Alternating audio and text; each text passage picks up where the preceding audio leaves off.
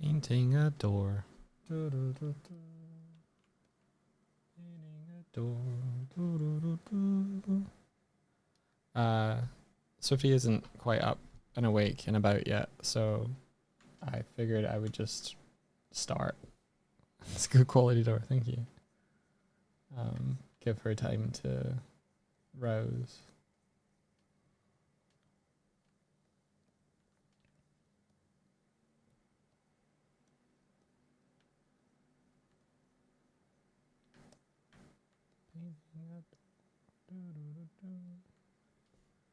But we can just chat.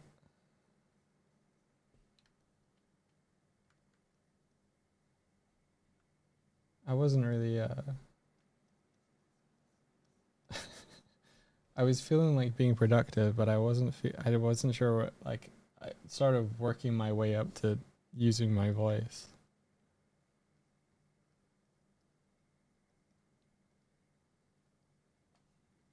I woke up a bit quieter than usual. She needs to naps. I can stay up tonight and watch and draw tonight. Yay. Oh, what's allowing that?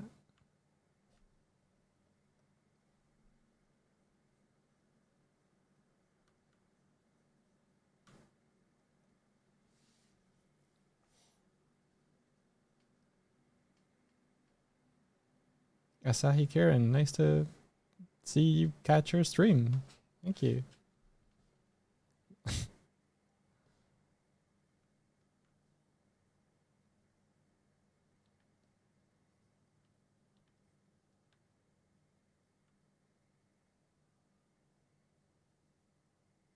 That's fair. Well, maybe if you sleep by the time you wake up, we'll still be streaming. I know promises, but if you sleep less than 8 hours, you maybe.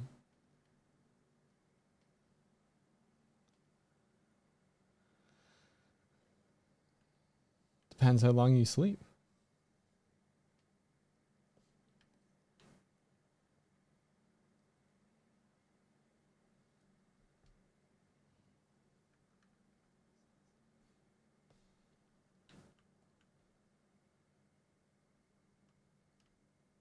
We don't really have set stream hours at the moment. We are freebirding it right now.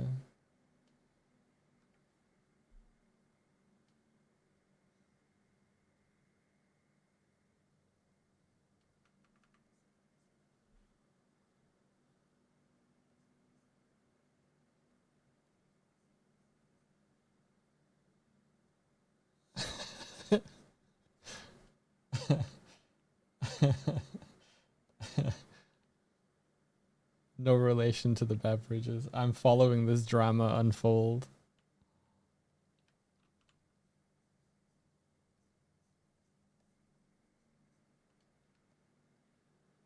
I thought they were like maybe names of like anime characters in a show or something. Of course, the beverages. That's funny.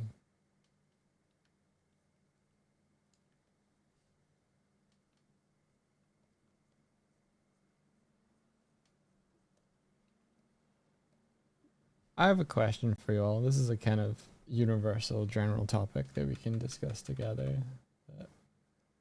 When you're mad about something, how do you take your mind off it?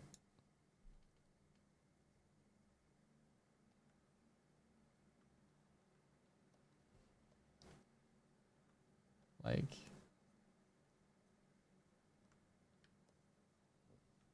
oh, thank you for the raid. Welcome in.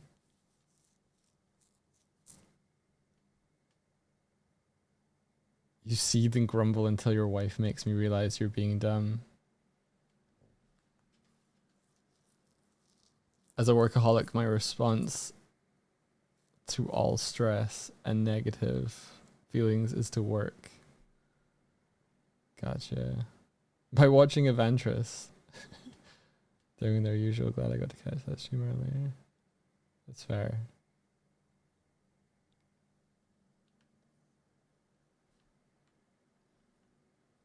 So I'm getting a lot of distractions advice.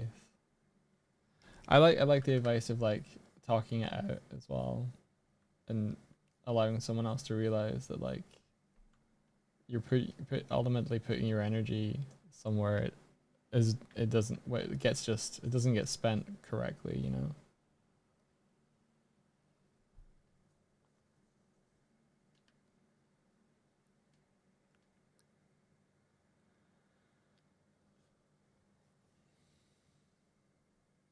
Oh, thank you.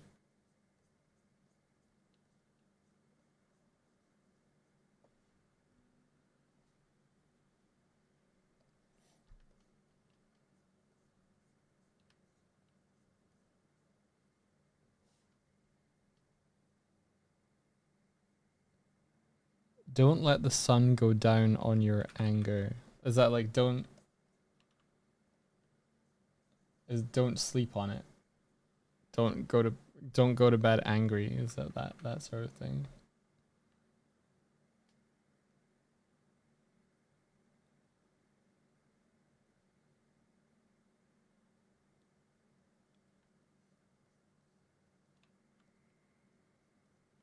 Gotcha.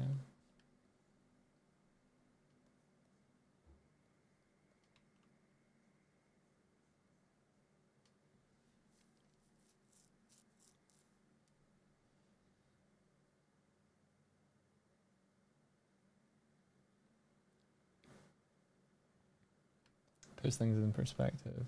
Yeah. I've, I've I'm able to talk about stuff with 50. I've got someone there.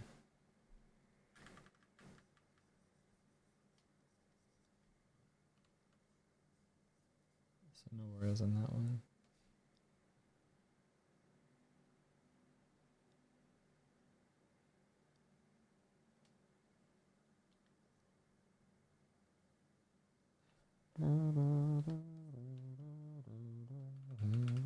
If you guys have not watched Final Space, I really recommend it. It's a good blend of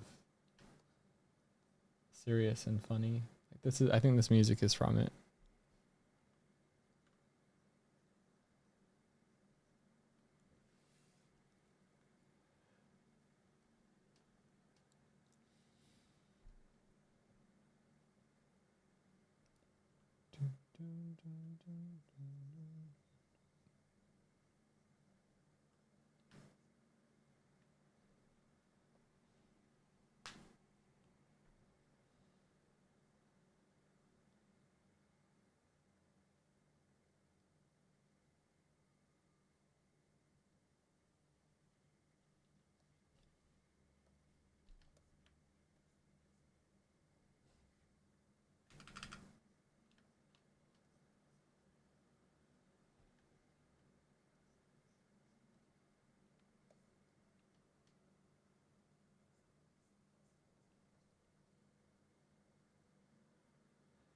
Usually seethe for a duration of a long shower walk, and by the end my inner monologue will have repeated itself enough times to annoy me, and I'll realize I missed out on enjoying a nice thing, spinning in circles over something, and I go, fuck this, time for something else.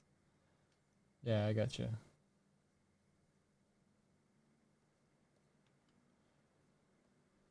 Yeah, I think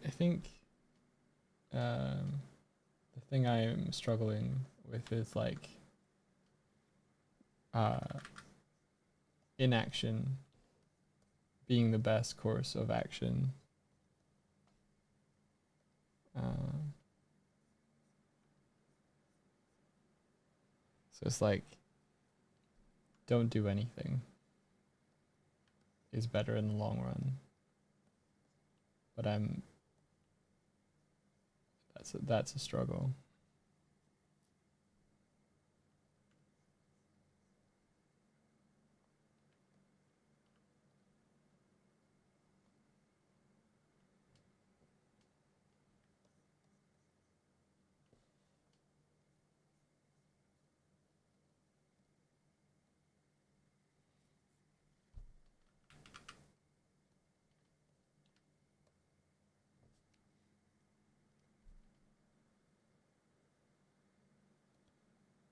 Hi, as a fellow artist, what's the program app you're using there?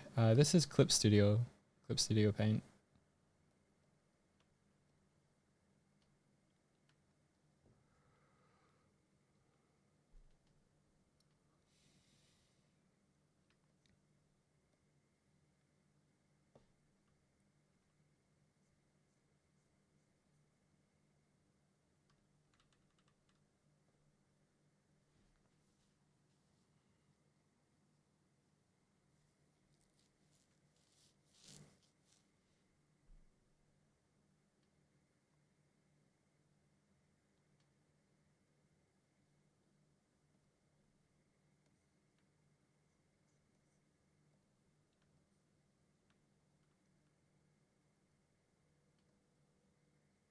Hmm.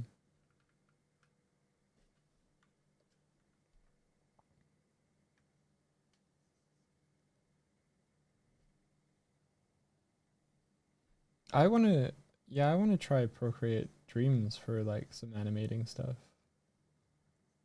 I've seen people use that a few times. I think that's what Reb made their animatic in. And it looked kind of intriguing.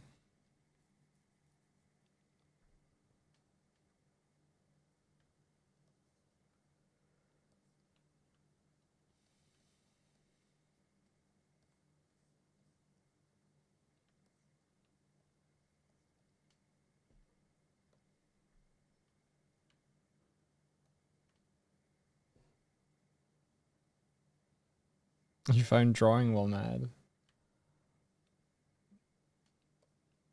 Dude, I've been drawing while mad for like 2 years.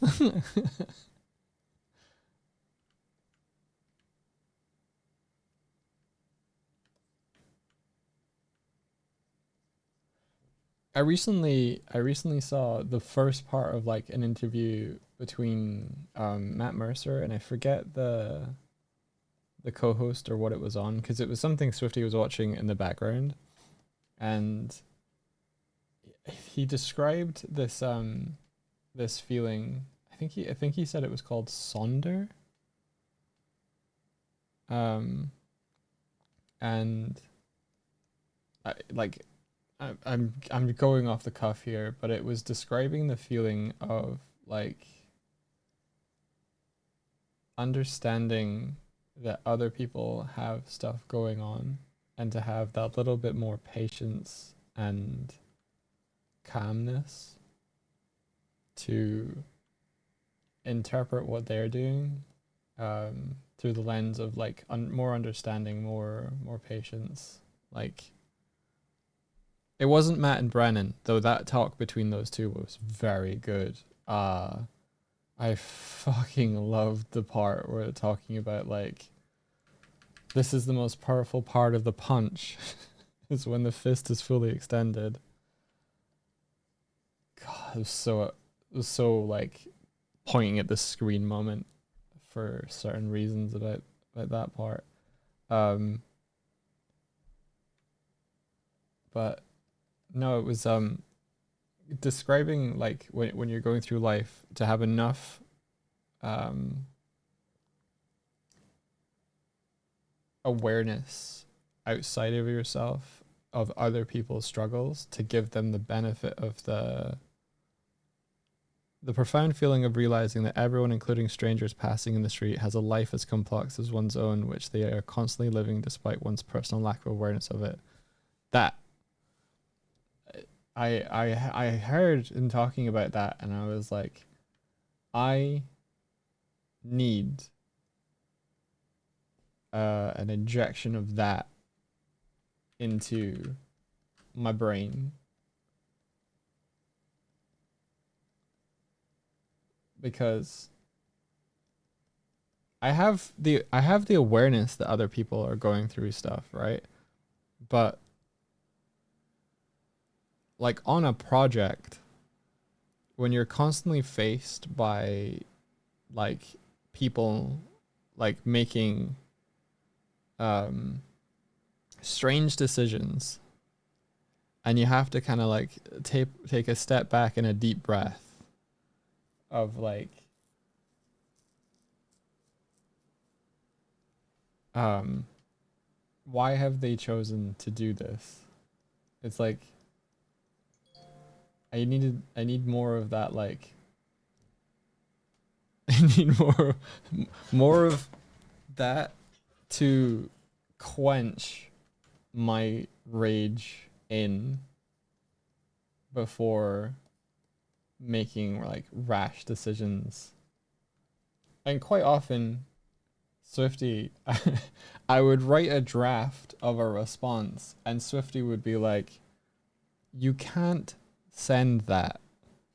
If you sent that, they are not going to react well to that honesty." And I'm like, "You're right." So Swifty is like my Sonder personified at times, which is takes a toll on her because she's like Jiminy Cricket on my shoulder being like, don't though. So I real struggle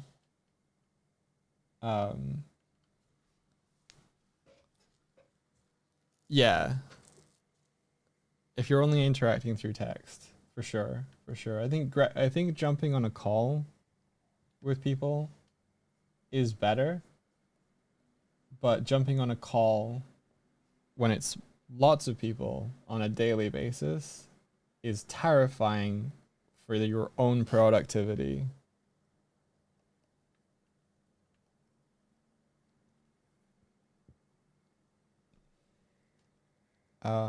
Like Neon Odyssey is the biggest project that Swift or I have had to helm.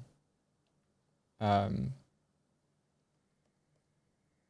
it also had a lot of like moving parts and people joining the project and then leaving the project after their time was done. So just the admin side of trying to communicate the vision to people who are just kind of jumping on.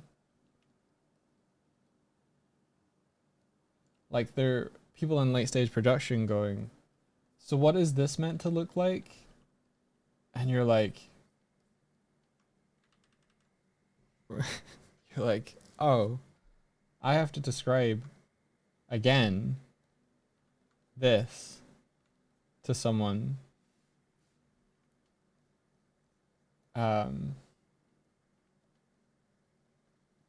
Because at some point this information wasn't delivered. And you kind of like have to, no, you can put it in a central location, but people have their own stuff going on. So it's just, you spend a lot of time just trying to communicate. And I think it's that communication side of direction and leading teams that I struggle to have the time and patience for.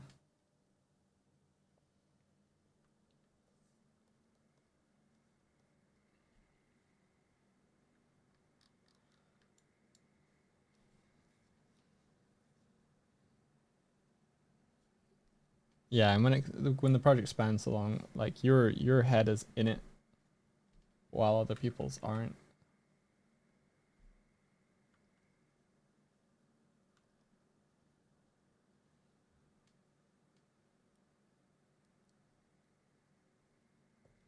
Um, 2 years from initial contact emailing us about the project to delivering. Yeah. Production time was like a little different.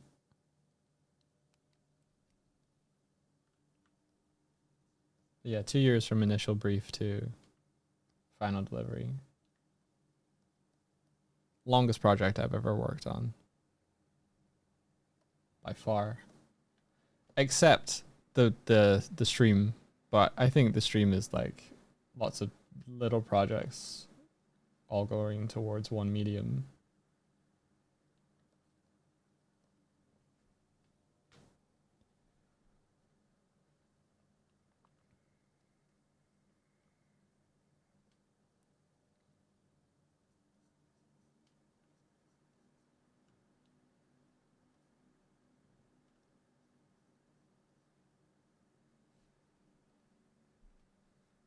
It's one big fun work in progress. Yeah, I wanna be like honest and transparent about what I think it's like to work with or for me. Um, I don't think I'm uh, fun to work with.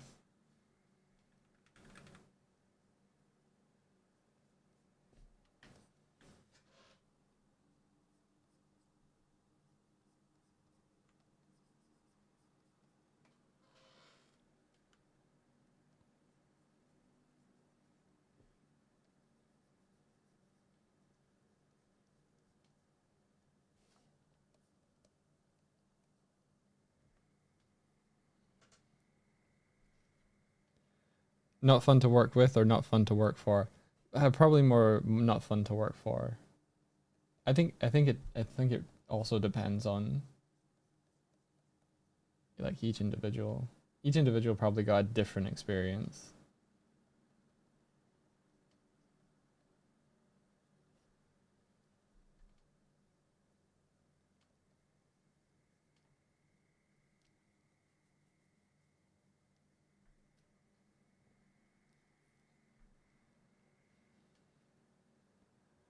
Dog, I'm not fun to work with. Adventure Screw. Dog is so fun to work with. You should hear how excited he gets about color. You see, I'm working for them. or slash working with them. They're not working for me.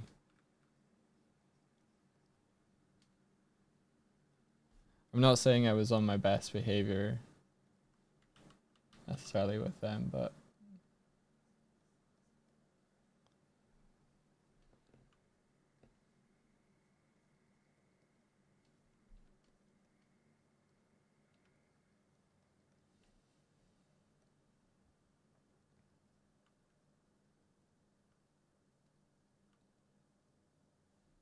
you get the distinction, yeah.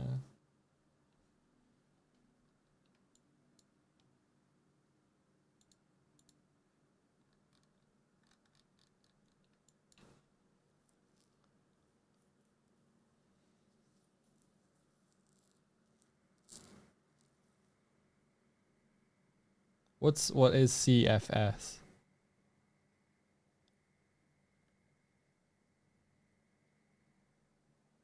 Oh, is it chronic fatigue? Yeah, I eventually clocked it.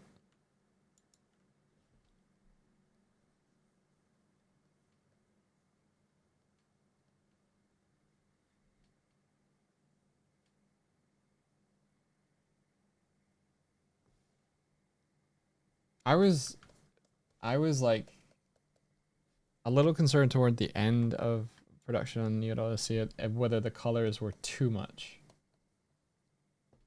Whether I had gone too far in terms of like the saturation in certain places. How it was like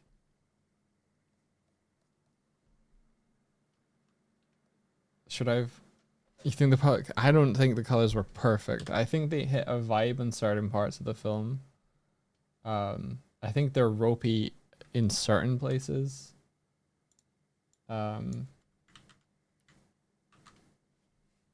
Overall, I'm okay with where we landed.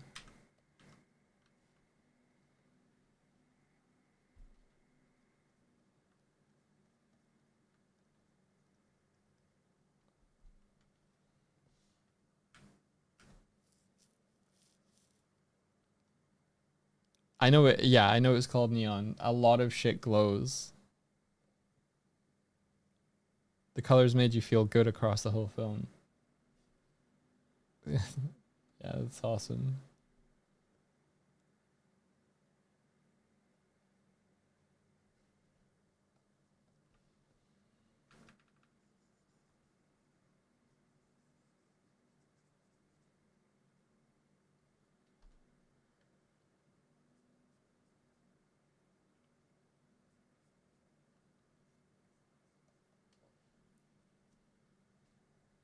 Damn, this animation be glowing. Yeah. My absolute go-tos in comp were just Colorista and Optical Glow and Lux.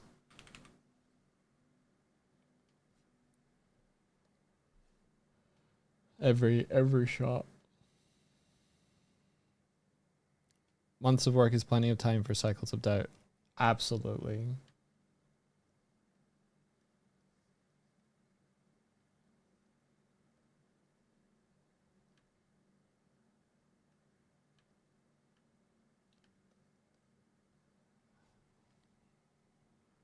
I don't like I like full body convulsion wept. Like it surprised me, kind of shocked me how harrowed I was watching it after we'd submitted it and we knew it was going live very shortly. With those like final fixes and watching it for the first time where I knew I couldn't do anything else. Like when you're working on something and you're looking at it, you're looking at it with like an analytical sort of mindset of like, is there anything to catch? Is there any spinning plate that fell? Is there any juggled ball that was dropped? But watching it for the first time in 2 years, where there was nothing else I could do to it, that was the film. And you kind of seeing it, like watching it for the experience of it. It wasn't watching it with the clients and trying to hear their reactions. It wasn't watching it to see what I had to do next. It wasn't watching it to see if there was anything that I'd forgotten or missed. It was watching it. And seeing the film as it had come together for the first time. And I cried real hard. And I don't often do that. Like just fully fall into an emotion like that. My guard was completely down.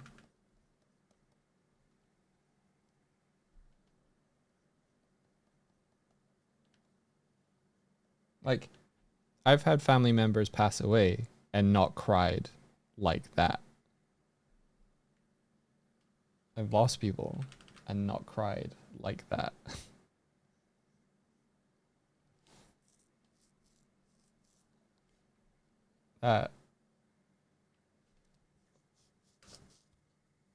I think it was like a mix of like the film came together, but also like the relief of like the battle was over and it felt like a victory.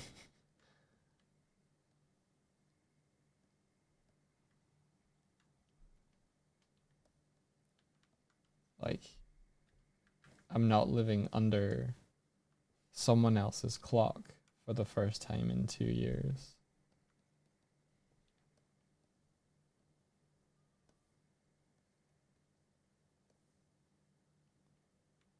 It's kind of like breathing again mentally. I'm still trying to like, I feel like I'm still swimming up towards the surface.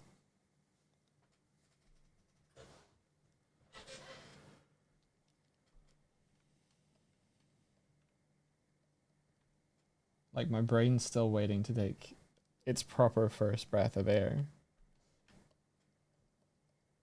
I think it won't fully clock until the Kickstarter's campaign thing is like over, like June 3rd.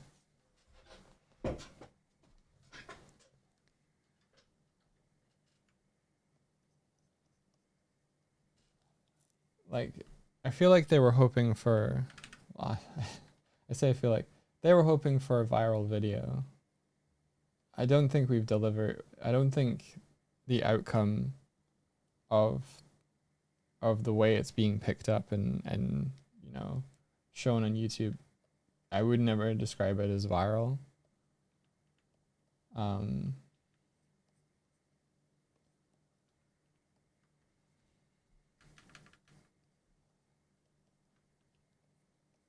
So it's like, I think the video successfully delivers on what they wanted, but it's doing a big struggle to get out there. So I think that's partially like weighing.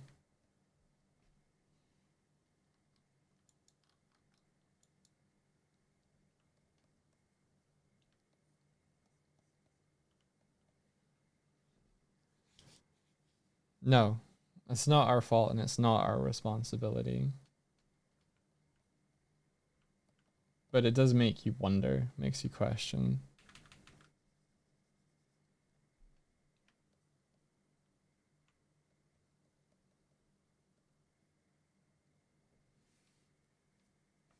Hey, Jeff.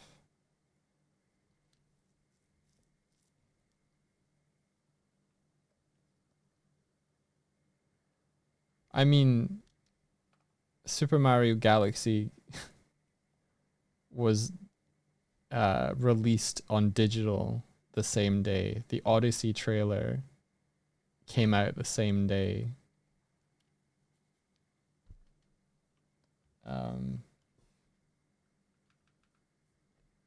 It's fighting for its life.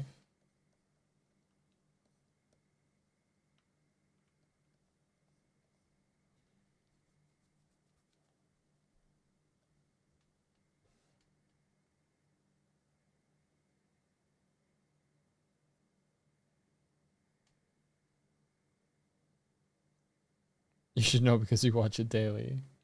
Yeah.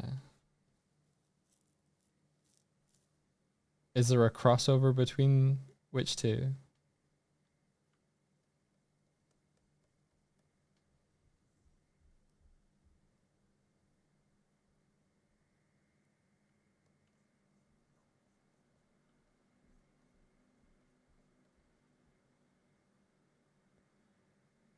For Neo Odyssey and Mario Galaxy? Yeah, I think so.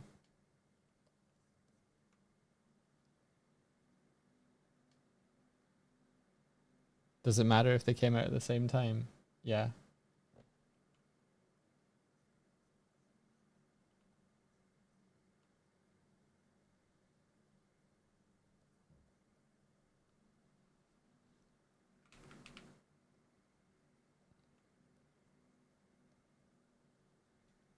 If Mario Galaxy comes out on streaming the same day you release something on YouTube, people won't be watching YouTube. There'll be millions of people who like adventures in space watching Mario elsewhere.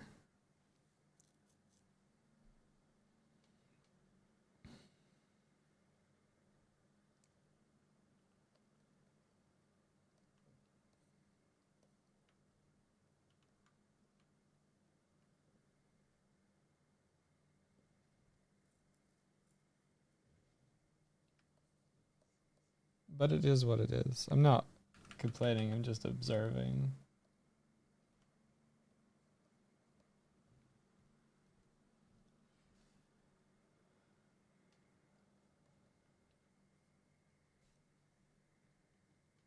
In Kurzak.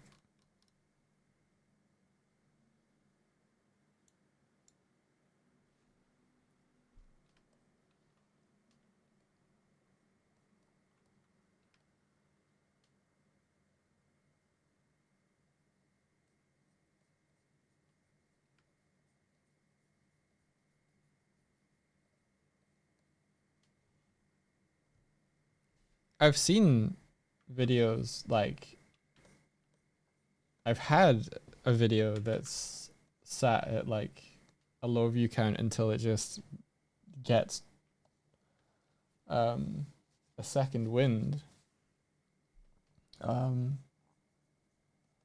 Like probably what will happen is on June 3rd, when everybody like crashes in for whatever Evantris are doing on the last day, it might surge then, but that by that point the campaign is over, you know? Like I think one of Swifty's animatics for Brooklyn Nine-Nine, but it's Sonic, surged maybe when like Sonic 3 trailer dropped or something. And then it just shot up to a million after that.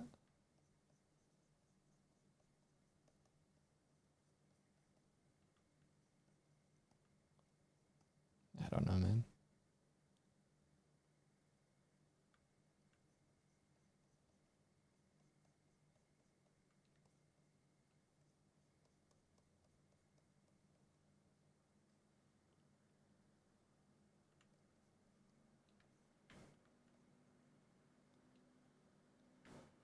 It's gonna happen to feel it in your bones. I think it's interesting. Yeah, I think the game trailer strat was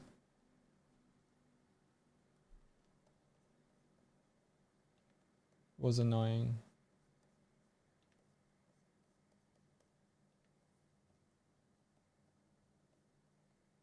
Like it got more eyes, but at what cost? Yeah.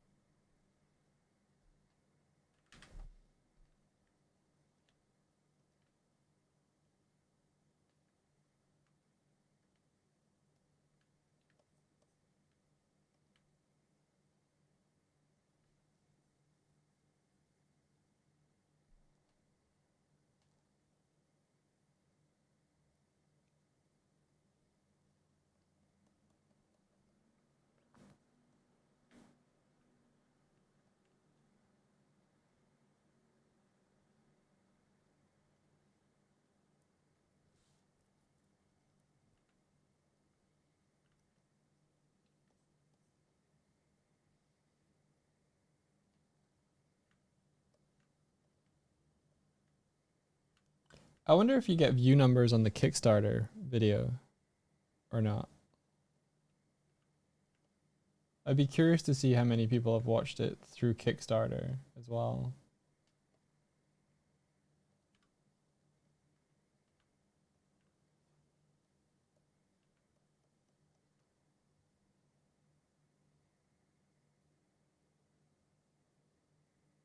I appreciate it, Helios. Um, I'm gonna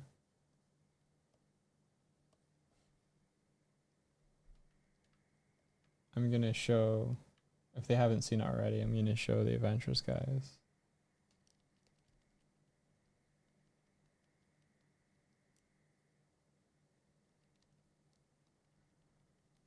It might get a second wind when all the Kickstarter items get delivered. What, in 2027? I'll be dead by then.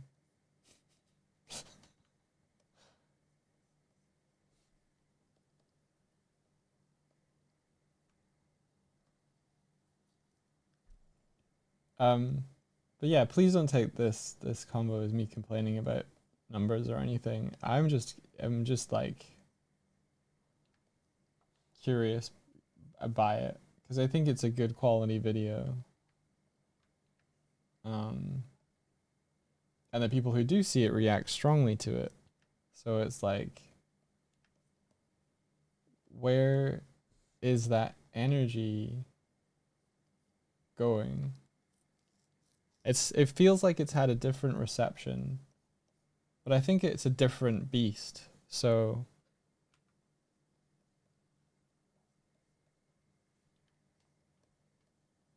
I don't know. Maybe Starlight Brigade was more of an underdog. So I don't know. I don't know.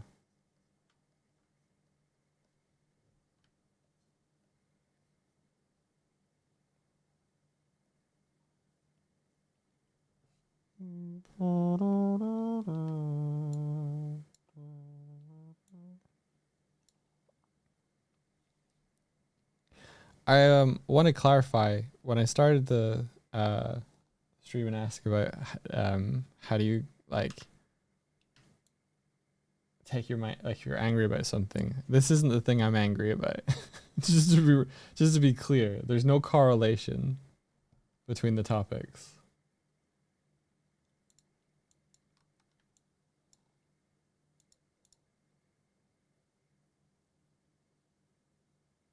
I'm I'm really happy with the reception the video is getting.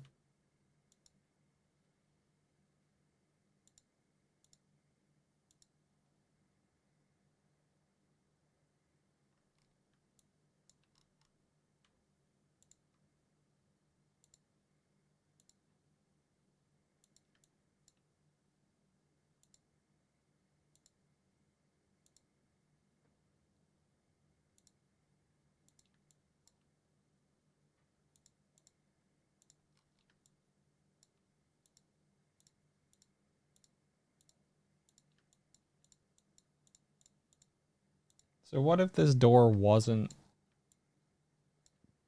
wood?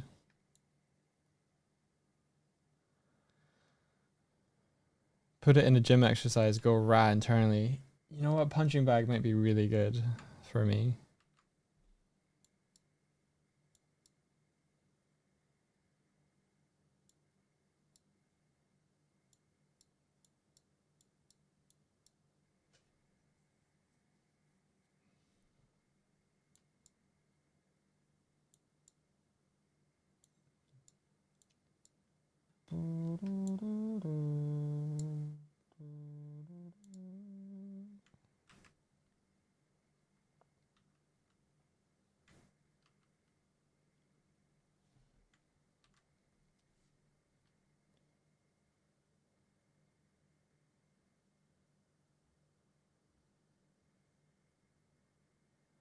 The Kickstarter does track. I'm going to ask them then. I'm going to be like, how many kinds of people watched it on the Kickstarter website?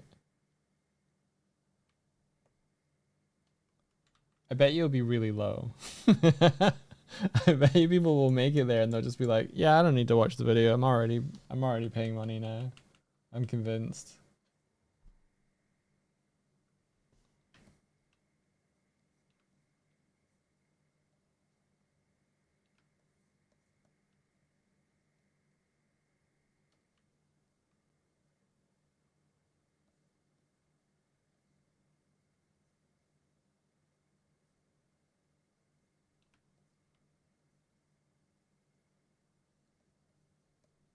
You were talking about doubt working on it long enough for doubt cycles to spin. There was like from like February 25th onward, there was the doubt cycle of just like Adventurous are such a machine when it comes to marketing themselves and getting like the word out there. Like they got over 40,000 people in their VIP thing. There was a certain level of they don't need us to have a successful Kickstarter. They don't need this video that crept in for sure.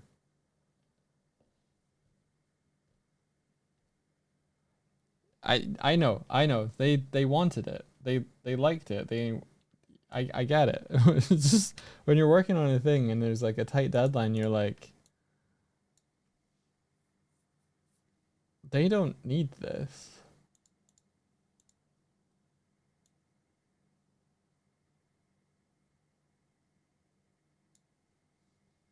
I'm not saying those feelings were correct or anything. I'm just saying they crept in.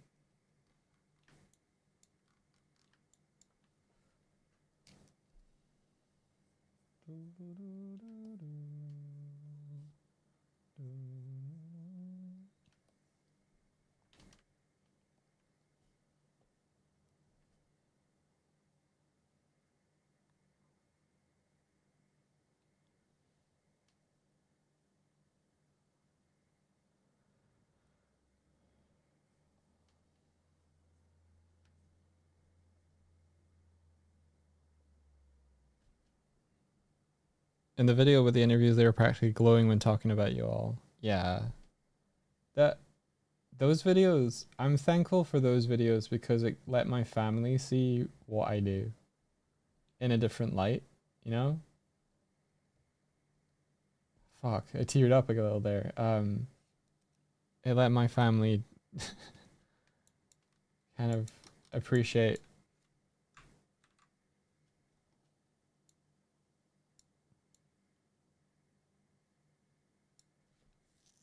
um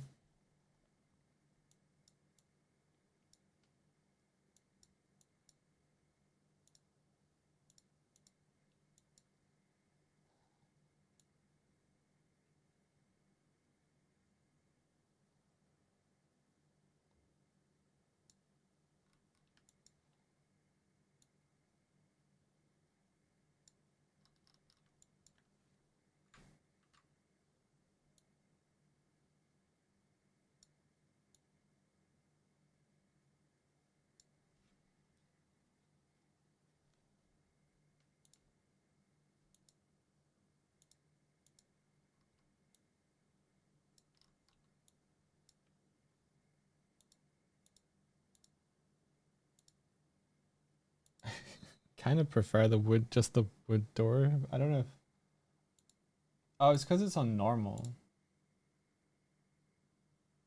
color.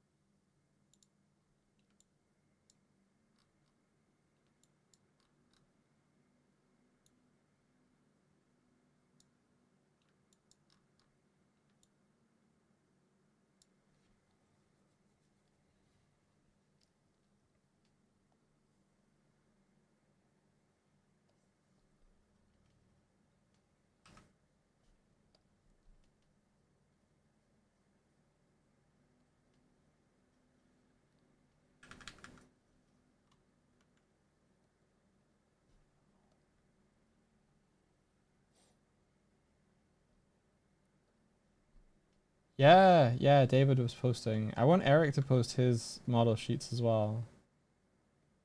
Um,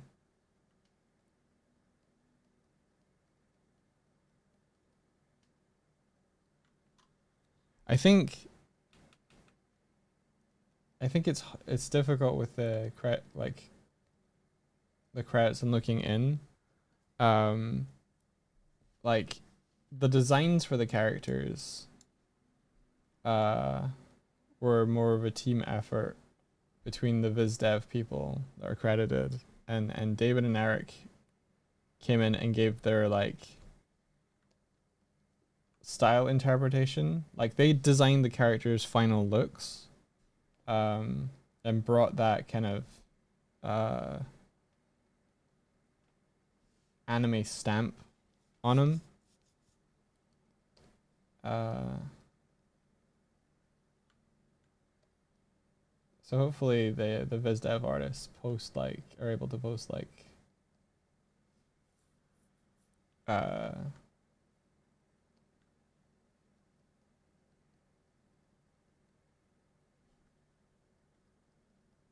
post so people get the full picture of how the characters came to be. I'm not I don't want to diminish anyone's contribution though. I saw people being like, Ophelia, I knew this had to be you. And it's like yes. Nuance. Um but that might just be my pedantry, bone tingling. People can think what they think.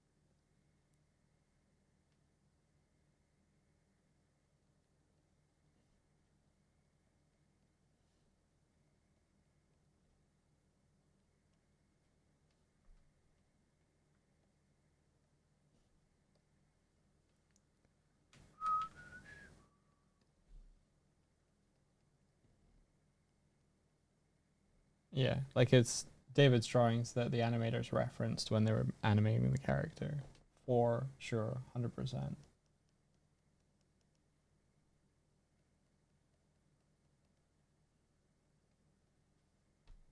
And then Eric Lang's art for Pike, Rhett, Pixel, and Ziggy.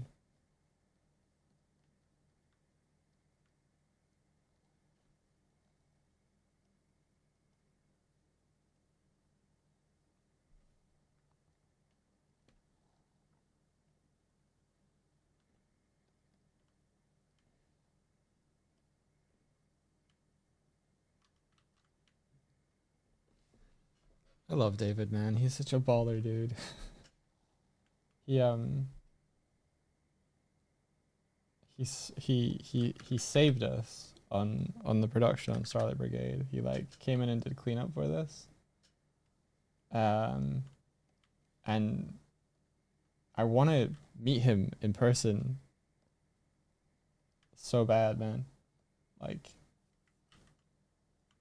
known him for, I guess, coming on 8 years now, and I've never shared a beer with him. Not that I drink beer, but you know, the feeling.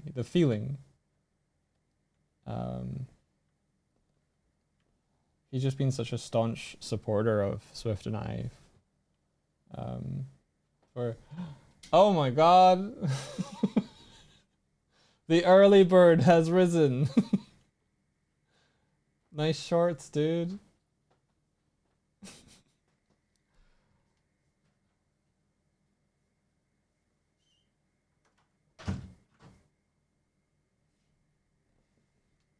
Yeah, the only person that didn't we didn't manage to bring on was a background artist, Renee Violet. And when she reached out to like be like, I saw the video, cool. The first thing I said was, I'm really sorry we didn't manage to get you on board this time. Next time. Salute.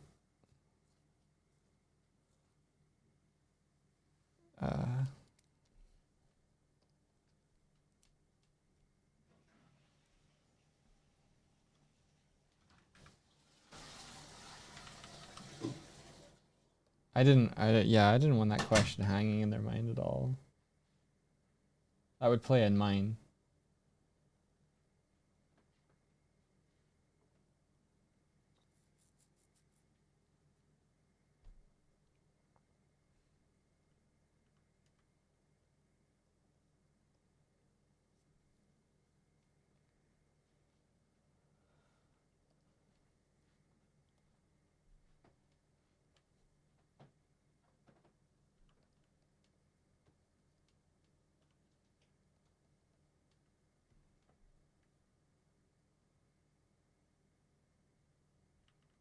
You like how the neon characters retained the Cowboy Bebop look and didn't go too far towards Japanese anime looking, if you catch my drift. Yeah, no, I think I get you. Don't think we were ever trying to do a one-to-one match. We were just trying to pull the things that we could. Like, I don't think we got as close as we were hoping. I don't think we're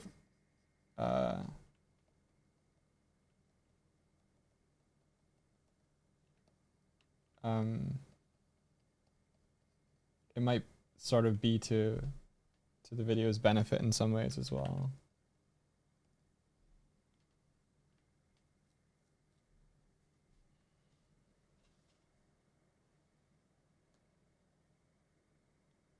You let me know when you want to be unmuted and stuff.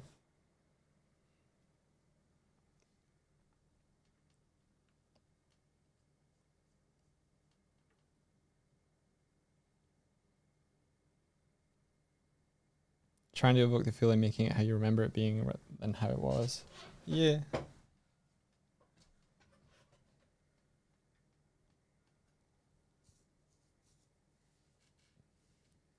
In the Easter egg video, they mentioned that one of the ships in the vid is clearly based off of Pyramid Battleship on something like that from Stargate. Is this the case? So they're talking about the gold motherships. I don't know. I'm trying to remember the drawing Swifty did from the boards, but the kind of Saurian faction that that ship is from, like Wild Blue designed ships for the Saurian faction, I think sort of semi in conjunction with I'm trying to think. Swifty, did you draw a pyramid on the top of the Saurian ships in your boards? I don't remember.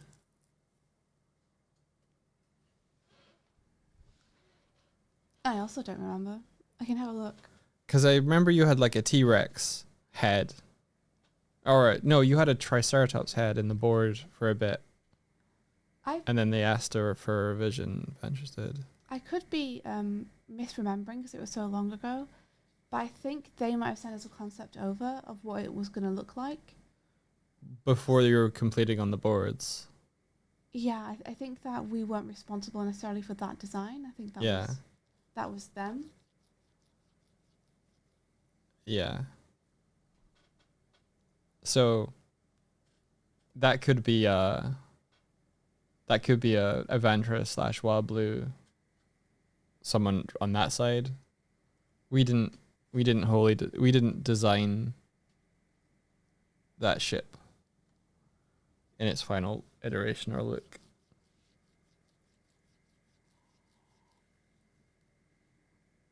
Swifty's never seen Stargate SG-1 or the Stargate film, so it was very much not Swifty's call. Yeah.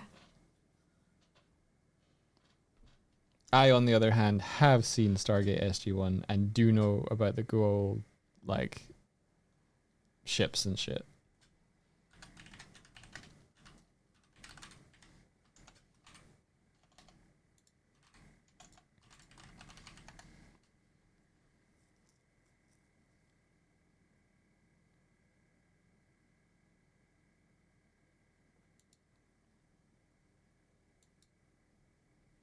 But yeah, the ship in the video is it sticks very close to the concept art that Wild Blue created, because we wanted to make sure that the world felt coherent and cohesive.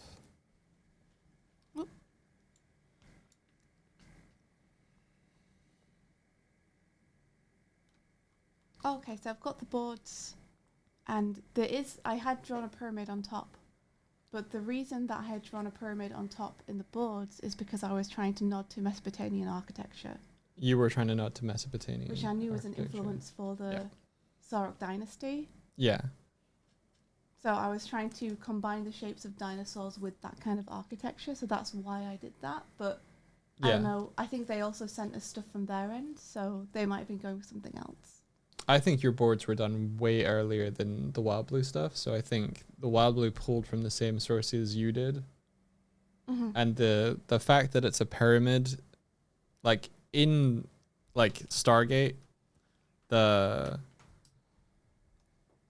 premise for that is that the gold influenced human culture way earlier, but also stole designs and technology from like people that predate the gold, because they're very much a parasite pretending to be gods. So the whole pyramid thing is explained. So we might have been pulling from the same place as Stargate, essentially. Oh yeah. Oh yeah, I see. Yeah, you had the pyramid there. Gotcha. Yeah, because I knew that the Sarok dynasty was going to be powered by like gems and crystals and stuff, so I essentially drew like, in reference to Mesopotamia, like a kind of stepped pyramid with a gem like crystal at the top. Mm-hmm.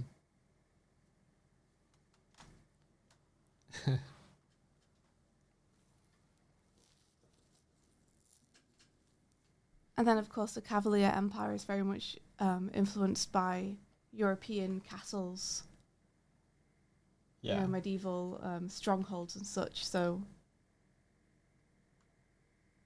looks at a lot of castle architecture for that kind of thing.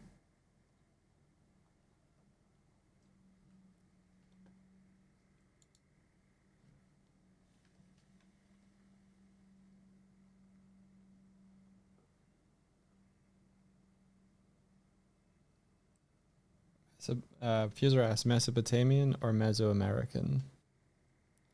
I don't know the difference. Yeah, I don't know the difference. Let me check.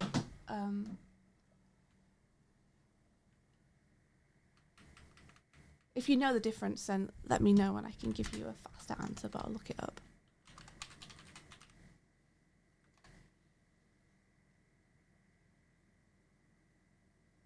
Oh, Mesopotamia is like Middle Eastern. So you probably mean Mesoamerican, like Incan, Aztec, that type of Yes, I thing. probably mean Mesoamerican. That's a good catch, thank you.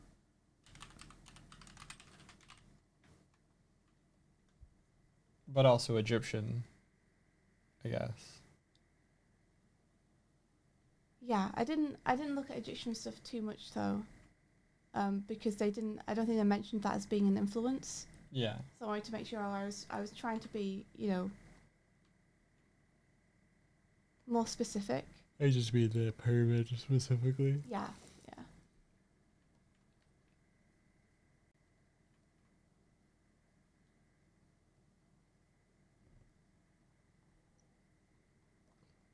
We all know the triangle is the strongest shape. Yeah, so I don't think it was explicitly a Stargate reference, more that Stargate and the Saurian? I don't know what it's called now, it changed a bunch. Are pulling from the same influences.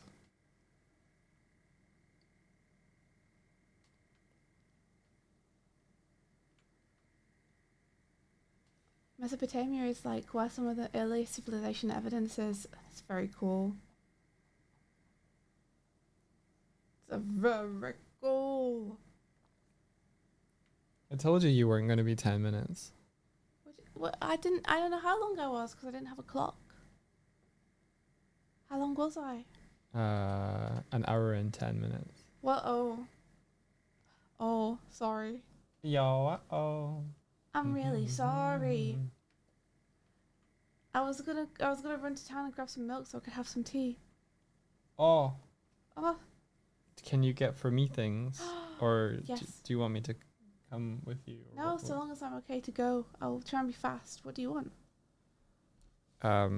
I would like my usual. You want me to get you a bacon sandwich? You don't necessarily have to do that part. Just a drink and a snack is fine. I think there's still bacon in the fridge and some... Well, you need to get me some food because I think all my food's gone. I need to get you some food, do I? Yeah. Okay. Martina says the Frying Scotsman, please. The Frying Scotsman, yeah. Yes, please. And a white chocolate Twix. And a drink. And okay. I can take a 15-minute break from streaming. Come with you, get it if you want. Yeah? We could run into town together. It would be nice to have company, but you don't have to. I know that I don't want to drag you away from the stream.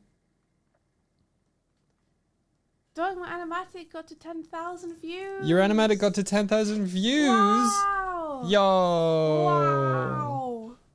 Super cool. That is super cool.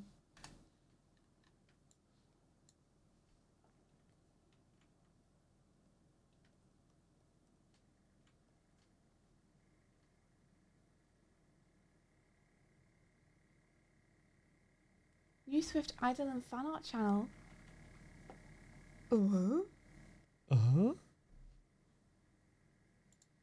Idle? Like a pixel animation or something? Going to click there. Oh, nice. Oh my gosh. You speeding. They're like Sonic the Hedgehog legs and then the reaching arm. The expectation of me going to grab something. I mean, I animated something very akin to that. And you grab me in it. And pull me along to go play Sonic Adventure. Oh, I remember, yeah. I discovered that I had never published that. You've never published it? Not separately as its own thing, no. Whoa.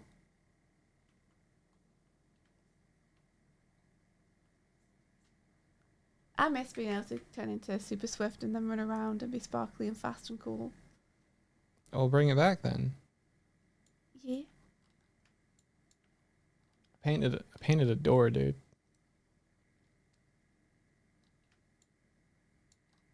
Oh, it looks really good. Thanks. I think this is the inner part, so I'll just do this.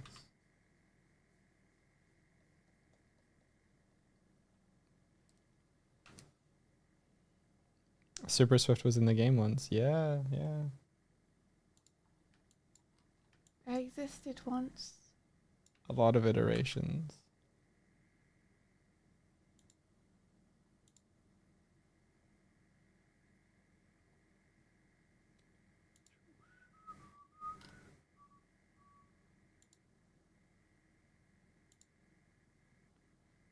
Oh, I have to...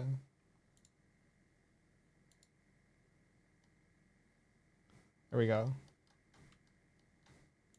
What do you think? It looks great. Got a little door. Maybe it needs hinges or something. Maybe I can do those separately though.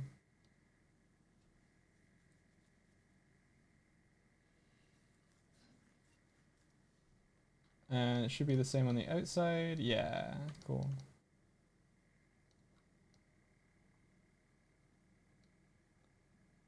Now paint the unwelcome mat. Sure.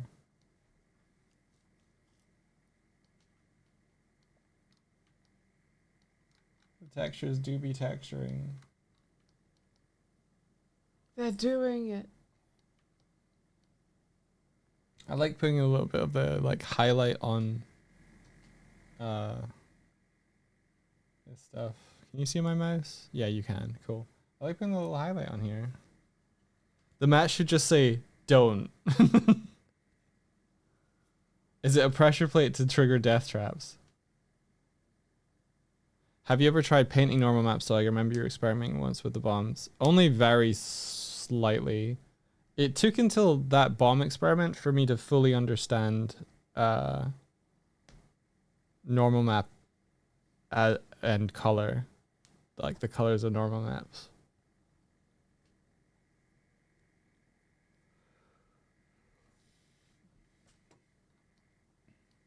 It took me forever.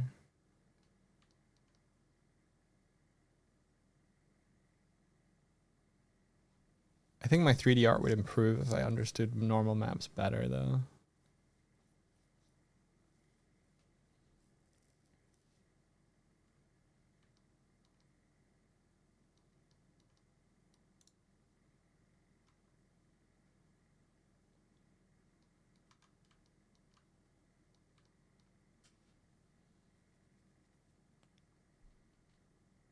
I do like just putting don't on the mat.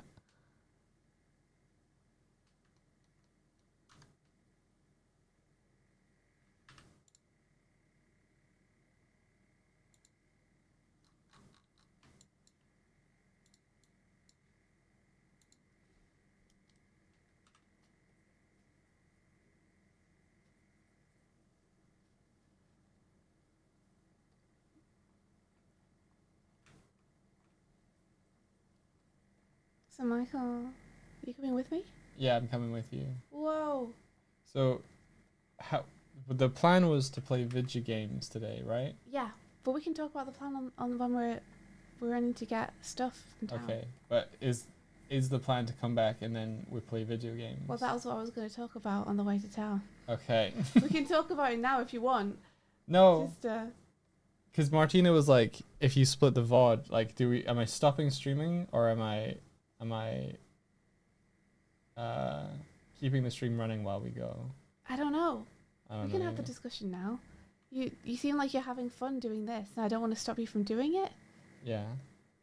Like, you seem like you're having a good time, excited, and making progress, and I don't want to step on that. Yeah. But I can do this later or tomorrow or anything. Like, I got no, I'm all right. I just wanted to be doing something with my morning. Don't something with my morning. Just live stream driving around the city. No.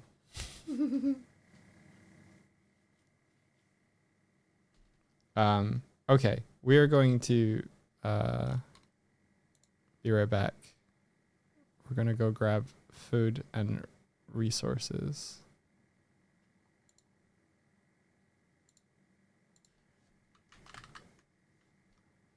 Brr ba ba bum.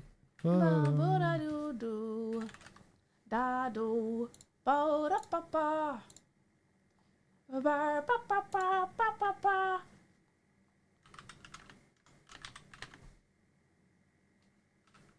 What is it? This? Yeah? Yeah.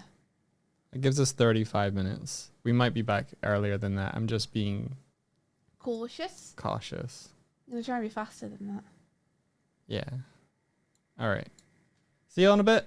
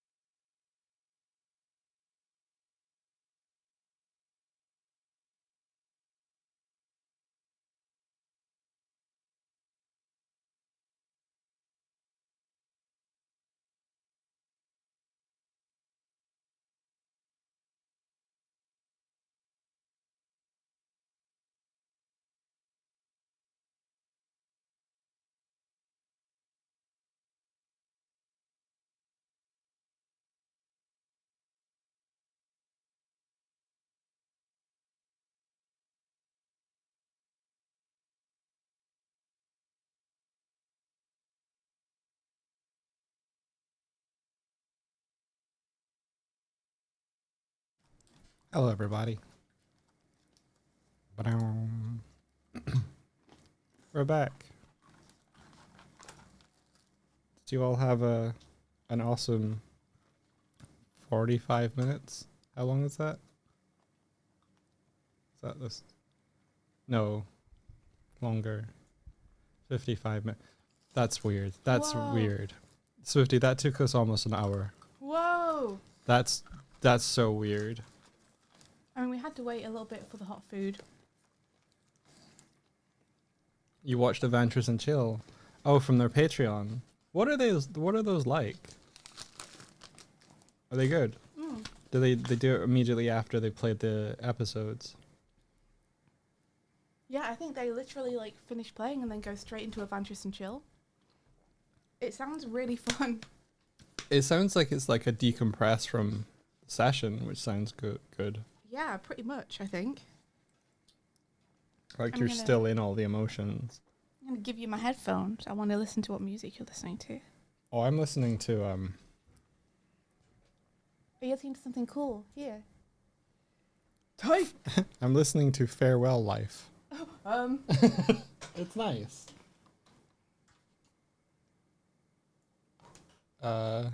Oh, thank you, Spamalami. I don't know what it's from. Nights of More? That is awesome. More? Thank you. I'm really happy you liked it. Hopefully you teared up in a good way, not because you were like, I hate this.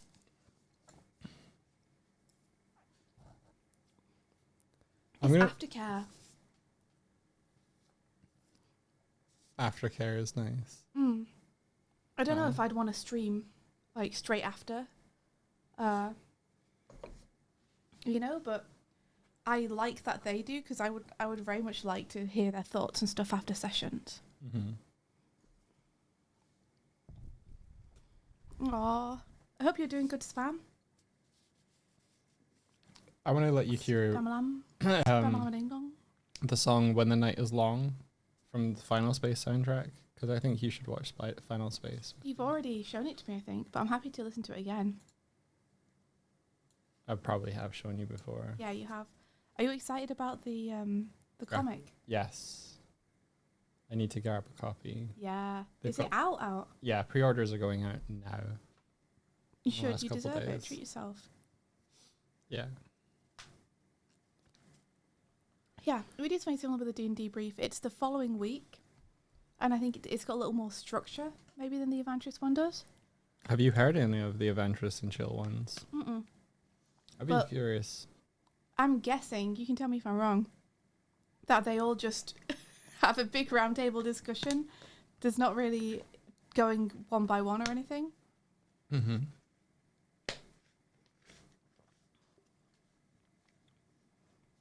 You've been taking an online break to work through some stuff, feeling better and peeking back in. Oh, I'm really happy that you're feeling better.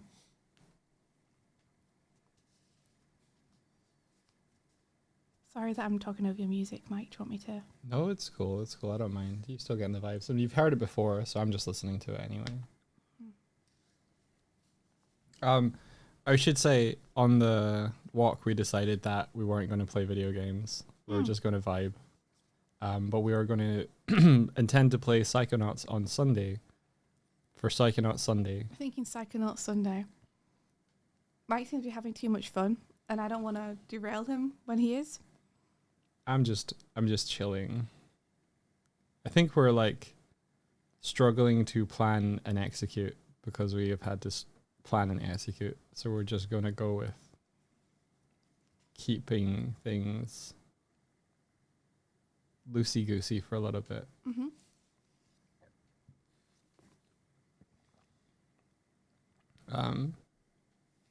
You saw the clips of the big ship crash. Thank you.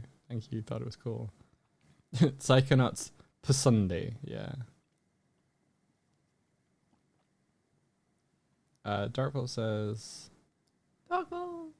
Swifty, and I do feel it's necessary to have an opportunity to decompress after the game. The recap is a good opportunity to talk about the game while keeping it on a schedule without having to cut the game short for it. Mm-hmm. I mean, you guys tend to do like a bunch of chatting after the session. Yeah, once we do. the stream ends anyway. We do. sometimes we do, sometimes we don't. If everyone's really tired, we just are like, okay, bye everyone. But if people are like still hyped up and excited, sometimes we talk for like an hour or so afterwards, just in a little group. And then of course there's like occasional DMs and stuff back and forth through the week, whenever we like get a brainworm or an idea that we want to share. But I think it's nice to go over it. Like, I agree. I like having an official place to discuss it, you know? I'd be curious, Darkful, if you found the the sort of slightly different structure that happened since the start of the year for debriefs, if you what your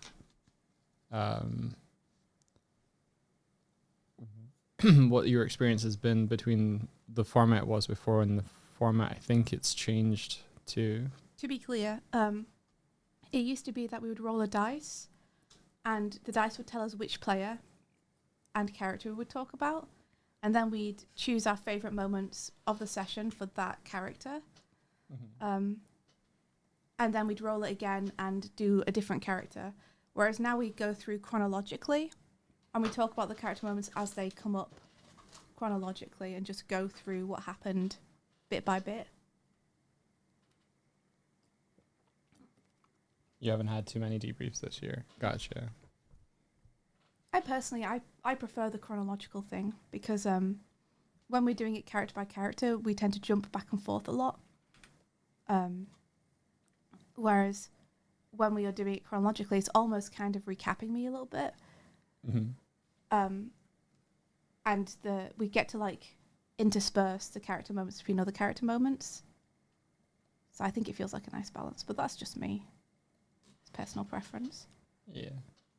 Where do you stream your D&D? On Lady V's channel. Over at Lady Vignette.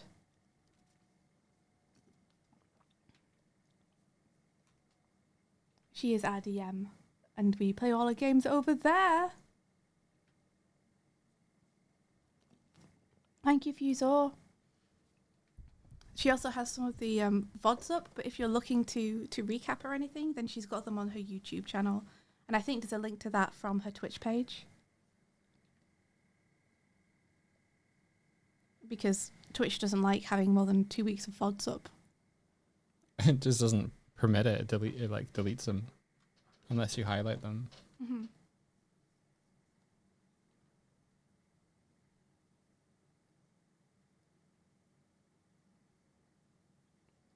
Yeah, that's not a bad idea, Darkvault, to like go chronologically through it first and then to be like, were there any parts that we like missed talking about the characters in that we want to like highlight now? Mm.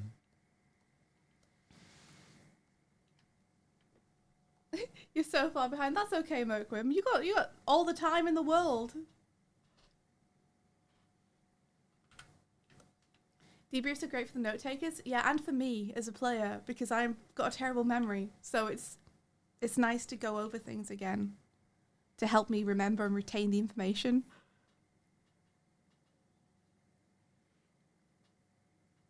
I can't remember what I had for breakfast yesterday. You expect me to remember what happened 2 weeks ago? I will say, though, when it comes to D&D, my mind actually seems to be a bit of a steel trap. And I think that's the plain difference in interest between everyday mundane things and a fantasy world. Yeah. Which is like, one thing my brain's like, oh, I like this is interesting. I'm going to remember everything about this. And the really important things in life, like my taxes and returning messages and having to reply to emails and what task I'm meant to be doing today, that all just gets pushed to the wayside. Tax evasion! Yeah, we play D&D to escape the taxes. Never has a truer thing been said. Duck and weave.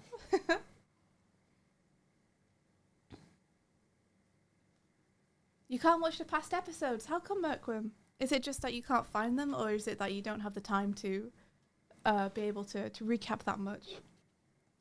I think there's a gap between what is available.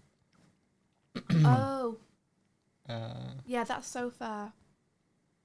Yeah, I think we're up to episode 20 with the edits, but from what I remember, Merkram, you were at like episode 30, which is now too far back for the VODs to be available. But not far enough back that the YouTube versions are up.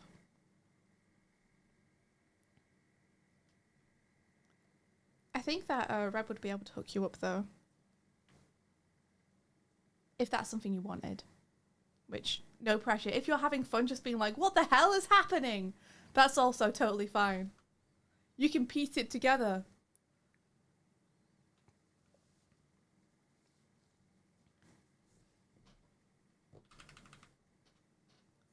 Yeah, she's been doing the VODs much faster, like editing them much faster, which is great. It's just there's a lot. There's a whole lot.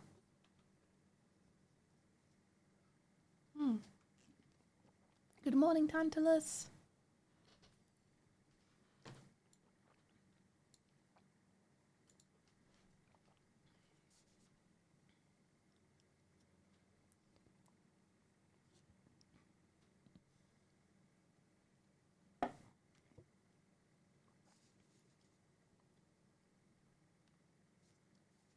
Your Cassie would love that, but you don't want to be like, hey, I forgot to watch for months and then can you help me out? You know, it feels a bit weird. That's so fair. I'm sure that Reb wouldn't mind if you were like, I'm on this episode. Do you have the VODs from then so I can watch them? There was a couple of hiatuses as well, Mercury, Yeah. so like I believe there was a hiatus just after you stopped watching, so it's not really like not understandable if there was a break and then you didn't quite pick it up. Yeah, April was a big break. And yeah, the unedited aspect of the Evangelist Patreon is nice. I like it too. When it comes to the edited VODs, I believe that mostly what V is doing is cutting out things like the sound of people's clicks, chair squeaks, bits where we're like unsure about rules and having to figure stuff out. Oh, that's true. Reb is on vacation.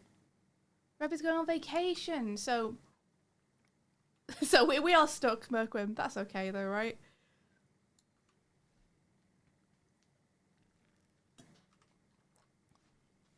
Maybe when she gets back. Until then, it's like a mystery that you have to unravel. What's the next episode that you need to watch? I think, if I remember right, it was just after the Null fight. It looks like I'm writing my own name right now. But I don't want to give Merquim like a really fast recap that I do badly if they actually want to watch it at some point, you know? No, I wasn't going to give them a recap either. Okay.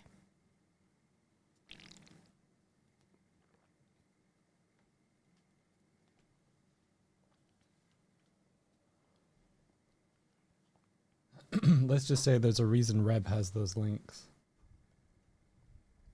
Yeah, because people are wanting to check them out, right? If they haven't caught up, right? I'm saying there's a reason Reb knows what those links are and got access to the like unlisted videos. Oh.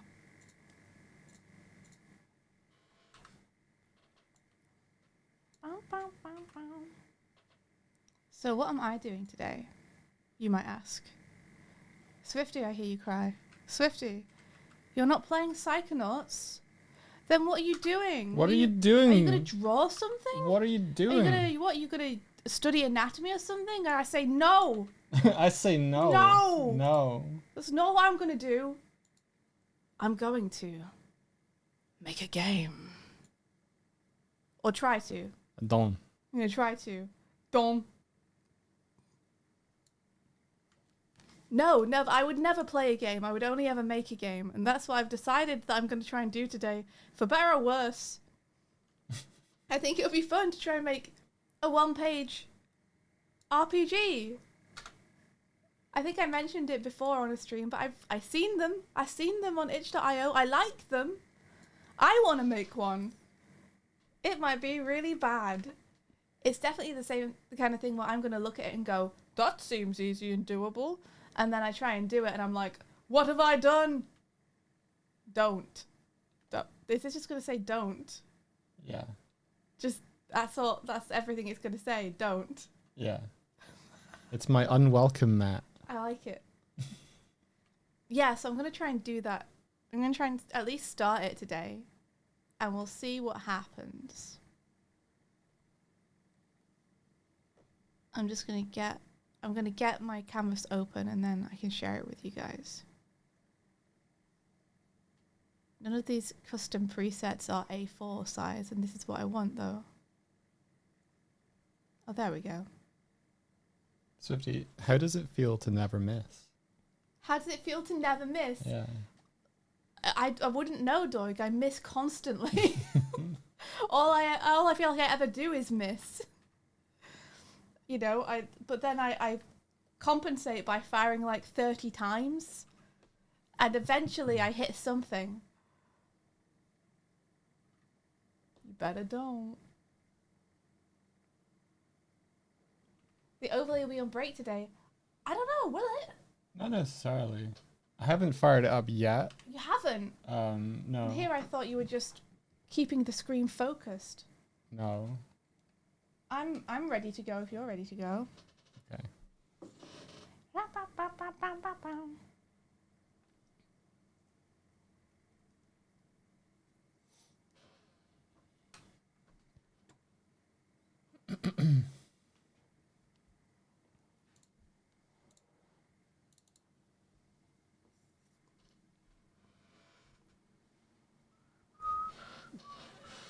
I'm just gonna grab the phone. Oh, so you don't even have your phone. Unprepared. The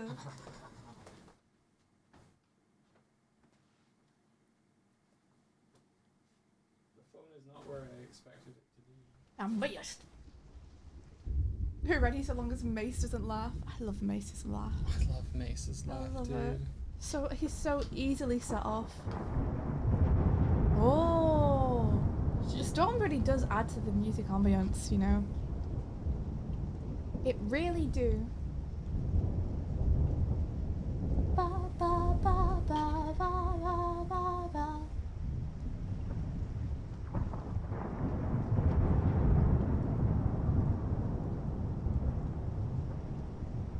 I don't know why it keeps starting Stormy. I've looked. It doesn't start Stormy in the build.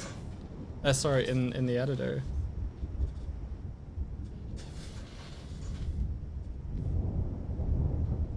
One of my proudest moments is making something that makes Mace laugh like that. When he watched the ship explode and he laughed, I was like, I did it. You did it. You made Mace laugh. It made him laugh enough for him to message me and go, I was howling at that cinematic. Yeah. God. I love the way Shooch draws him as well when he laughs. It's so funny. Oh, it's so good. Dartball says Mace's laugh was the main reason I was initially given all the Advantage Shorts animations. Yeah, yeah. I think that may have been like what happened with us too. I think the initial shorts we saw was just Mace being set off. Yeah. There was one recently with Andy's laugh where he just turns into like this eldritch thing, and the sound design of it has been like edited and it's great.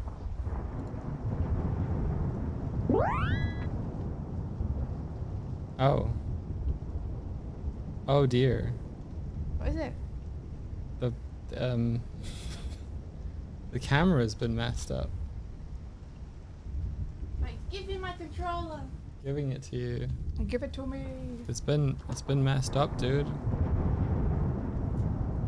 It's been changed. It's been.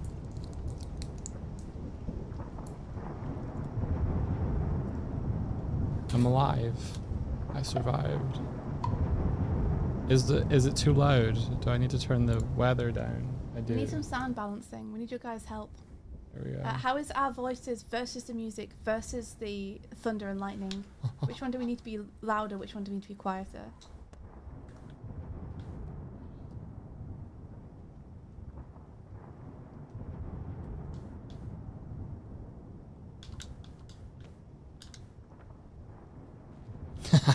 Our voices could be louder.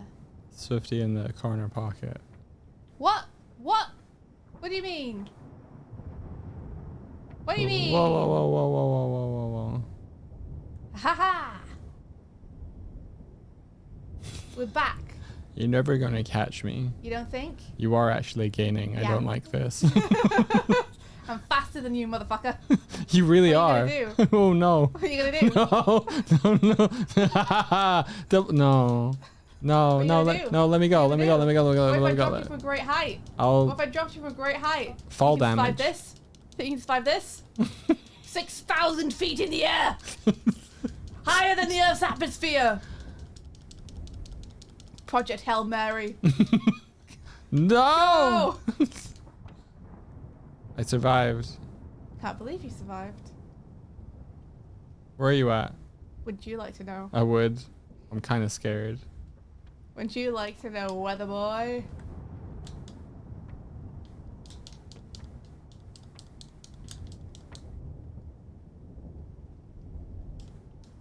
I'm gonna go. Whoa. I would also like to know. Oh. Is it where you thought you Somehow would be? I've managed this. Land, land!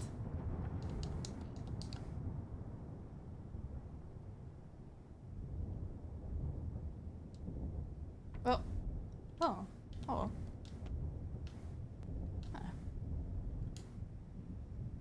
Hello? Hello? Yeah, thank you, Fuser. Yes, we decided that we're gonna move the gaming.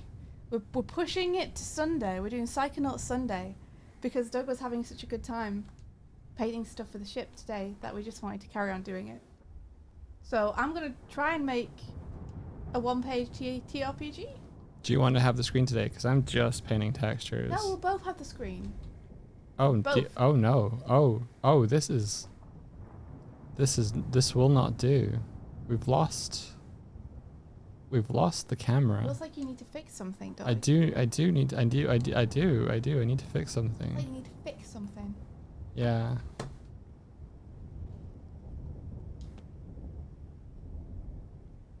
Put Sonic Worm with the other Sonic Worm.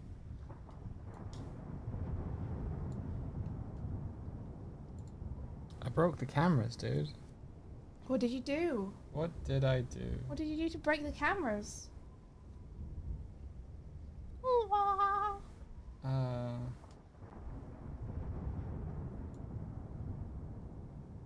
Oh dear. Okay, guys, so I've got 3 concepts potentially that none of which are fleshed out or thought through, and may be bad. So I've got a group of villains trying to take down a hero. I've got a bunch of people at a magic school trying to solve a problem. And I've got a bunch of adventurers entering a dungeon trying to get the treasure or other goal. Which one do we think we want to focus on for our one-page TTRPG?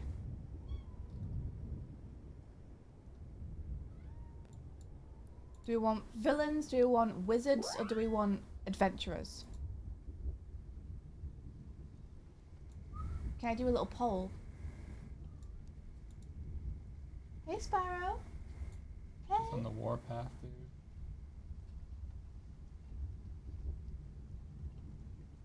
Which one gives more loot? They could all give good loot. Who knows? Doug, would you mind doing a poll for me? I'll do the one in a sec. I'm just gonna fix this quickly. Okie dokie. Do you want to share how you're fixing it? Your camera has too much priority when it's not being activated, so it just takes over when it's spawned into the scene. So I just have to go in and make sure that it doesn't have that. Maybe we should stream the editor so that people can see what you're doing. Okay, it's done. So I'm just gonna do a build now. That's how quick it took to fix.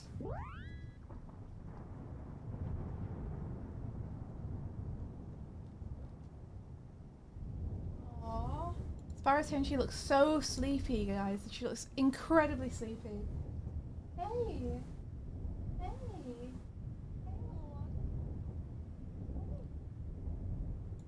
Meister Jazz, thank you so much for the subby. Thank you. Thank you. I wonder if that went somewhere. Okay, it's doing a build, so while I do a build, you ask for a poll. Yeah.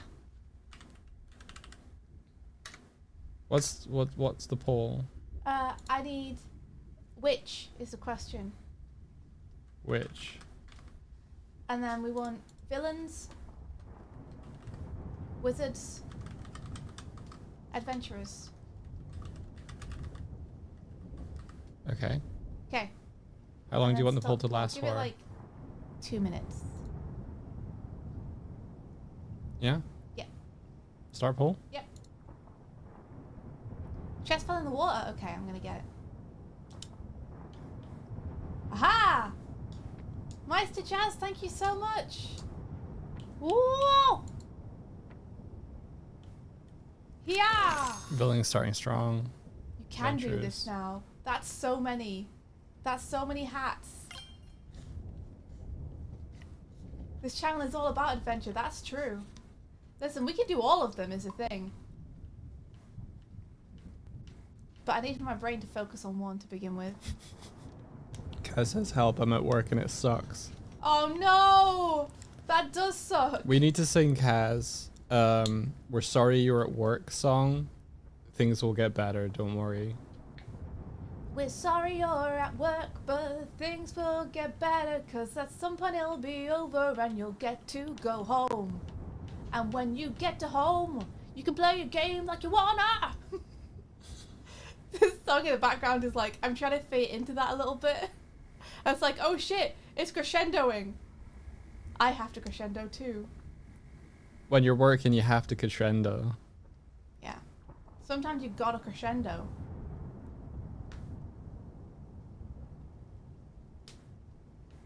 I hope that work goes quickly, Kaz, and you can get home, play a game,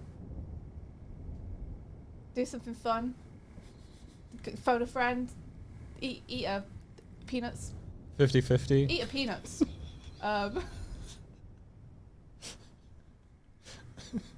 Sorry. Ask the audience. Yeah, you got it. Yeah.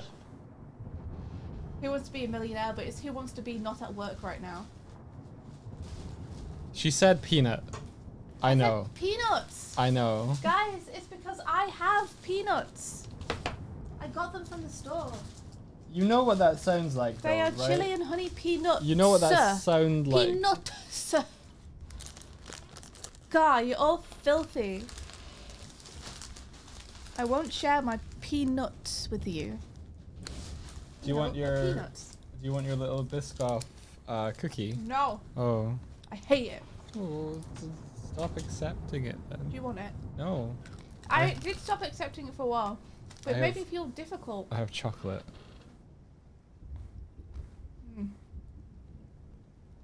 Oh, welcome your nightmare.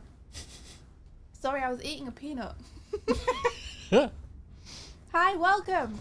Welcome to our island. I'm Swift, and this green bear on the deck chair. This is Doig. I'm Doig.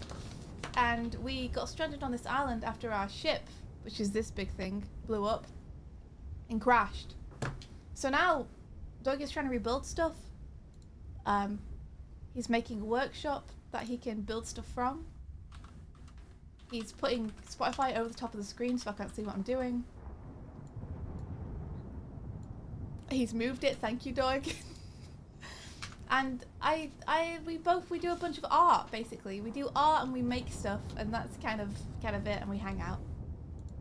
I hope that you're doing well. Peanut. You remember the popcorn incident? We don't talk about that. We don't talk about the popcorn incident. It's so easy to mix up the first letters of two words, okay guys? It's a really easy thing to do. And sometimes it can be unfortunate. That's all you need to know. That's all you need to know. Chocolate. Popped coins! Pop coin! What a vibe. I can't wait for the weather machine to be working so we can actually change the weather. Not that I don't like storms. I love storms. It's just, it's every day. It is every day, huh? That's called a spoonerism. That makes sense because it's when you're out of spoons. When your brain got no spoons left. Sometimes it happens. Thank you for chatting while I eat a chocolate. I didn't know that's what you were doing. It is. I was just hanging out. I thought you were doing a build or something. Yeah, but that happens without me. You fixed a camera or something. That's what I did. Something. Something. He's ascended from the sky! Oh, I should probably not have the build running while it's building to the same location, so I'm going to close it. Does this mean that I'm gonna despawn? I closed the wrong thing, dude. It does What is mean wrong with you? Why Just- are you like this? just Oh, did the poll complete? Did villains win? I'm pretty sure villains won, right? I didn't see what the results were. It looked like villains was gonna take it. 58%. All right. You don't know what you're voting for, but you like wizards and witches. Me too. They're freaking cool. However, villains did win. So we're gonna do a one-page TTRPG where you and your friends are a bunch of villains trying to take down a hero. So I'm gonna base it largely, I think, on lasers and feelings. Oh, Which I like is- that. A one-page TTRPG that I've played that I really, really liked, and I thought was really strong. So we're going to take some concepts from that.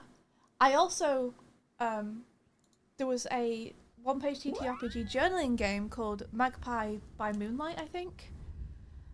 And I really, really like the way that that used tarot cards. So I'd like to also incorporate tarot cards into it. So it's going to be part lasers and feelings, part using tarot cards to determine things. And we're going to see what we come up with, basically. That's my plan. My plan initially right now for using the tarot cards is I think it would be kind of cool to get your tarot card deck and separate out the major arcana from the minor arcana. Shuffle your major arcana and then have each of your players draw a card. And then that major arcana card becomes the moniker for them as a villain. And you can then use that to like determine what you think their personality and powers might be. Sounds amazing. Did You know, you so did you realize that I picked you up, put you on the chair, yeah. and made you sit? Mhm. Okay.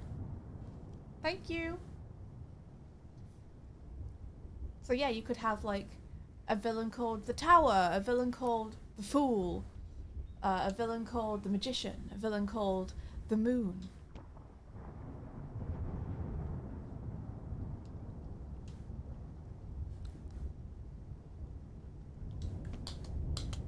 So are you sharing your screen? I can. Yeah, please.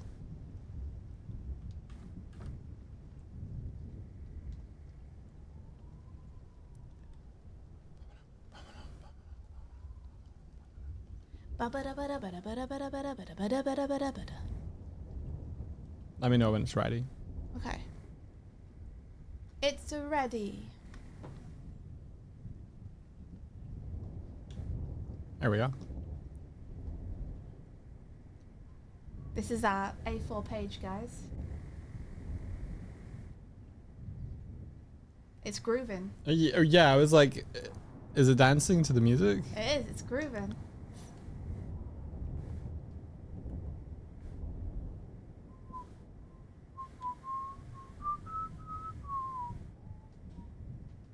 Sorry, just the music's such a bop, it's really hard not to groove. Okay! Would you want to watch the movie that this is from with me? What is this movie from? Bloodsport. Jean-Claude Van Damme. Jean-Claude Van Damme, yeah, Jean-Claude I'd love Van to. Damme. It's called Bloodsport, It's and called got Jean-Claude Van Damme in it. Bloodsport. Yeah, I'd love to watch it. Sounds like the kind of movie I would really like.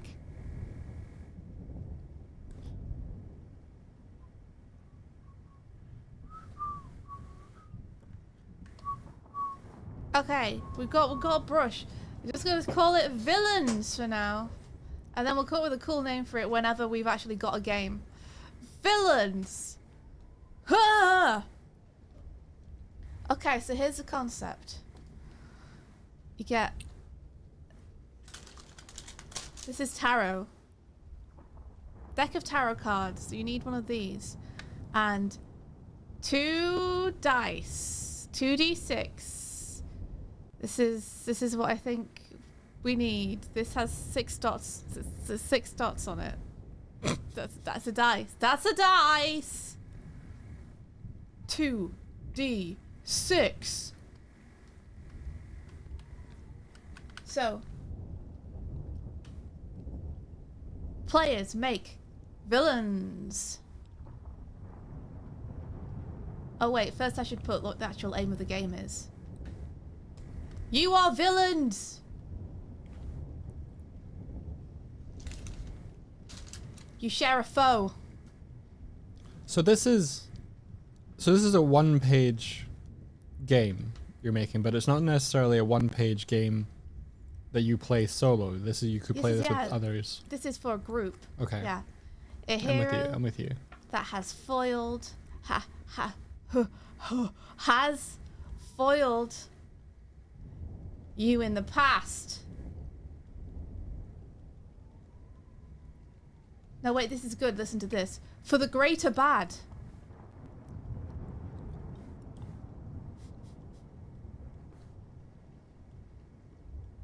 You must unite.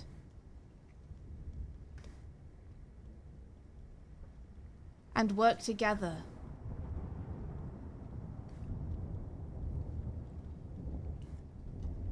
To bring them down.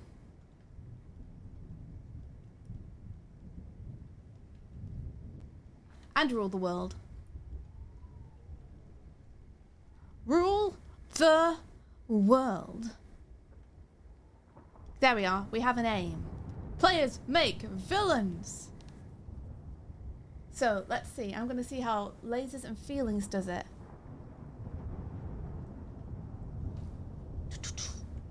So, they have step 1. La da da. Da da da. It's impossible to do anything with when Eye of the Tiger's on without singing along. Choose a style for your character. They have alien, android, dangerous, heroic, hotshot, intrepid, or savvy. But we're gonna pull tarot cards. Separate out your major arcana. Major arcana? Cards. Did you just do a How I Met Your Mother reference? Yeah. From minor arcana. Shuffle. Players pull from the major arcana deck.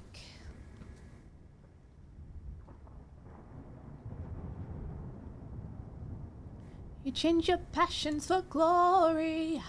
Ba ba ba. The card gives them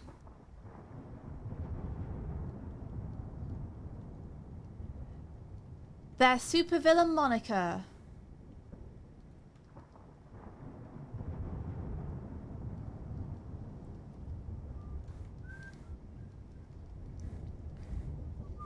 And then based on the card,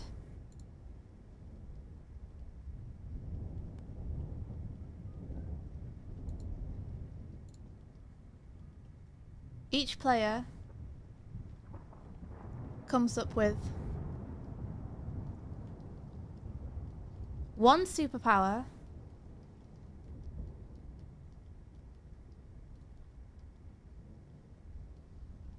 and one weakness. There, I think that's easy enough to do, right? Let's give it a little test.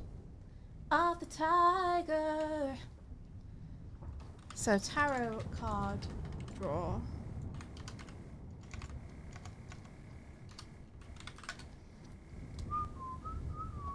Draw tarot cards online. That'll do it. Number of cards to draw 1. Am I allowed to choose Major Arcana only? I don't think I am. But we'll draw a card. This one. 5. That's not what I want. Give me a Major Arcana. Draw cards again. We're going to do 8 this time until we find a Major Arcana. The Hermit! So the Hermit would be our supervillain name. And then based on this, we'd have to like come up with a superpower and a weakness, right? So based on the image in this card, I could say the superpower is perhaps they have some kind of magic lantern that can create bursts of light that blind people. But then the weakness is they hate being around people and are incredibly socially anxious. Like they just want to be left alone. And so they find it really hard to concentrate when in any kind of populated place, like a city or a crowd or something. Right? Right. That could be a good example. Thoughts?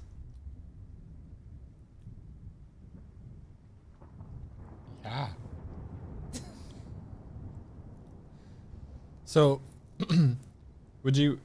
So you only get to draw 8 cards and you have to hope that you hit a Major Arcana? No, Doug, that's this website. Oh, you would just game, separate it out yeah. and you would pick one.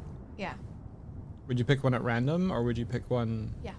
Okay. You would shuffle all the Major Arcana cards together and then your players would each draw one. Gotcha. And I was just testing it to see if I drew this, what would I be able to do with it? Like, could I immediately, based on this, come up with what I think would be a cool superpower and a cool weakness? Yeah.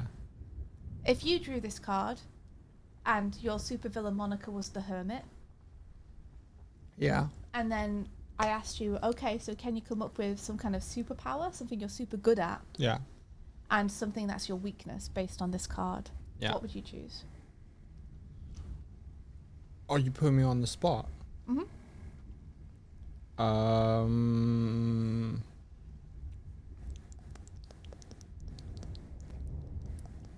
My superpower. Yeah. As the Hermit. Overpowering stench is pretty good, Nico. It's pretty good. I probably do something where I could step out of the same plane of existence as everybody else. So I'd be invulnerable when I'm in there, but super vulnerable when I'm not. Gotcha. So you basically have blink as a power. Kind of like isolation mode. Yeah. Okay. That's pretty good. And would you have fun playing that character, do you think? Yeah. Okay, awesome. That's great. I'm going to keep pulling the moon. Say that you pulled the moon as your supervillain moniker. Yeah. What would you say would be a cool superpower and a weakness for the moon? I'd have power over making people do the Mexican wave. Okay. Involuntarily. Your superpower is forcing people to do the Mexican wave. Yeah. It's pretty good. That's pretty good. And your weakness? Ketchup. Ketchup. How is that based on the moon at all? I don't know. Do you find any ketchup on the moon? No, I guess How do you not. know it's not I guess super not. So weak to ketchup is your ketchup? weakness. Yeah, that flies. Okay, awesome. It seems like this system works. Yeah. I'd love to play with a supervillain whose weakness is ketchup, who forces people to do the Mexican wave. That sounds like fun. Cool. Okay, so far the game is gaming.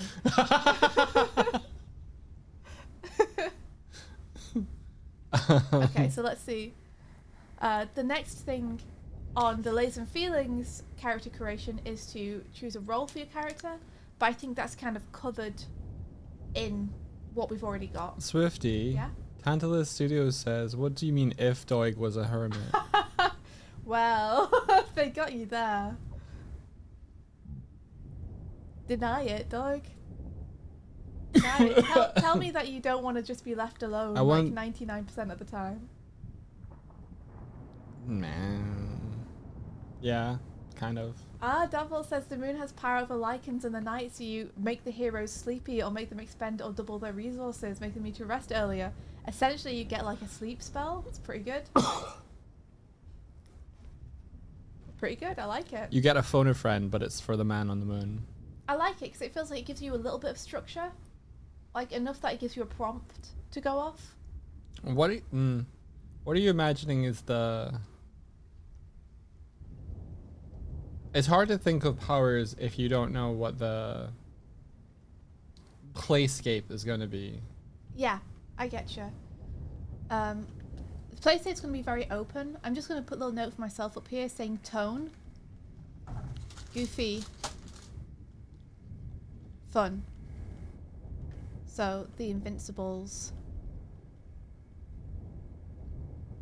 And if anyone knows this reference, Escape from Bloodkeep, it's a D20 show where they all played villains. Do you mean the Invincibles or do you mean the Incredibles? Oh, I mean Incredibles. Thank you. You're welcome. I got confused between Invincible and the Incredibles. Because the Invincible is a very different tone, superhero world-wise, than the Incredibles is. I think that's why I need to put this tone indicator here. So I'll convey the tone through the way that I write the page, to make it clear that this is goofy silly. Your weakness being ketchup is okay in this world. Like, it's just gonna make it more fun. Yeah. You writing the Invincibles now, my brain is just like doing a combo of, you know, Omni-Man as Mr. Incredible. Mm-hmm. You know? Mm-hmm. That crossover is very interesting. Yeah? Yeah. Yep, that's the one, Difumino. The D&D campaign. It has a really fun, light tone, where they're all villains and they're all slightly incompetent. It's very fun. So I feel like we've already done the pick a roll thing. I feel like that's kind of encapsulated in choosing the superpower, the weakness, and drawing the card. Yeah. So then the next thing that Lasers and Feelings does is it talks about stats, essentially. So Lasers and Feelings has a over-under system for succeeding or failing on things with your rolls. So I think it's like you choose a lasers numbers and a feelings numbers or something. Can you remember correctly, Mike? I've got the page up here, but I think it was something like you either choose lasers or you choose feelings. Okay. And depending on which one you pick, the dice roll numbers are affected.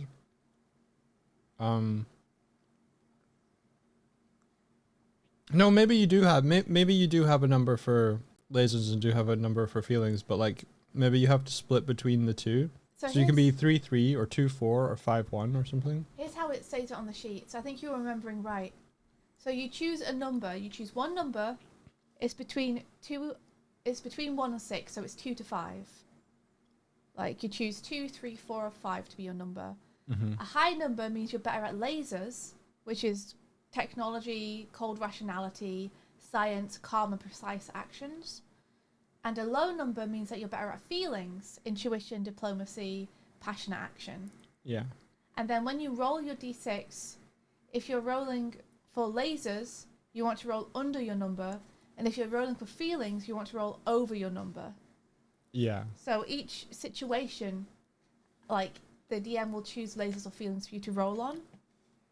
And because you've chosen, say, a high number, it means you're really good at rolling under that because you're more likely to succeed on it. Yeah, but it's really hard for you to roll over feelings because your number's so high. Yeah. Which is a really clever system. And it's then great. You roll additional d6s if you have like expertise, which gives you more chances to succeed. Which is really good. I'm not quite sure what to do with the stats on this yet. So I say we ignore it for now and keep going. Okay. And then we come back to it. So why do we have 2 d6s? Is that just a holdover from lasers and feelings? It's because I like the system in a different game. Okay. Where you always roll 2 d6s. And if those two numbers match, it's a critical. Oh. I think I stole that from Daggerheart, actually. The idea of rolling doubles being a crit is really fun to me. Yeah. And if not a crit, then doing something like if you roll doubles, you get a piece of information about the situation that you wouldn't otherwise have. Mm-hmm. Like you get an insight into what's going on. So I just put that in because I like that. So I'd like to incorporate it into the game if possible, but we'll see if it fits anywhere. Am I distracting you? No, no, not at all. No. Mm-mm. Mm-mm. Mhm, mhm.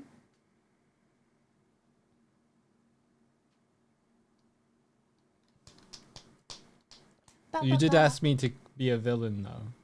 I didn't ask you to be a villain. I asked you for your opinion. I asked me what my powers would be. Mm-hmm. Twice. And then, let's see. So they go through what your character's role is. They choose your stats, which we're not doing yet because we're not quite sure what that means. Oh, they have fear and hope dice in Daggerheart. Mm-hmm. You like the hope and fear system a lot. It seems pretty cool. I like how it feels when you're playing. Not that I've played it, but I've seen people play it, and it seems like it's pretty cool. And then the game gives you a bunch of stuff in Lasers and Feelings. So, equipment. And the game gives you a bunch of stuff. So in Lasers and Feelings, it gives you like a uniform that lets you go into space, a space phone camera communicator scanner thing with universal translator, and a beam phase pistol. So it makes sense that the villains would have a communication device.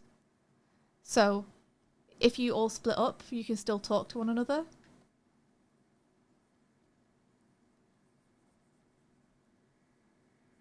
Everyone gets an optional cape. Styled to their liking. Uh-huh. Of course. Uh-huh. And I feel like Death Ray. A death ray. Little portable death rays are important. Essentially pistols. I'm essentially giving them the same thing that Lasers and Feelings gives them, which is like they get like phase pistols. Our villains get little death rays. Spell that's really evolved. Yeah, like death spell. Finger of death.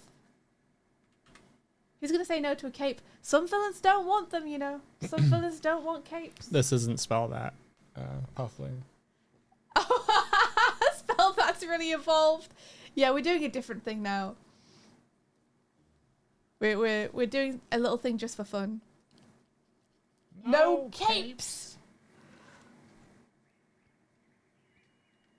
And then we might add to this later if we feel like, oh, if only the villains had this. The game doesn't really work if they don't have this. Then we can just add it to the equipment list. Edna Mode would be a great villain character to play in this. She essentially, like, her superpower is that she can cut you down with her words and immobilize you because she's so cutting and on the point with her reads. Silvery barbs. But her great weakness is the fact that if she sees anyone wearing something which is not fabulous, she herself becomes incapacitated. Okay. So the goal is, of course, to defeat the hero and take over the world. To defeat the Huds. Oh, I better not be getting ill with all my sneezes. It might be fun to have people have a secondary objective, though. Like werewolf. Like werewolf. Yeah. More like, I think it adds a little bit of tension and fun to a game to give players their own mini goals, such as prove that you are the smartest villain.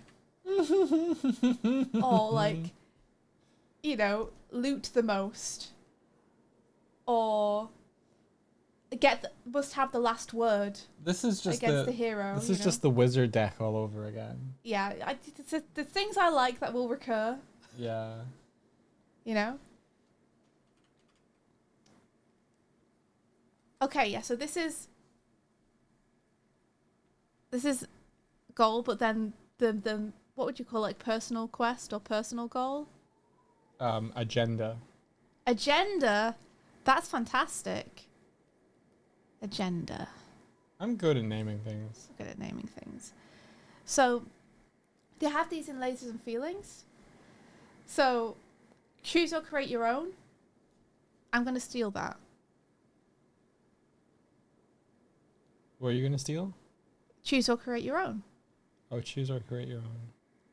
Because I just think it's a nice way to say it.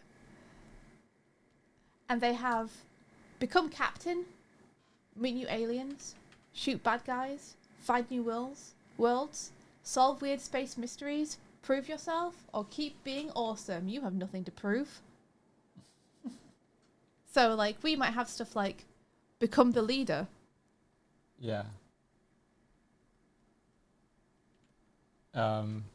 Have the hero declare that you are their arch nemesis.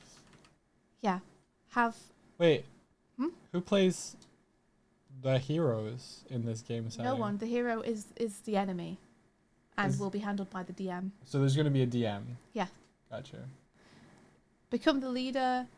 Prove you're the smartest.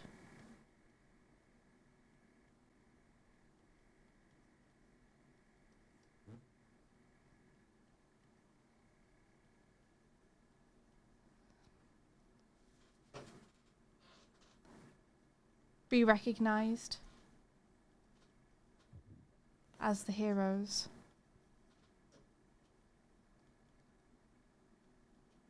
Arch nemesis.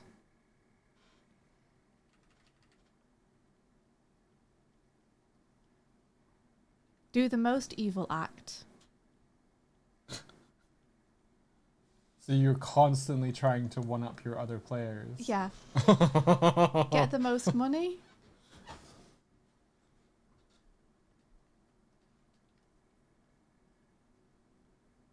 Burn Slash the loot. most orphanages.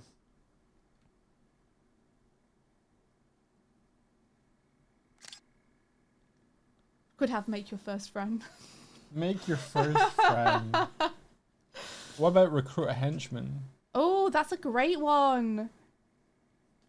Recruit a henchman. Love it. This game setting is also very like the setup for this is very nice, as if you were playing as like henchmen trying to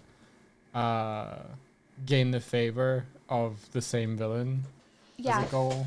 I think it's, yeah, agreed. That would be fun. And you could have that kind of dynamic at the table too. You could have one villain and the other three be henchmen. And you're all like, no, no, master, no, look, I got you the latte. I got you it just the way you liked it. Simon didn't. Good. God, such the deep energy. Yeah, I think it's fun to have a game where the setup is, hey, you're all going to be villains, so you're all going to be playing like stupid evil people. And we know that going in. Complete your doomsday device, that's fun too. Like, create, I don't know, I'll put create doomsday device, but, you know, complete some kind of master plan you have going on.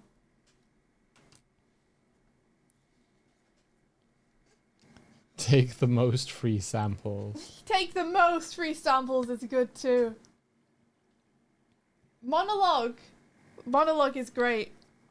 Monologue.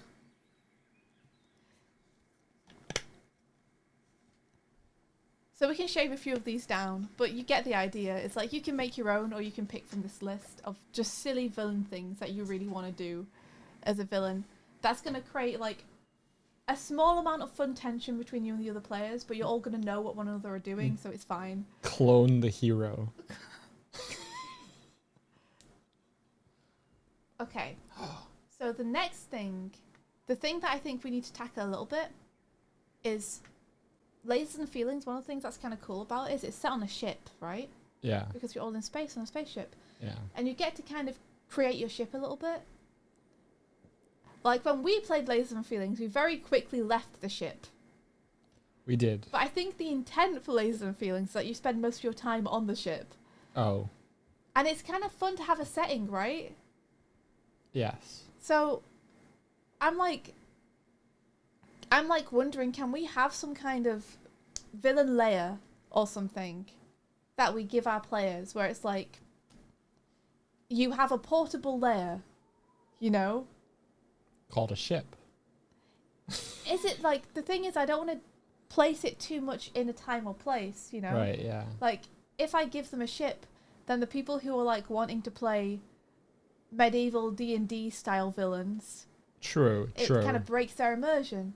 Or the people who are wanting to play Metropolis villains, where they're just like, we're just in New York City, but we're all villains. Like, it steps on their idea. So I'm wondering what's a nice generic thing, like layer, we can give them. Yeah, a layer makes sense. Yeah, Dartford, maybe we just let them choose, right? They just the players together decide on what they think the most appropriate layer would be. Yeah, because you could have like a space station, kind of Justice League style. Yeah, I think that's the best shout. Okay, give me 1 sec. I need to go to the bathroom, but I'll be back in a second. Okay.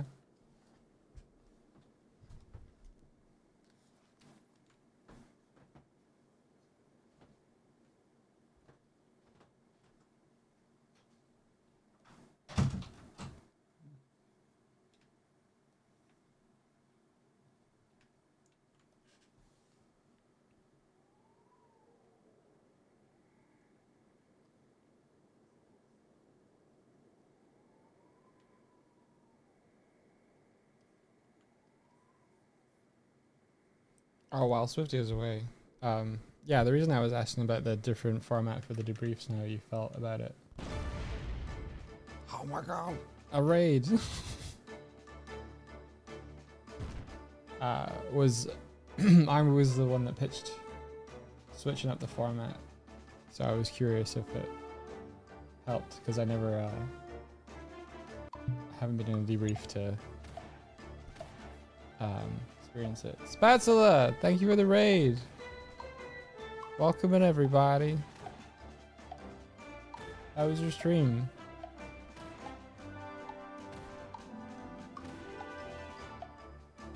Swift bam.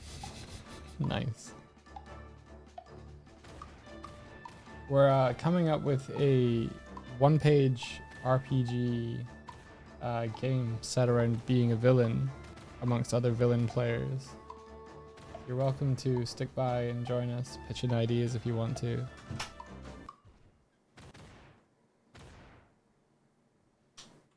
We're also listening to the Rocky soundtrack, apparently. I'm also getting a cup of tea. You're getting a cup of tea? I'm getting a cup of tea, but I'll be right back. Okay. We're over here. Hello. Spatula.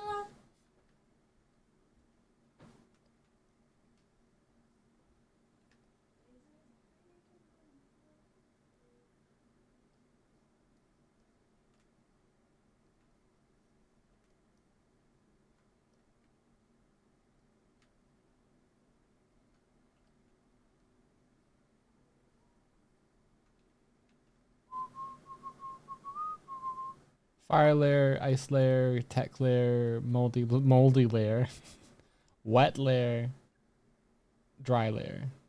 Very cool. Yeah. Yeah, you could have a bunch of settings. Like, it doesn't have to just be superheroes, supervillains. It can be any kind. Oh yeah, no worries. Anyone from Spatula's stream, let us know what they're up to. Was it more like VTuber rigging stuff?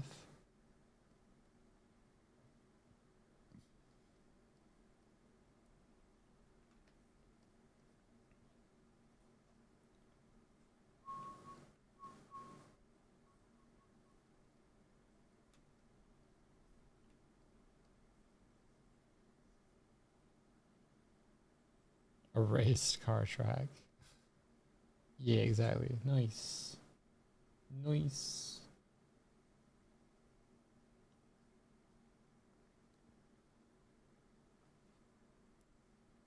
Head rigging. Gotcha. Gotcha. Gotta rig those heads. I'm painting textures in the background as well over here, so This is the textures for my lair, my workshop. I painted a door today and also a unwelcome mat that just says don't. Just don't on it. So if I hit save on this and then go over to here, this is the space that I'm mocking up. It's supposed to go inside of the front end of the broken airship. And I'm painting a rug and various items. Like I've just painted the colors for this a little bit. So if I go into UV editing and hit refresh in here, yay, we get a little bit of metal tray now.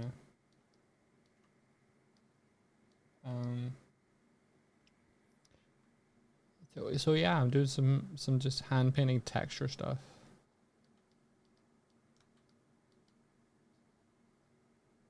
Yeah, that's about it really.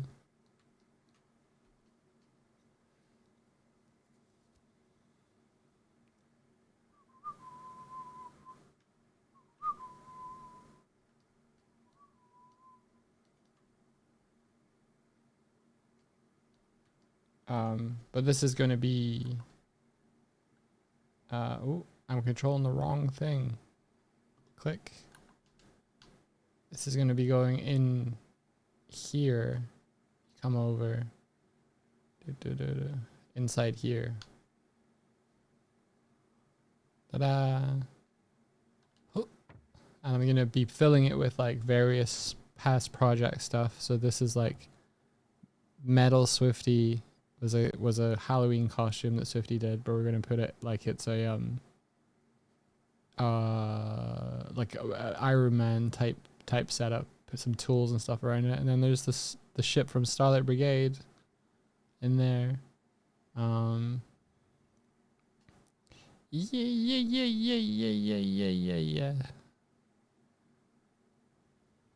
It's looking too cozy in there. Why too cozy? Huh? Why too cozy?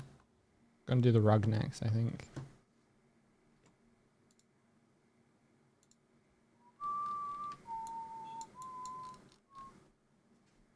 Rug.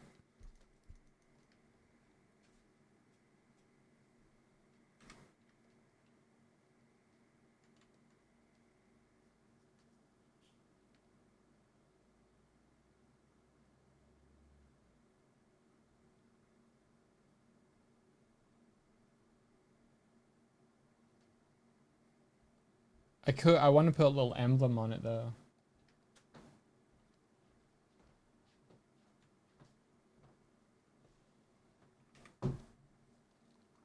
Like a dog built this emblem on it. Hello, I'm back. Hello, Swifty. Had a little play with Sparrow as well. I was away. Awesome. Yeah. Sparrow is the name of one of our cats. That makes sense to you. Let me give you the screen back. Strong desire. You don't have to. OnStar! Why don't we have half and half or something? Half and half. OnStar! Hello! Hello! I could. OnStar, I'm making a stupid one-page game. I think it's more fun for people to see what you're talking about, though. What you're writing. Yes! You on a Saiya expedition! and tell us all about your adventure. What did you see?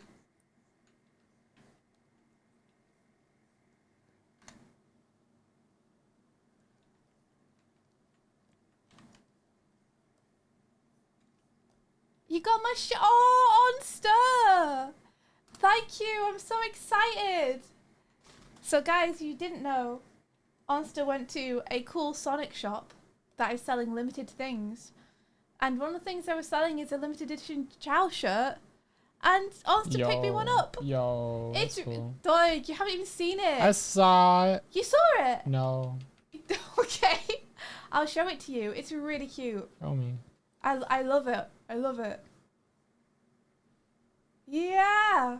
Oh yeah, feel free to grab it also if you want to hoy it into the overlay, and tell us, how was it? Did you have fun?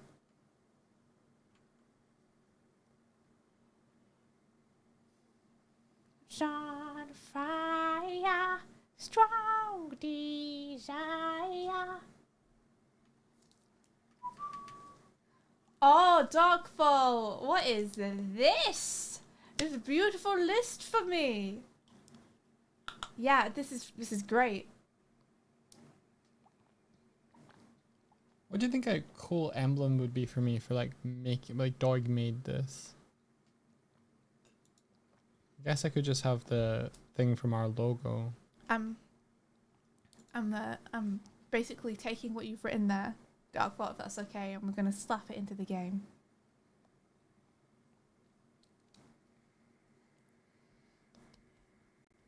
You need somewhere. Somewhere. You know, actually, not you need somewhere. Every villain. Every villain. Every villain needs a Needs lair. somewhere to plot and plan. Every villain needs a lair, somewhere to cause despair. Yeah. And be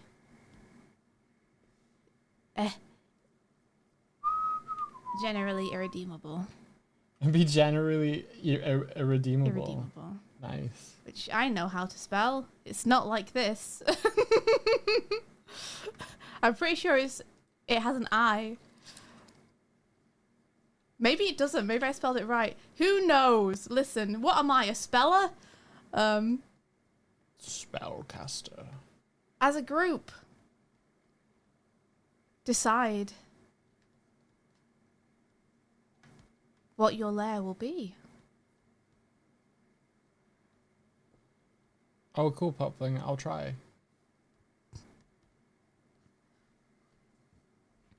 And then some ideas. You don't have to take them, but you can use them.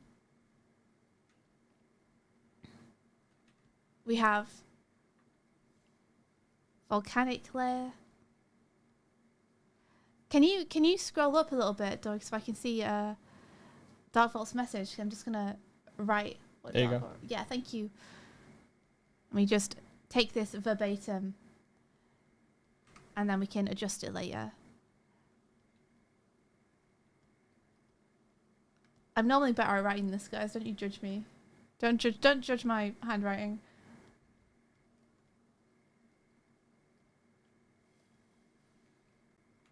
Glacier. Yeah, I like it. It lets them choose their own flavor. Space station.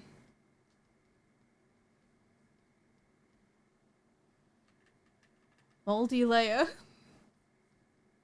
I also chuckled at Moldy Layer. Sorry? I also chuckled at Moldy Layer. Yeah. It's fun. I just like the idea of them all having, like... it's just slightly dilapidated. All these fancy villains, like, just ignore them all, please. I'm getting it taken care of.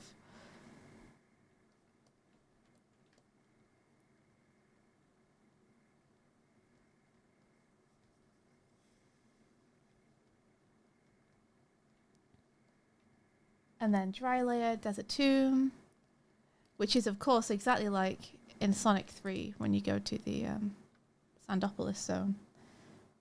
Dry layer parenthesis Sandopolis zone.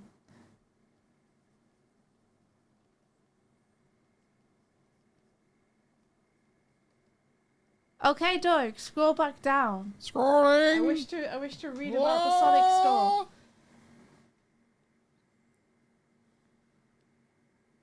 Hold on, actually, you know what? I just realized I can open the Twitch stream on my computer. Yes, you and can. then I don't have to ask Doig to control the chat for me. Yes. I can.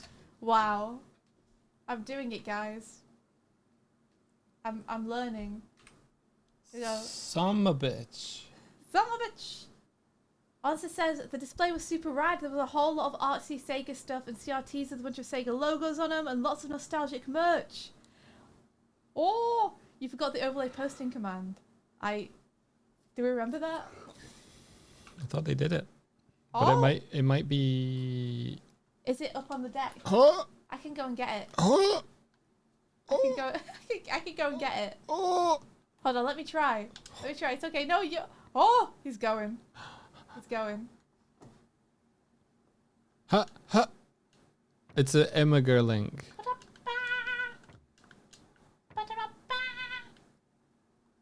It's an Imgur. Oh no, not an Imgur. But it says Discord. Oh, maybe I don't know if it registered that as a proper one. So this must be the one you posted before the second one, but the second one doesn't appear to have appeared. Oh, image doesn't work in the UK. That's right. But I That's why a just bunch of stuff on our website. look. got I'm just gonna disconnected. click this. Ciao, ciao, ciao, Behold. ciao. Everyone, behold how cute this T-shirt is. Ciao, ciao, ciao, ciao. Now, There we go. now take Ragib. Take rag, make bigger. Yes, please. Come over first. Ba, ba, ba, ba, ba, ba, ba, ba, ba, ba, ba. We did it. Here it is. And the music knows. There you go. Look. Wait, put it on me. Put it on Put you. it on me. This is gonna be me. Thanks to Ulster, this is gonna be me.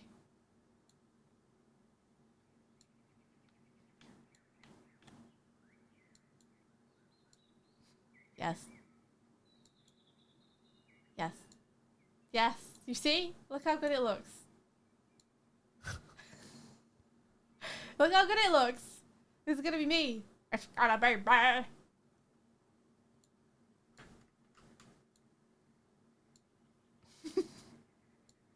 Ta-da! Loses the effect that it's a t-shirt when I do that.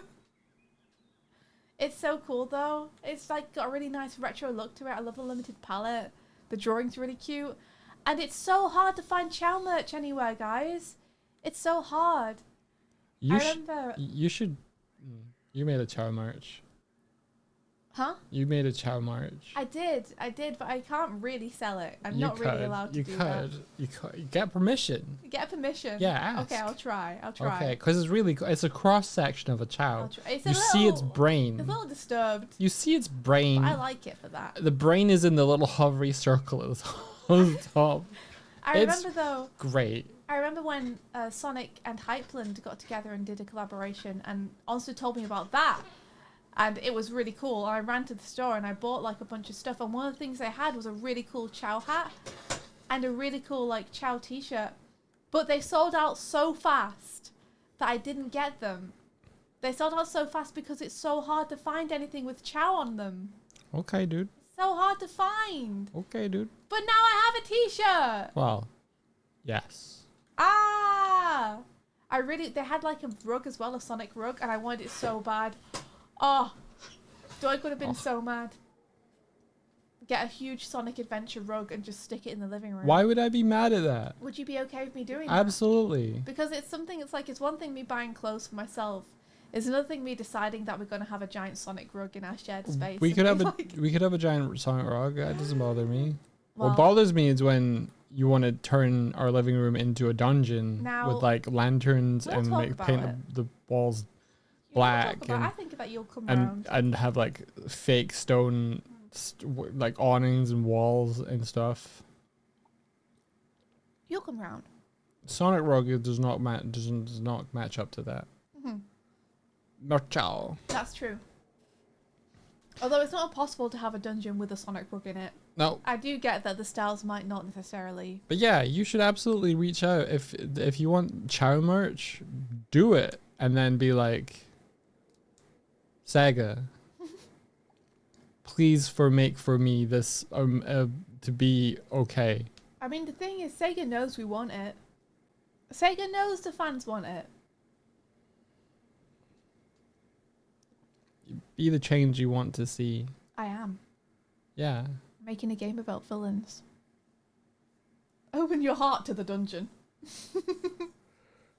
Like, I'd say OnStar has more of a connection to Sega than I do.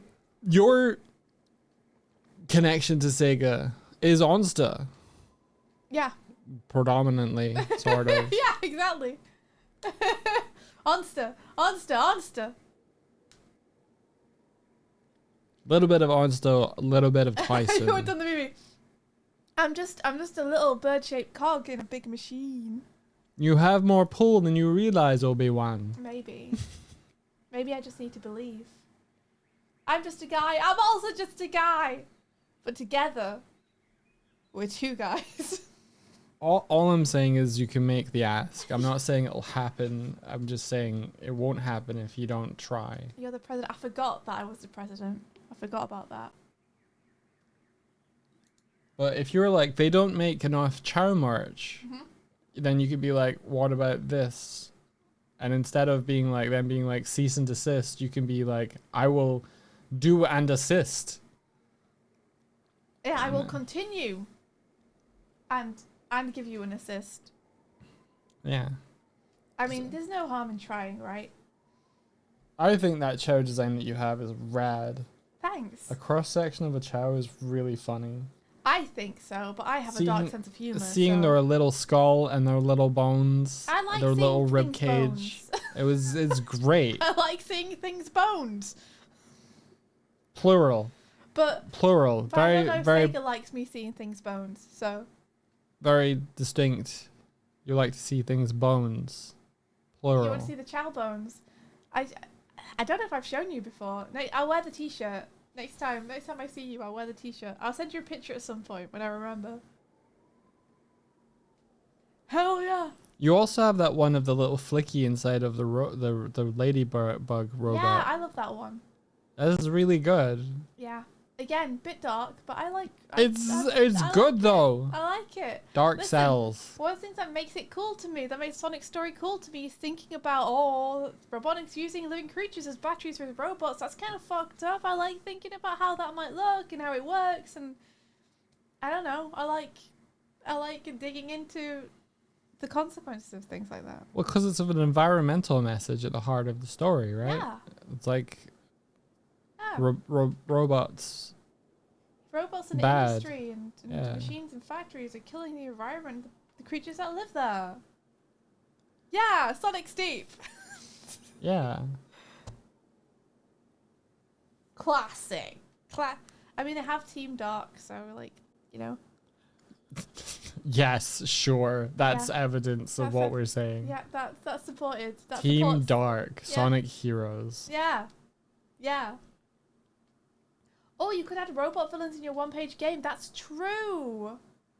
I think that maybe with your lair, you should get a set of free minions that you can get to do stuff for you.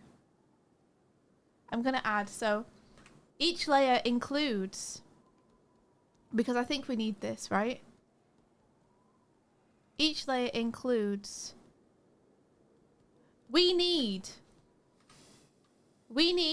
a secret lab. Why is it secret? Because it's cooler when it's secret.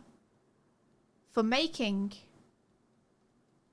But it's not secret from you. No.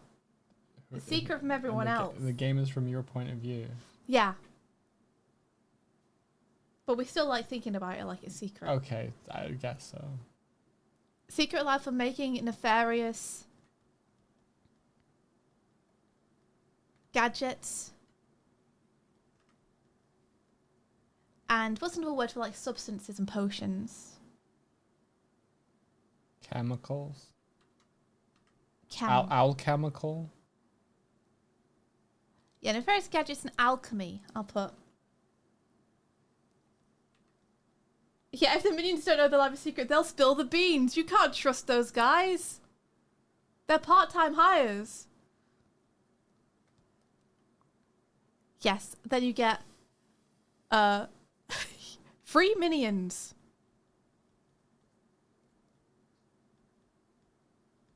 What do you think of this? They will do menial tasks for you.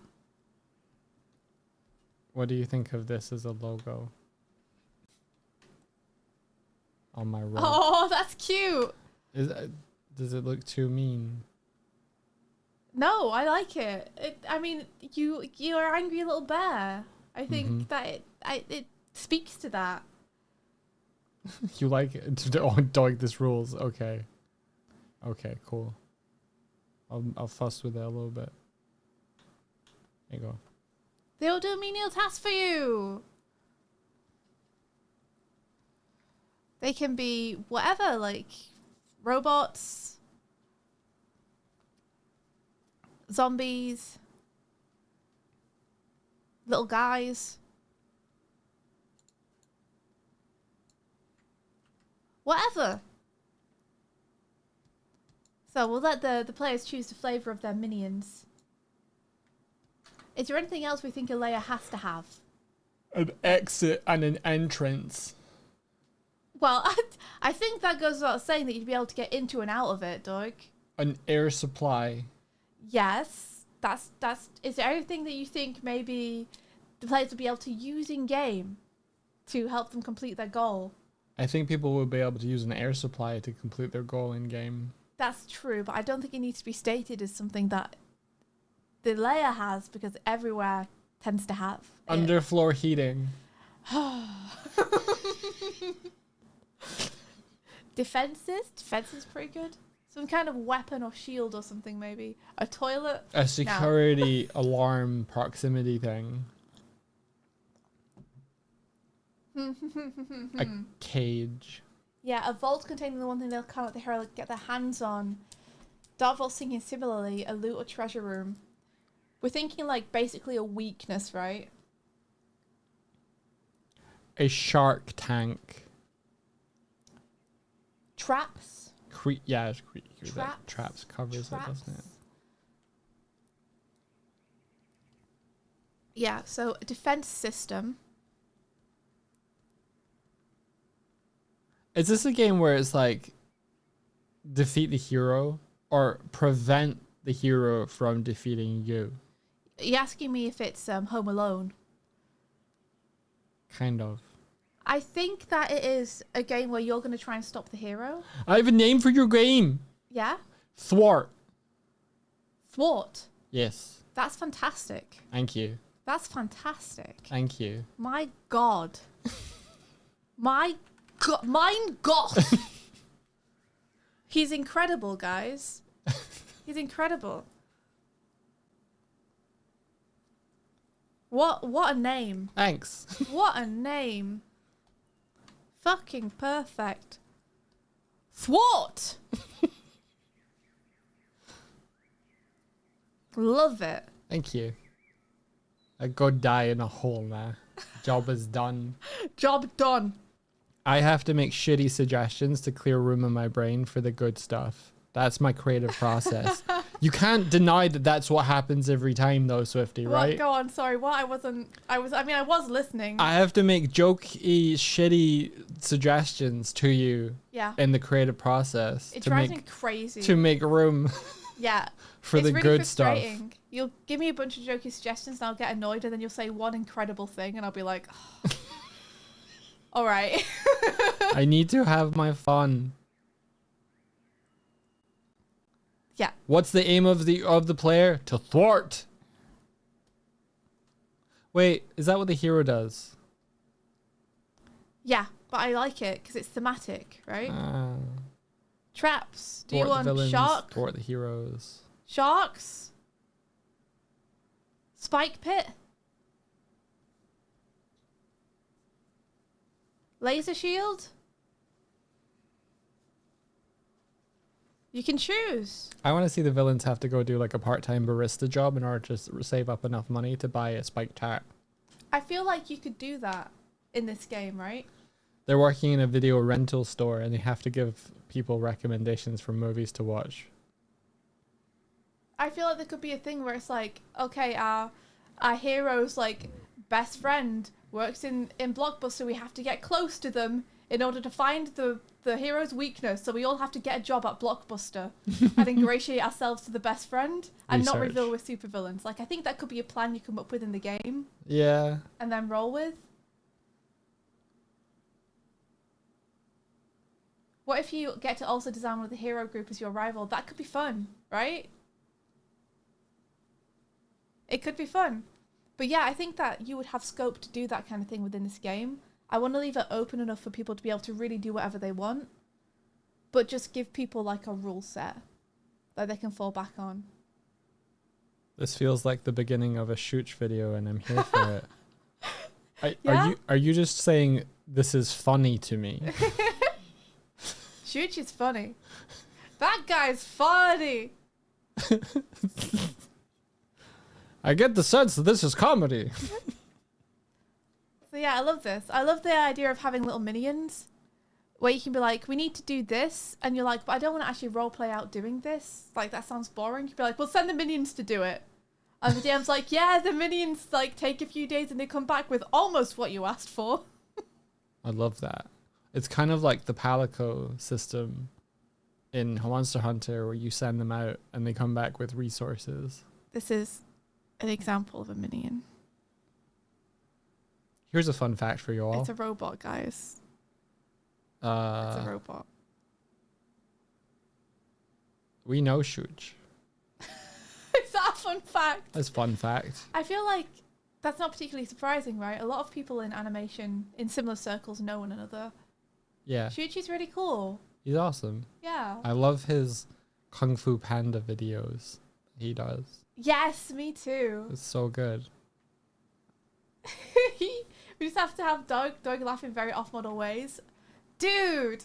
Imagine if Shuich did like a Doug Swift little thing. That'd be really fun.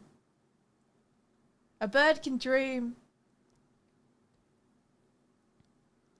We could commission Shooch to make a short for us. We could ask what his rates are. I'm sure he's got so many people knocking at his door though, to be honest. And it's like, we're animators.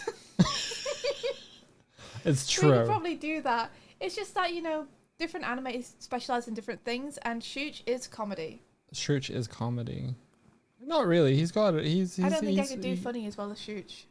He's got range. He does serious stuff too. Yes, he has got range. His what was it? The Moby Dick based music video he did for Shadow Academy is one of my favorites that he's done. Yeah.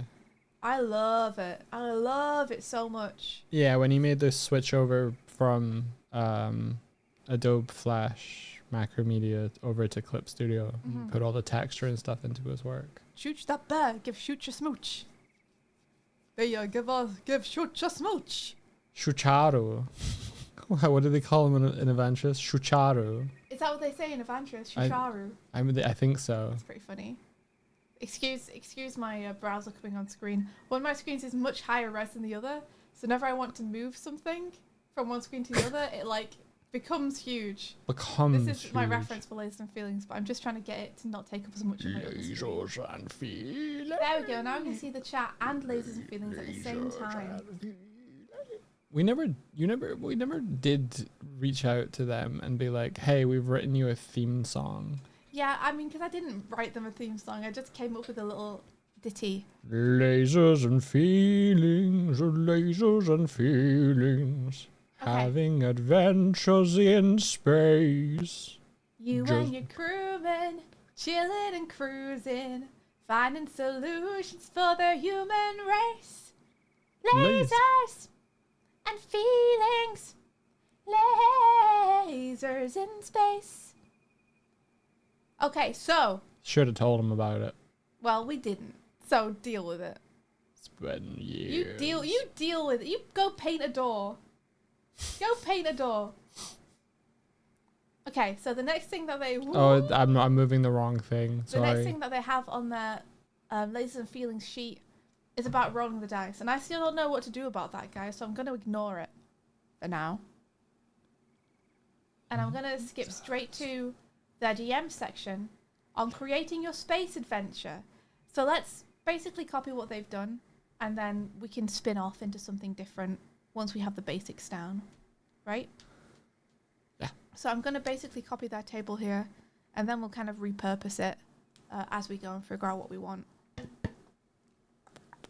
So they have GM, create adventure. You kind of have like an inciting incident type stuff, right? Kind of, yeah. Because what they do is they have a table which gives you like what the elements of it, and then they have another little section where it says run the game, and it essentially gives them like a structure to start things on. So do you want me to read the one that they have on Lasers and Feelings? No. Okay, I won't then. I'll go back to the table and continue what I was doing. Okay, so they have a threat,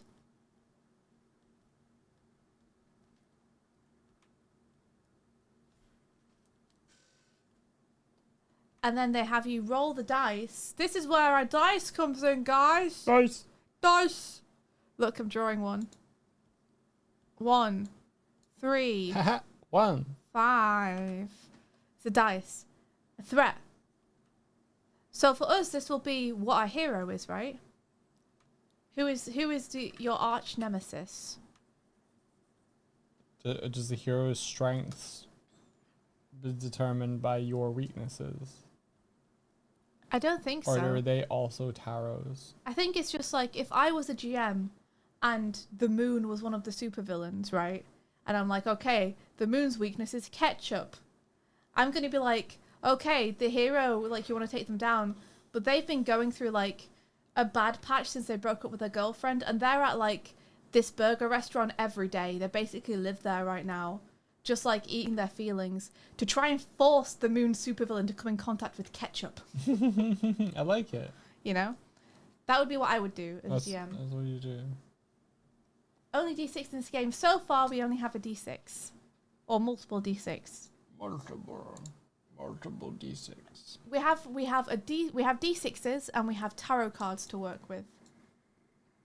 You know, I'm tempted to have you pull a tarot card for the hero as well.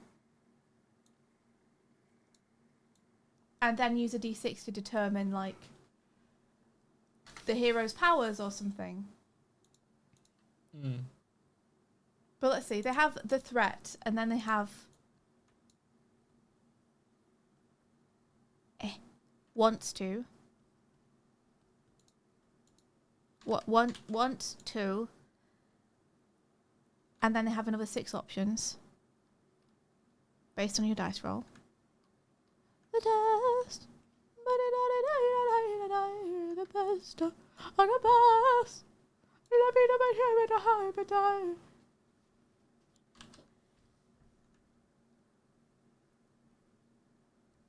I probably should have drawn the entire table first.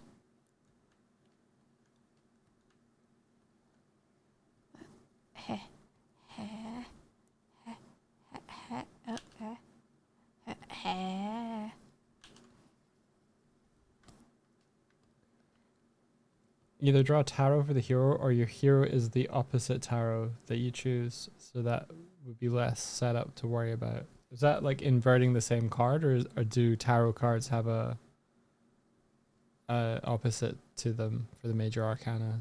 This is a group game though, right?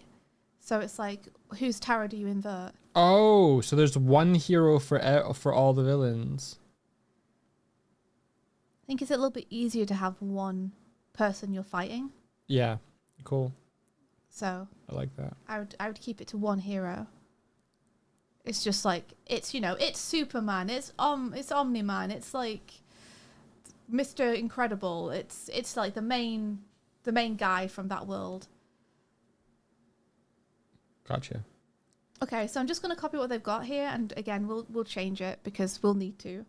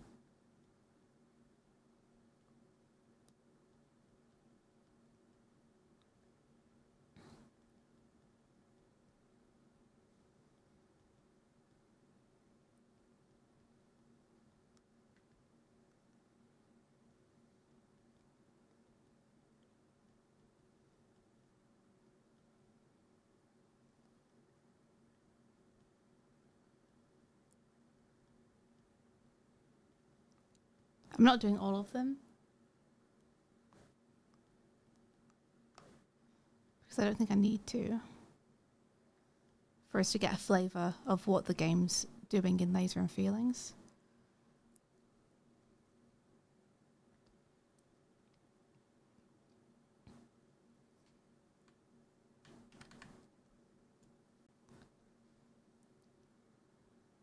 Just going to do this to make it a little bit clearer.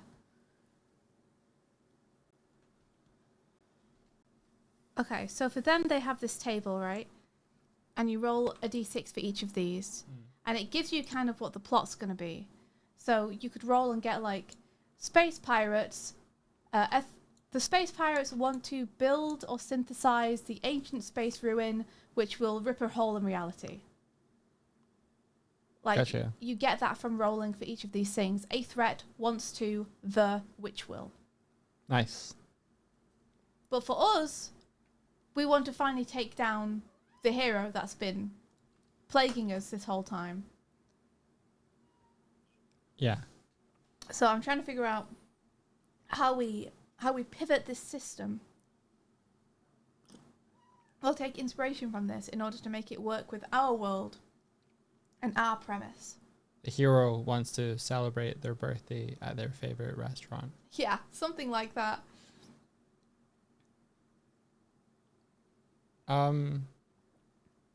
Well, a lot of kind of superhero stories kind of center around the villain ruining events that are happening in the city, right? Mm-hmm. Yeah. Like large diamond that will save the oceans is being exhibited at museum for billionaires kind of thing. So maybe it's just a scenario. We want some kind of scenario or event which either puts the hero in a uniquely vulnerable position or gives the villains an opportunity to get a piece that will help them build a death ray or something. You know? Yeah. I'm just going to note that down. Orphans give blood to power super whale. Either opportunity to do evil / complete project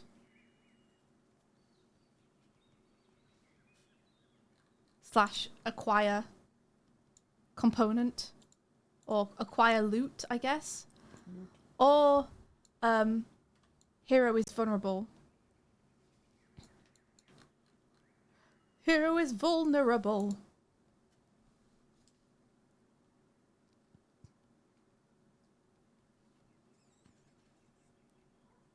Oh, kitty. Oh, kitty. The orphan energy powered system goes crazy.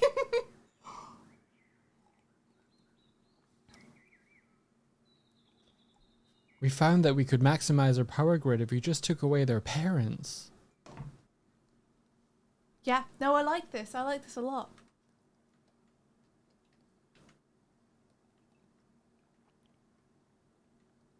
It's just like Victorian England. It's just like we're back in time.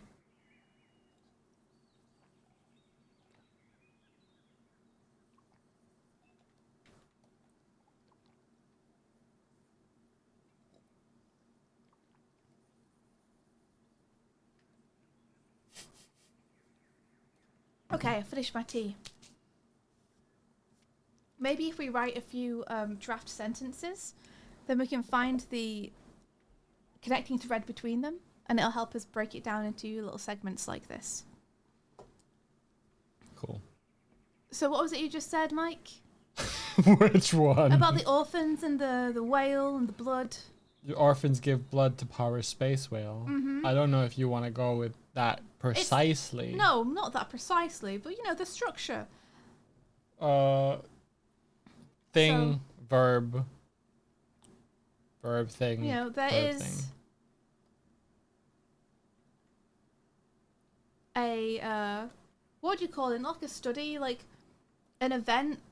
Where are they going to put all the orphans to power this thing? The beach.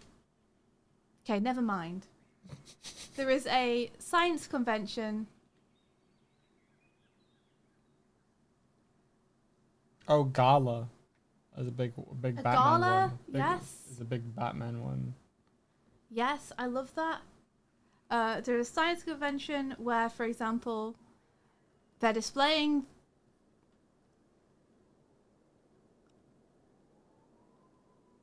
Let's make it a museum.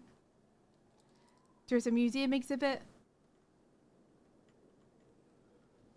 where they're displaying the huge diamond.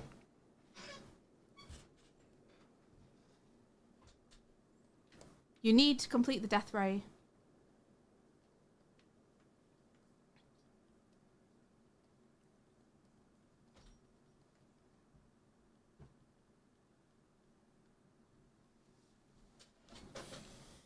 For example. Like, I think what we maybe need is event or setting.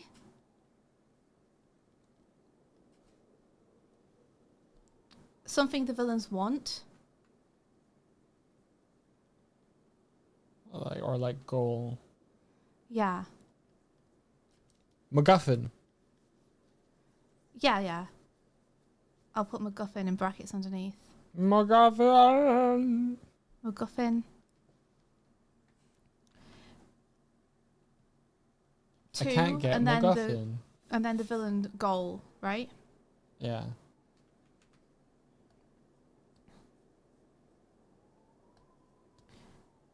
And then whoever is holding the event setting needs to be, I think, person.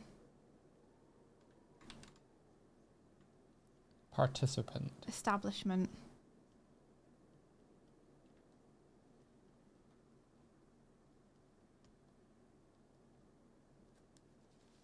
Is providing event setting / opportunity, right? Yeah.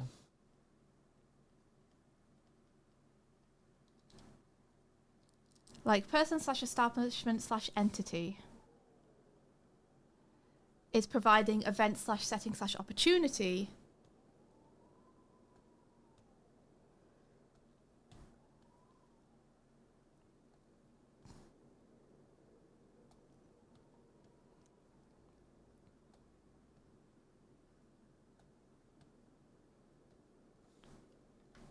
For the villains to achieve / steal / kill. Rather than kill, I'll put annihilate.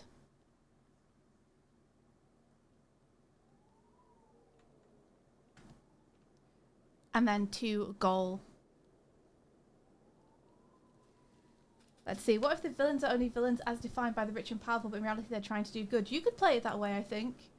You could be like, us 4 villains, a chef, a, what you call them? Or call what? He's, oh gosh, just the word for the profession is what I'm trying to think. In food preparation? No. Someone who generally cleans and takes care of a building. Oh. When it's not in use. Oh, when it's not in use. Janitor. Yeah, just the word janitor slipped my brain completely, and I was like, that's wild that word slipped my brain completely, because it's a very common word. But yeah, like, maybe like a chef or cook, a janitor, yeah, a babysitter, a house caretaker, and the like hero that they're trying to fight is like Mr. Big Corpo or something. You know, you could easily spin it that way. Where it's like a little guy's rise up story. And their lair is like Mary's apartment. And their lab is like Mary's bathroom. And their minions are like Mary's kids.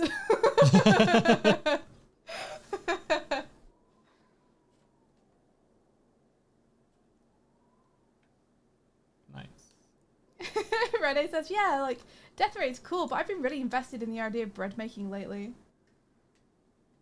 A landlord. Yeah.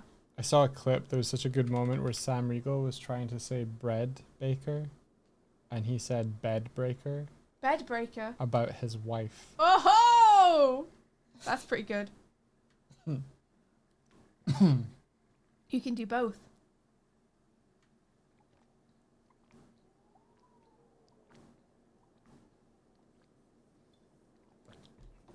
All right, cool.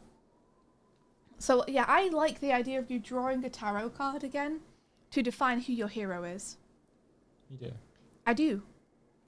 I do like that. I think that's fun. That you as a table get to decide who you think your, like, the hero is that you've been fighting against this whole time. I don't think you want just a vanilla Superman-esque. I mean, you can have that, but I think it would be more fun for you all to choose something really specific. Yeah, it would be a missed opportunity, I think. So let me get rid of this old table, because we're going to spin off using these scenarios that we've written that feel more fitting to what we're trying to do. But I'm going to add in a little section beforehand where it's like, you got to choose your hero.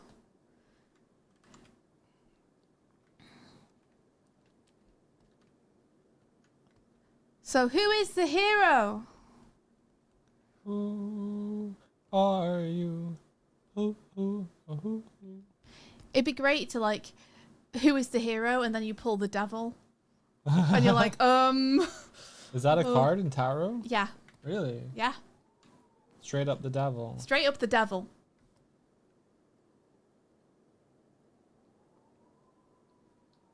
What are they called? The devil. Cool. What do you mean, what are they called? I didn't know if Dave? it was like... Go on. I didn't know if it was more hidden than that, or whether it was just sort of like, you know, the devil. No, it's just a devil. Devil card. The devil. Yep. I'm going to grab it for you so you can see. Let's all look at the devil together. Here they are. Okay. Eh. What did they do to eggs to devil them? What did they, what? You know, deviled eggs. Yeah. What do they do to eggs to devil them? I guess they have to commit a sin or something, right? This is a serious question.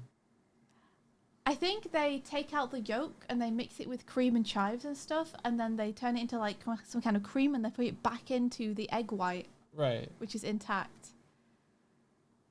Oh, they add chili powder. That makes so much sense. Okay. Add a bit of spice to it. Got it. Empanadas, hello. Welcome. Thank you for the watch streak. Yeah, it could be like Nightcrawler for the Devil Hero. Or even like Daredevil. Deviled eggs are tasty. I must admit, I've never had deviled eggs. What if you add chili powder to your angel food cake? Now, that might be actually good. I wouldn't say like, hey, write that off. That might be really good. It could be awesome. Yeah, sweet and spicy go really well together. Okay, so we're having your players pull a tarot card. Or maybe the DM gets to pull this one. But then the players get to decide like what that means. Yeah. I think the DM could be in on helping brainstorm the hero as well. Yeah, pull a tarot card. Since they're probably the one that's going to be playing them. Yeah, from the Major Arcana deck.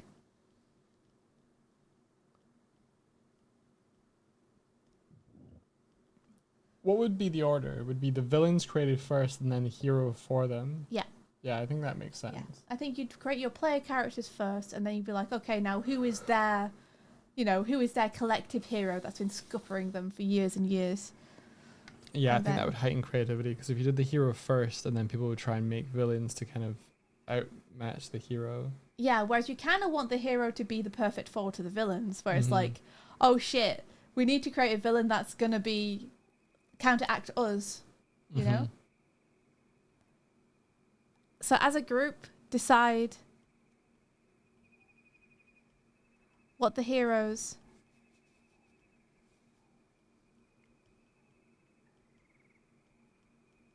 superpowers are, or superpower is, based on the card. Now, what if the villain decides on the weakness but doesn't tell the players? I like that. Yeah? Would the hero get the number of powers equal to the number of players? I think that might make it a bit complicated. Okay. Like, it might be a bit much to remember. You know, if you pull the devil card and it's like, the power is to send you to hell. That's a lot easier to remember than, like, 4 different powers that they have. Okay. Right? That's my gut reaction. Okay, so pull a tarot card, and then this is the superhero. This is superhero's moniker.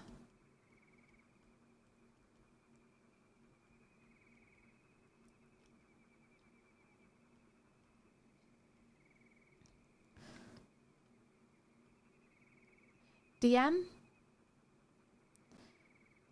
choose a weakness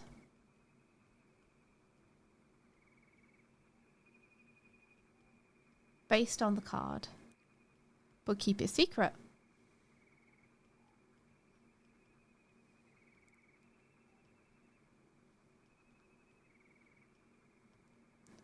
Do we want to give the superhero a weakness at all?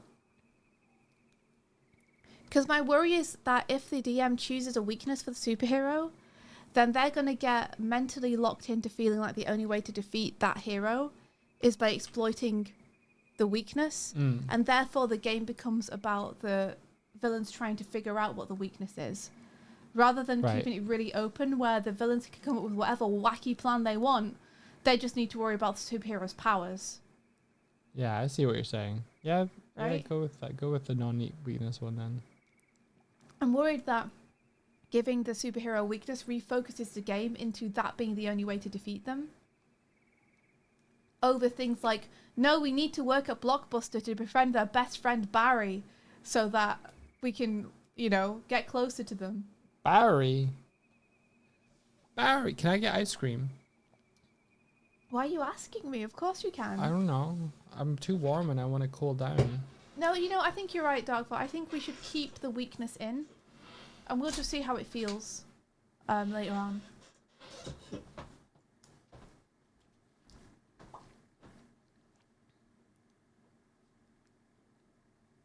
Oh, Fallen Angel Cake. Beazle Bunt Cake. Damn, Corhawk. That's really good.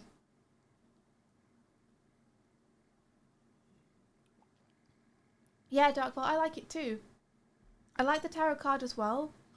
Because it feels like you could have 2 different games where 2 players draw the same card, but depending on who draws it, there are so many different ways to interpret it, and people are so different that even if you get the devil card drawn twice, the supervillain that's made when you get that card is going to be so different between different people.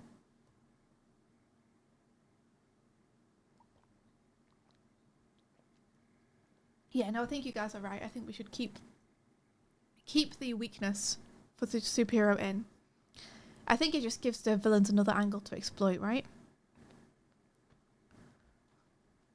Both cats were flaked out on the floor. They're in the living room. Really? Yeah, so I think it shows you how warm it is in here compared to... Wait, I have a fix for this. Yeah? Oh, he's opening the window! Oh, he's opening the window. Okay! Let's see. We're going to create some fun things that we can roll on a dice. Oh my god, guys, the dice are going to get used. It's gonna get dicey, everybody. It's going to get dicey in here, everyone. So let me just create enough space between these that it's easy to see what's happening. When the devil closes a door, dog opens a window.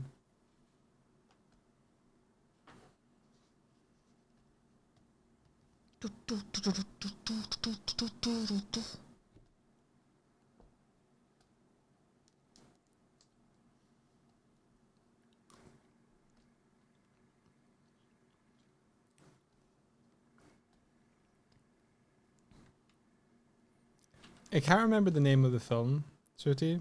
Yeah. where there's this kid who goes to a house and basically hallucinates that he's being trained by Bruce Lee. And this is like this is post Bruce Lee's death.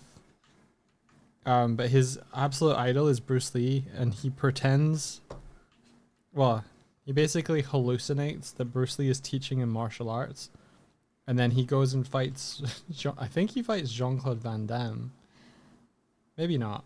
I think he does. Isn't there a movie where there's someone who trains himself using Bruce Lee old movies? Like they project it up into an attic where they're staying, and they follow along with what he's doing.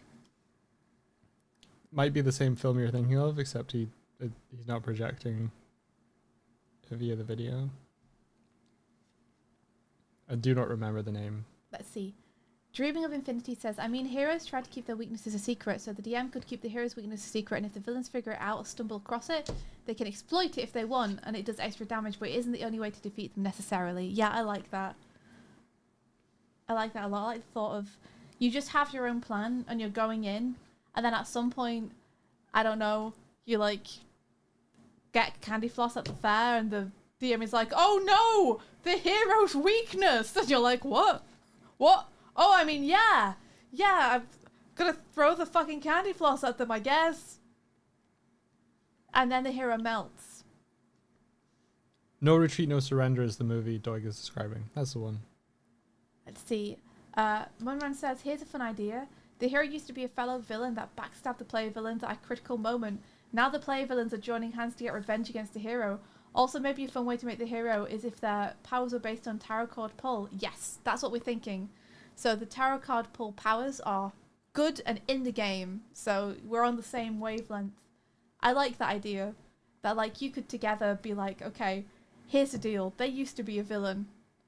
And then they sold out. They sold out. And now everyone loves them. Everyone thinks they're hot shit.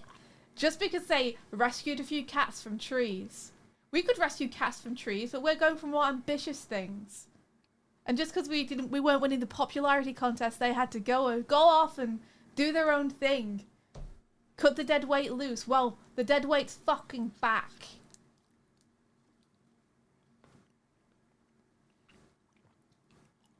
Yeah. Okay, let's see. So, your secret lab or spies could help you in figuring out the weakness. You roll dice for the research. That's a great idea. I love the idea of sending out your minions, who would be like probably zombies or robots or something, to look like regular people. Just put a bunch of wigs on them and outfits and send them out into the world and be like, spy on them. And having like a bunch of robots in wigs and stuff just loitering around the hero's establishment or the general vicinity of the town. Yeah, imagine if all your minions were kobolds. That'd be amazing.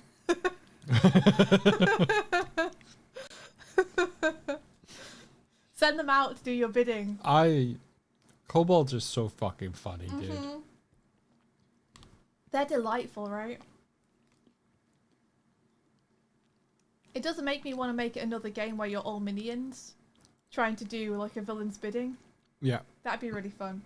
You have big kobold energy. Thank you. You're welcome.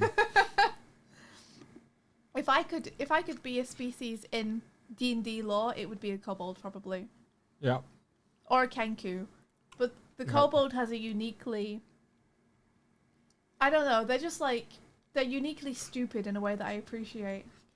There was a video we saw last night of a guy luring a lizard out of a tank to get a bit of food or a morsel or like something.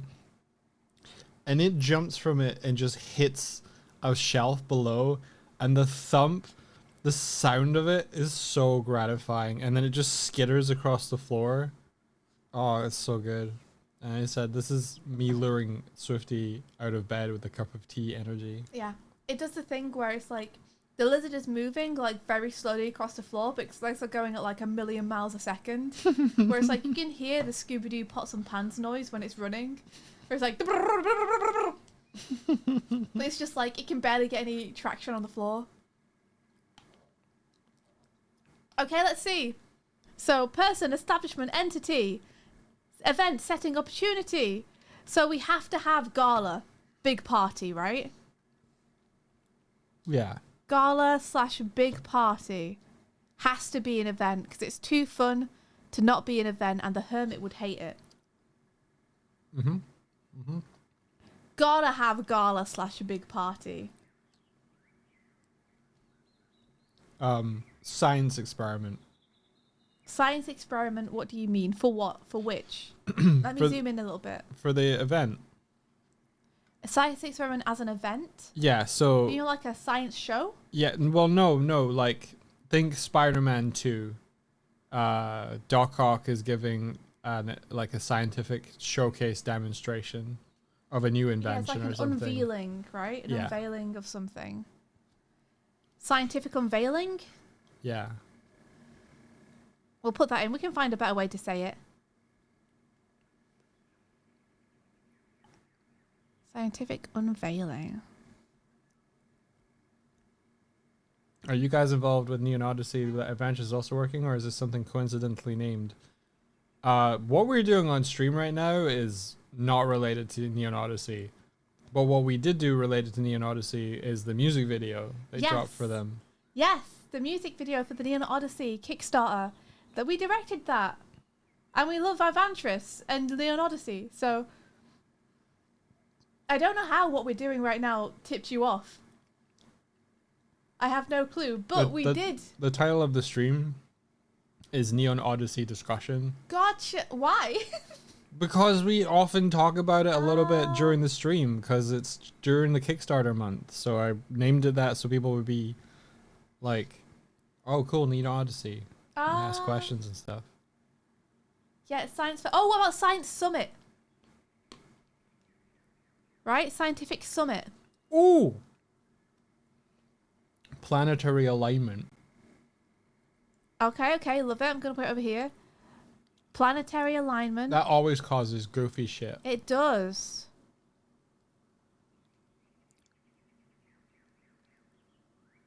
Planetary alignment. There must be a better way to say that, like astral collusion.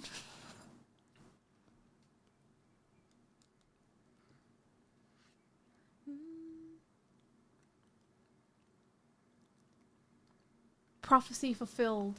The prophecy! I mean, what if we put this down here, like to fulfill a prophecy?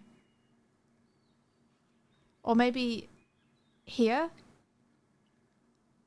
I'm going to put fulfilled prophecy here, and we'll see if it still fits.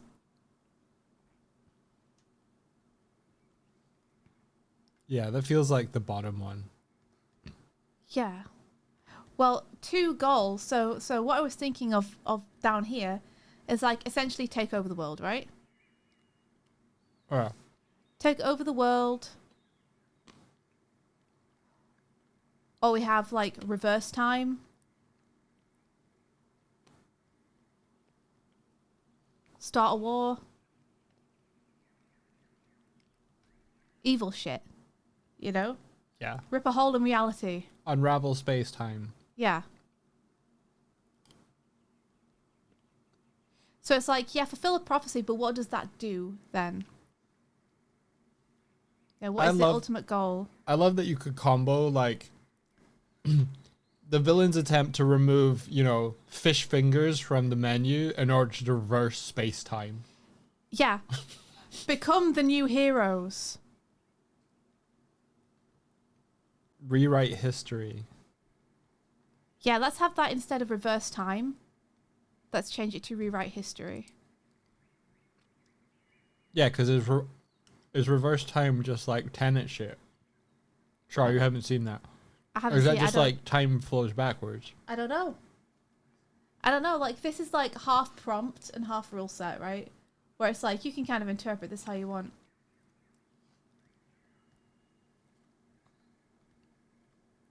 Retrieve the remains of the Overlord to resurrect them. Resurrect old villain.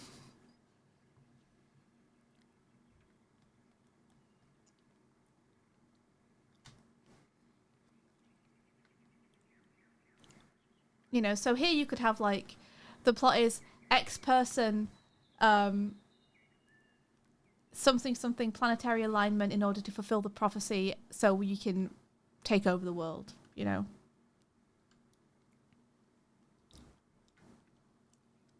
I feel like this would be like a 3-round game where it's like discuss the plan, enact the plan, recover the plan, or change the plan, save the plan, save the plan. Yeah. Like maybe achieve, steal, or annihilate is like destroy the person they love or something. Destroy what they love, because it could be anything.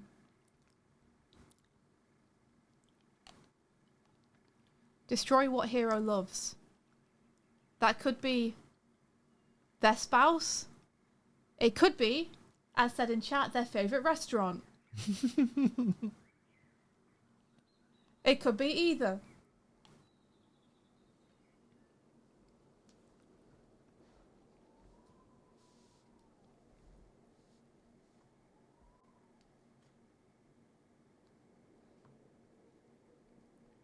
Yeah, you prefer not for your hero spouse. We could just kidnap them. Why not turn them into a villain too? They can join our team.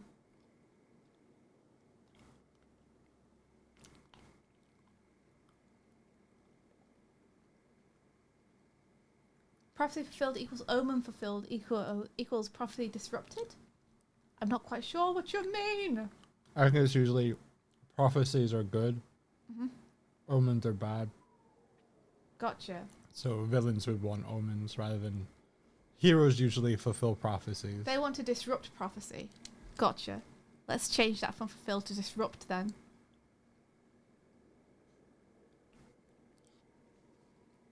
Ba-ba.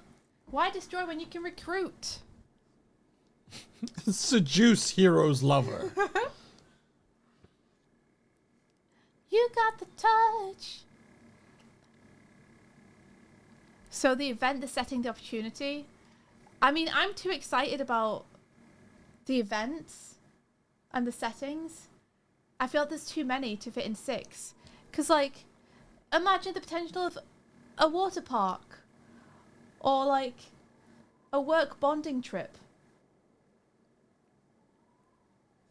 Or visiting the moon. Or, like, an aquarium. There are so many.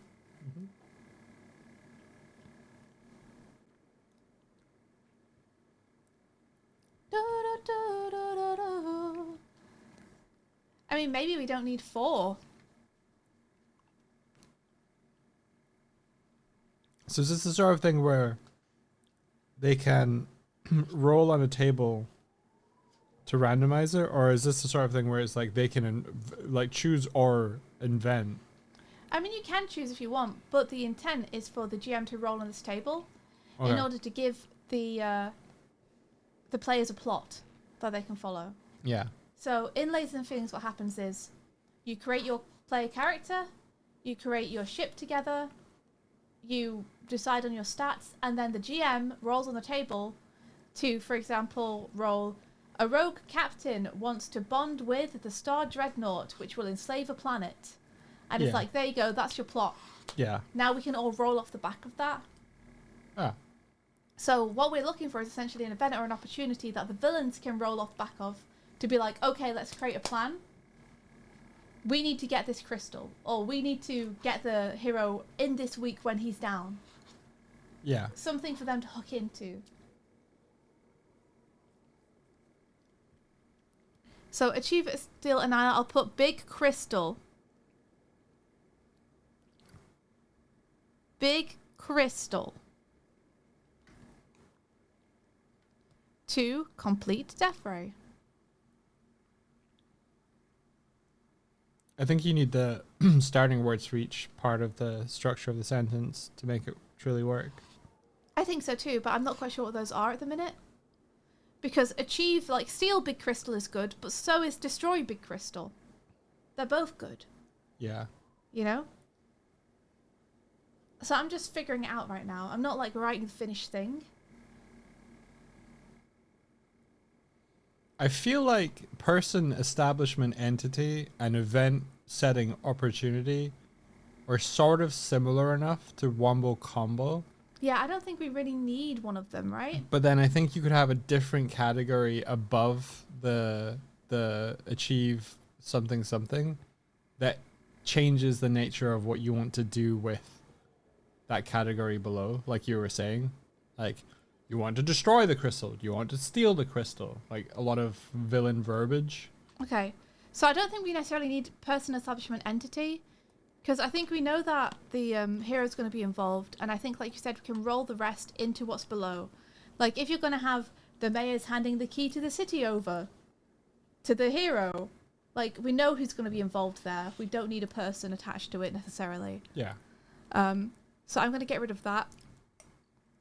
And I'll move this up. So that gives us the one underneath, like you said. Yeah, because the start of that could be like, during the blah, blah, blah. Yeah.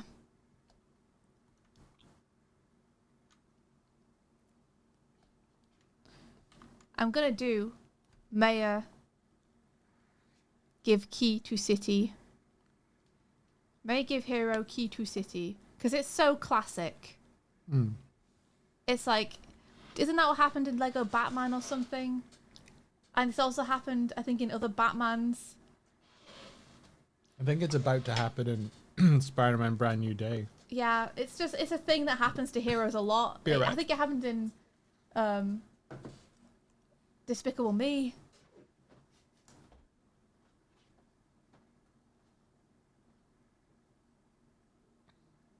Yeah, instead of, we can have steel. I'm looking at what Dark Vault said. I'm trying to find what layer I wrote this on.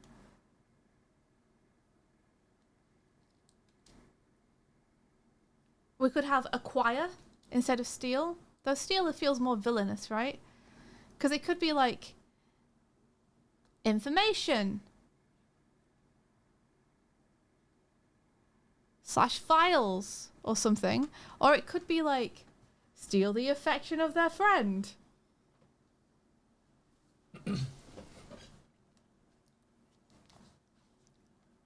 I'm going to smush all these together because I'm tired of not knowing what layer I'm on.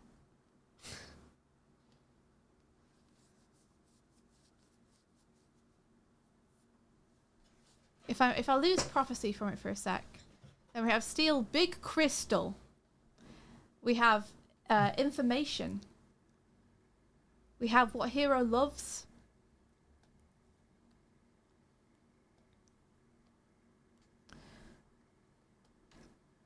We could have glory. Oops. What? My big D&D file. Steal the glory.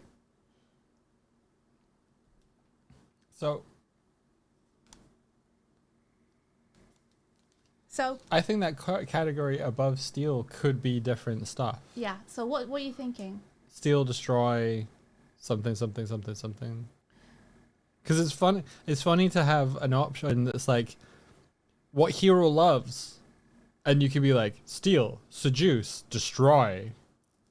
But that doesn't need different categories, right? Because we can have.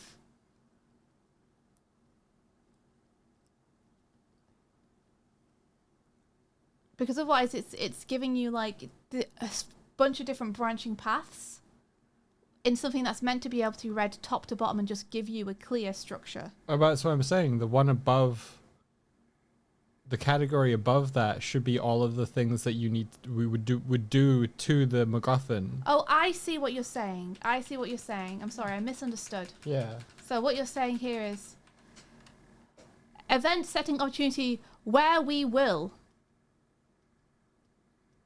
Right? This is what you're saying. Yeah. And then we have steal, destroy, seduce. Yeah. And then we have underneath. The. Yeah. I'm very good at this. You flattened Merges it. layers immediately regrets it. The.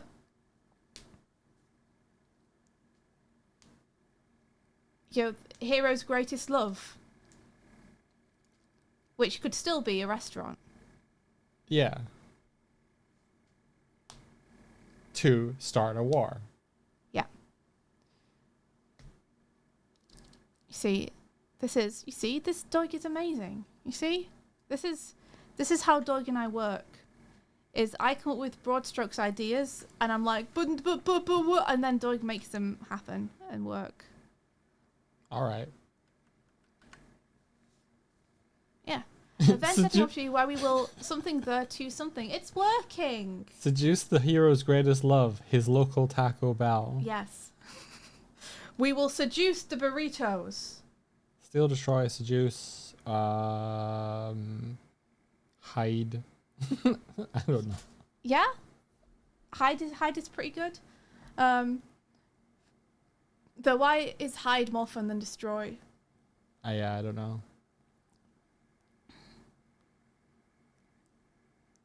Is infiltrate one? Infiltrate's the hero's greatest love. Yeah, right? It doesn't really work. I'm going to remove glory from the list because that doesn't really work anymore. I don't know. Seduce the glory? Summon? Summon. I'm looking at planetary alignment and I'm like, we need something like kind of magic and eldritch on here. Yeah, Right? I think I'm just summon the hero's greatest love to rip a hole in reality is funny. Right? It's pretty good. Banish? Why is banish different to destroy though? It's not.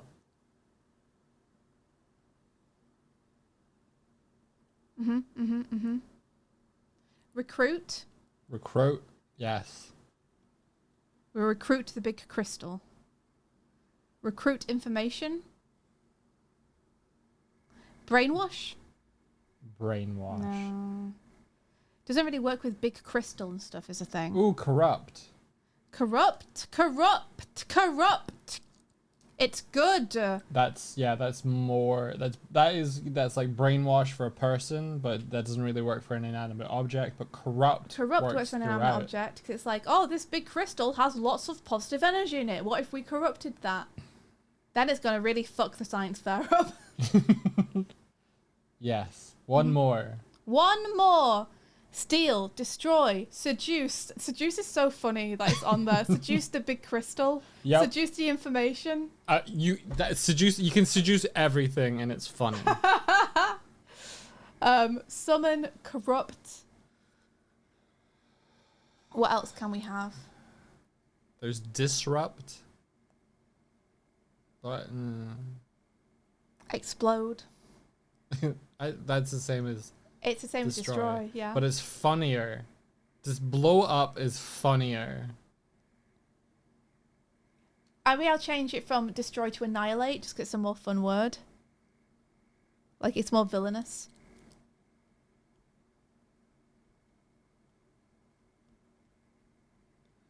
I can't spell it. Explode equals destroy, but bigger, yeah.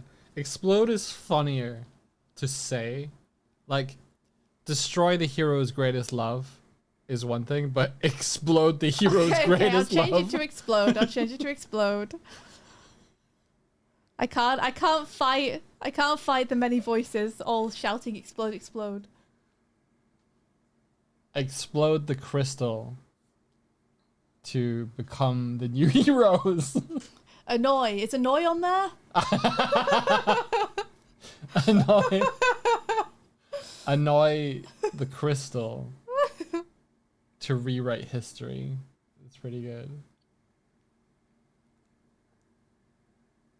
Ooh, betray. Betray's pretty good. Betray is pretty good. I'm gonna put betray on there just as like. I'm not sure because like betraying the crystal and betraying the information is a little difficult. Well, to betray the information is to tell someone a secret.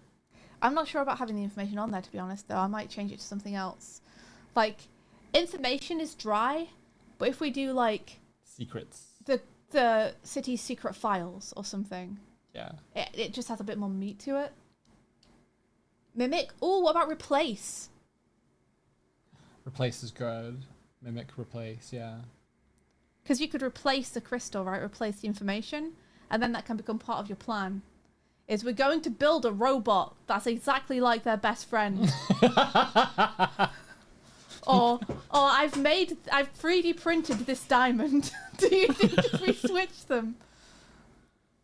Replace is good. Replace or swap, maybe. Yeah, we'll do swap.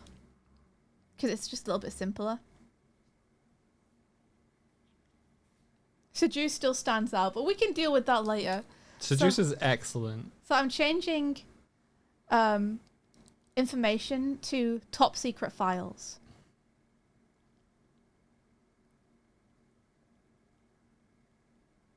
Right? Yeah. Like,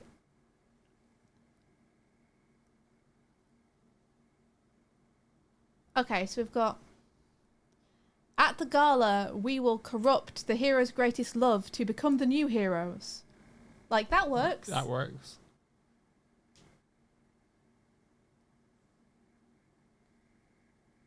What other fun settings and things can we have? How about seduce? Yes, make it work. Sure, I'll pop that in. Yes, you heard us right.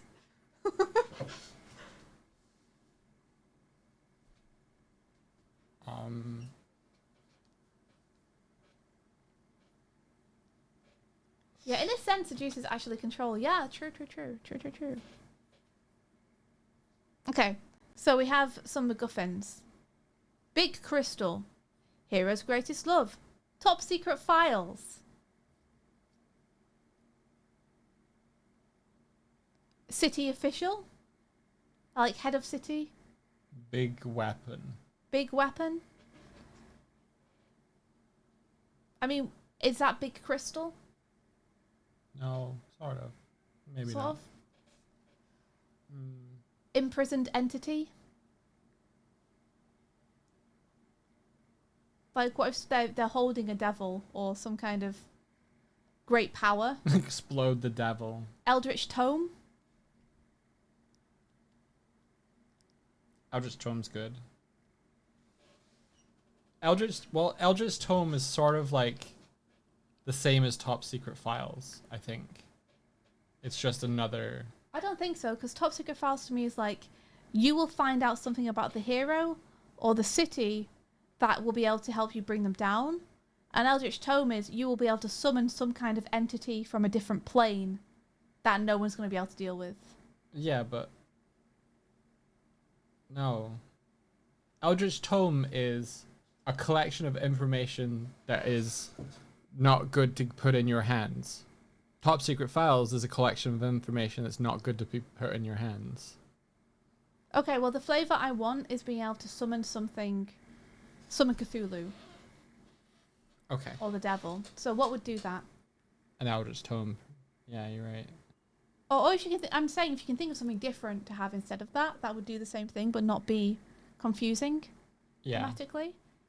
Then my end goal is like summoning big evil god, essentially. Yeah. Releasing something from its shackles.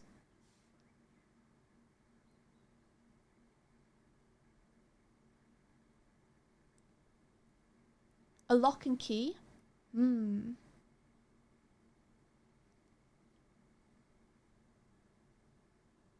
Seduce the Eternal Lock. To rewrite history. Pandora's box. Yeah. It's got similar vibes to Eldritch Tome. Yeah, I'm thinking of as a replacement. Yeah.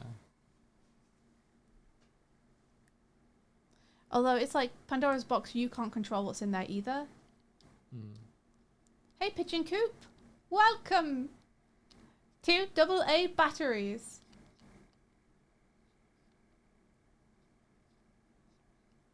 You know, when we like, explode the... Can we have just like door between dimensions? Dimension Door. Or something? Yeah, do Dimension Door. I like that.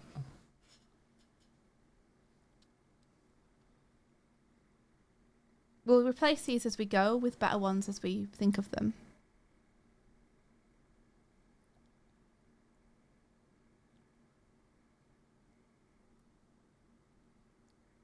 Thing of great value. Treasure trove. Yeah, I mean, what about gold of the city? Yeah. All the money.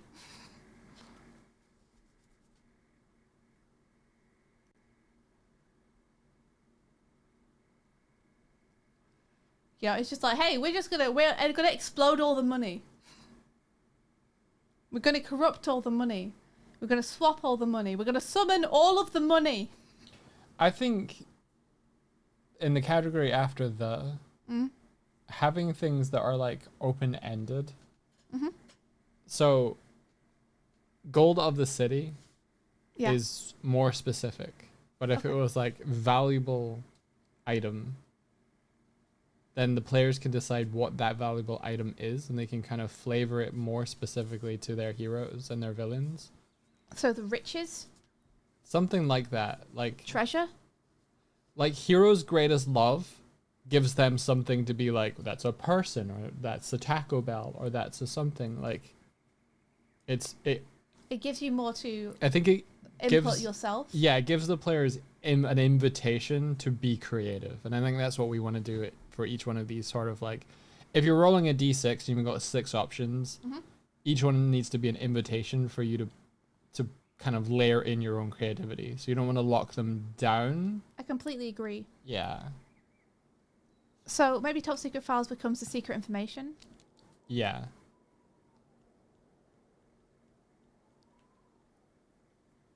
Yeah, so it's not tying into a specific theme either, because you were talking earlier about the villains could be in a fantasy setting, they could be in a superhero setting, they could be in space, they could be... Yeah, what about priceless artifact then? Yeah.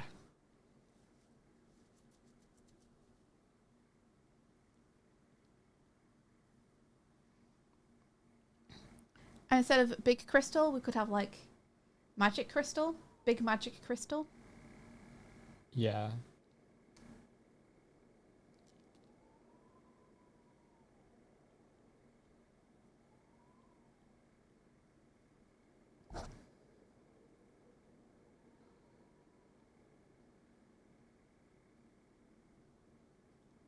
And maybe rather than scientific summit, we want like discovery unveiling or something. Yeah. There's got to be a better way to say that though.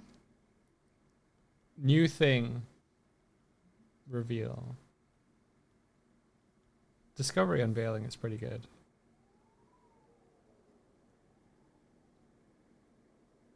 Important gathering.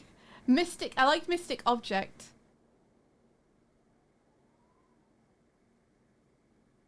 Thing of value, thing of power, thing of knowledge, thing of love. Basically that. Basically, yeah. Basically. Want to give like a little bit more flavor, but you're on the money with what we're doing.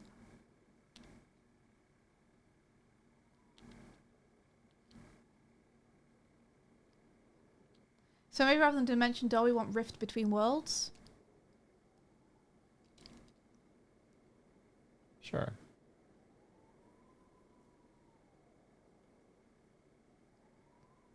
I don't know. I'm circling the ideas and trying to get closer and closer. Yeah, yeah. Because some of them are working, some of them aren't. Yeah.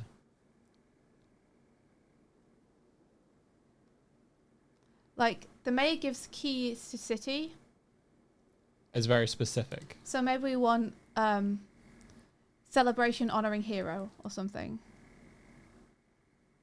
Mm-hmm. I'm trying to think of a way to say that's less dry, though. Hero party. I'm kidding. I mean... I know what you mean. I like hero party, actually.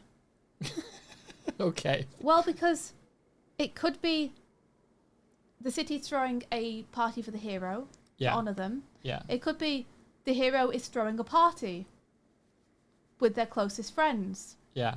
Or it could be hey, there's a party where all the heroes of the city are gathering. Yeah. You can interpret any one of those three things, and each one is a different flavor and gives a different thing you can do with it. That being deliberately obscure and vague so that the players have to interpret it in their own way is pretty fun. Right? Like, infiltrating a party the hero is throwing of their mundane friends is very different to infiltrating a party where everyone there is a superhero. So, not their surprise birthday party. What if it's a hero surprise birthday party? It could be that with this prompt, right? Yeah. So I kind of like that.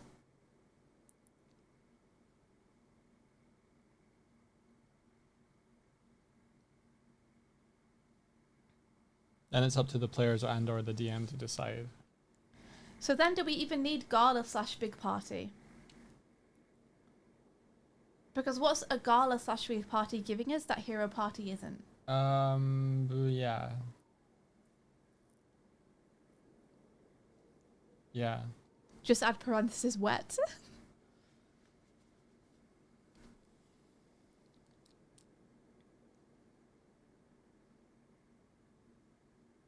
Like, what about rebel meeting or something? Ooh, rebel meeting's good.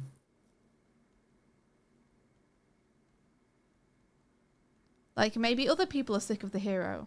Or maybe this is people trying to uprise against the villains. Yeah.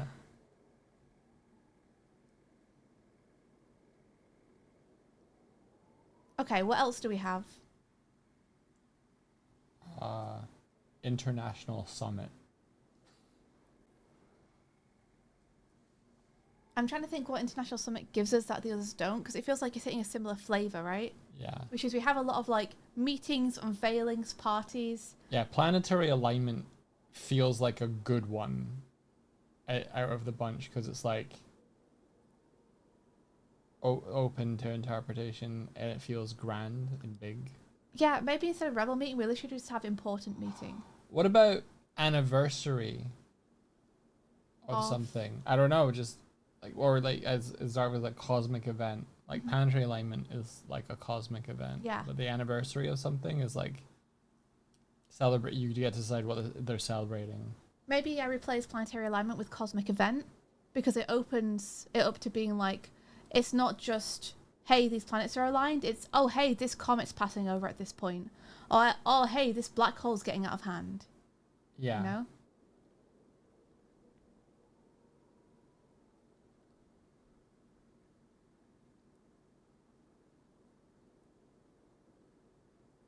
Like, what would be fun for you guys to play as players, right? Because a lot of the things that we've spoken about is how it'd be fun to, like, essentially infiltrate a McDonald's or something. Aliens invading, says Darfall. I mean, that's pretty good, actually. Like, a third threat appears that's distracting people. Mm-hmm.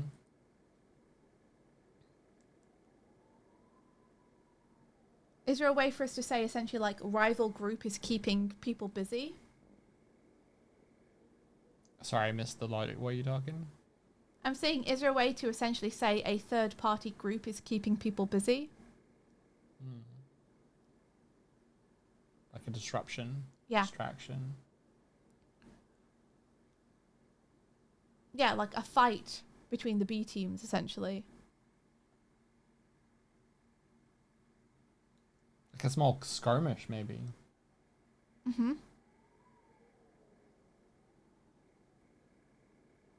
Mm-hmm. Or like when the Great Tuan started moving towards a red star to go have space turtle babies. Yes, cosmic event there, Ozzy. I'm just going to write fight in so I don't forget, but I'm trying to think of the way to phrase it, which adds the flavour and intent that we want. Yeah.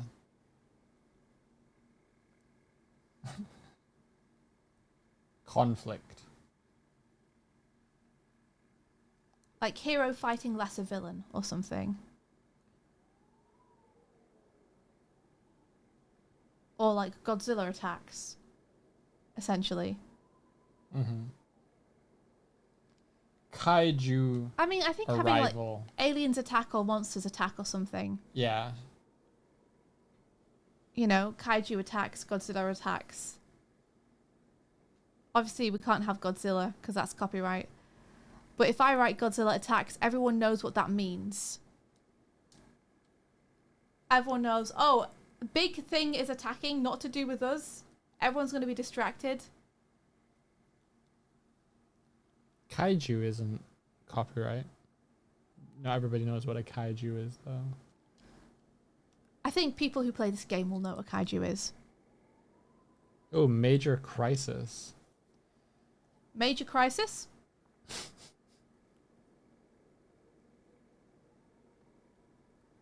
So I think this needs to be like, instead of where we will, like gives us the chance to. Or allows us to.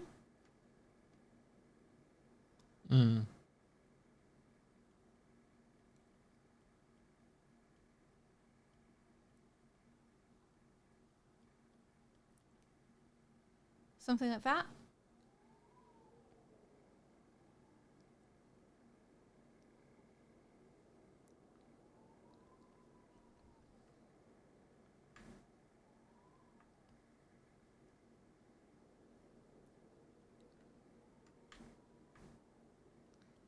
I'll put something better than the, but you know. Waiting for the.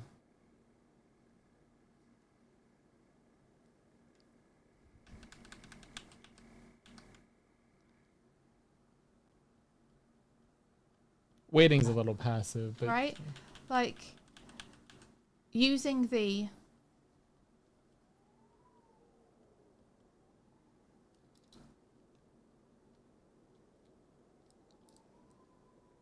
I'm just going to zoom in so you can see it easier. Okay. We're honing in, we're getting closer.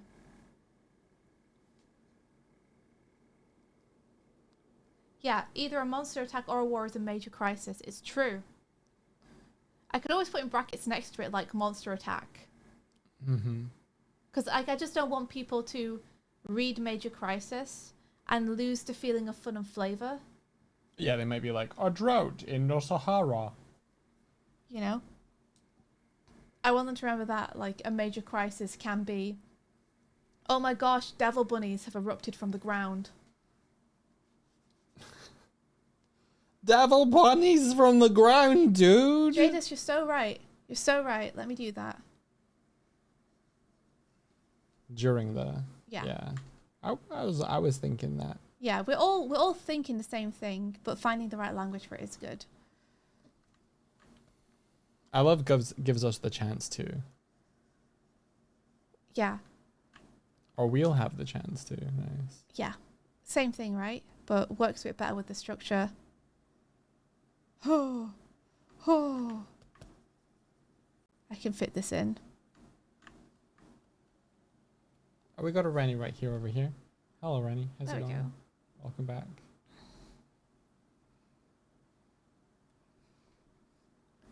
So I'm changing to so we can. I like putting, the weeds in there. It's nice. Personalized it. Okay, so let's run through a few, shall we? Shall we, Are you going to roll dice? yeah, roll some dice. Do you want a D6? And then then we'll change some stuff around if it feels wrong and bad. I have a lot of D6s in this box, dude. Yeah, do you want to roll? I get to use my dice? Yeah, do you want to roll your dice? Okay. Or do you not want to use them for this? I use them for this. It's not like I'm going to roll these anytime soon. You ready? Almost. Wait, I didn't roll. I heard you roll. I've dropped it. Okay, now I'm ready. Let's see what we get. You ready? Yep, during the 4, cosmic event, we'll have the chance to 2, explode the 2, secret information so we can 3. complete the death ray. Did that work? You could make it work. You can make it work. You could make it work. It's a little shaky. So we had, during the cosmic event, we'll have the chance to explode the secret information so we can complete the death ray. Like, exploding the secret information so we complete the death ray doesn't quite work, but you could find a way to make it work, I think. Yeah. To get the death ray, maybe getting the death ray is better. Obtain. Because completing it is the same thing as obtaining it. Yeah. There's something about like finishing it where it's like, oh, they've got the final piece. Yeah. But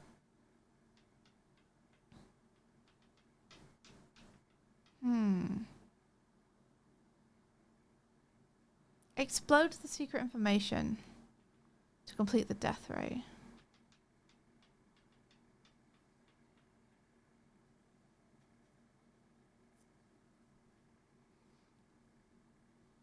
I mean, it makes sense if the secret information is the death ray's weakness. So for context, Rani, this is a one-page RPG role set where you play as villains, trying to defeat a hero while doing this stuff. I lost track of how the hero plays into this. I guess the hero is trying to beat you, but you're trying to beat the DM hero. is like a tool, I think, that the DM can use. Sorry, the hero is a tool that DM can use. Yeah. To essentially foil you during this. Yeah, so is the issue explode? Even though it's funny. The issue is just how it works together, I think. But you could, like Darvel says, some of the onus is, I think, on people playing the game to make these work, you know? So, as Darvel says, the hero stole our death ray blueprint and we need to explode it so we don't find our weakness. Like, you could roll it like that. Whereas, like, the information we're exploding is the information on the death ray, and we need to make sure it's destroyed before we complete it so people can't find the weakness of our death ray. Yeah.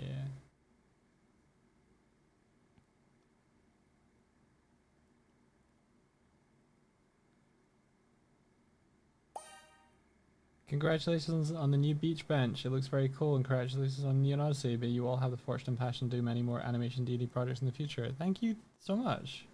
Man Moodle. Appreciate it.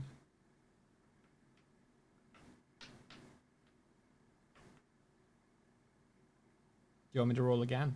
That was fun. Yeah, you could. I'm like, is secret information, do we want forbidden information instead? Or the blueprint? Or forbidden, I think, is better than secret. Forbidden is like, this is bad juju stuff. Forbidden information. Is that now getting too close to Eldritch Tome? Yes. Well, Eldritch Tome is kind of more of a specific thing, whereas forbidden information could be an Eldritch Tome. Yeah. Like, Eldritch Tome falls into the category of forbidden information.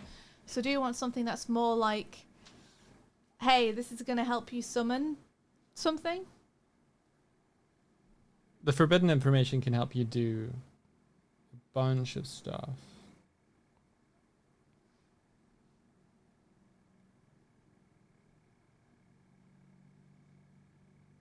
I like seduce the forbidden information. Yeah.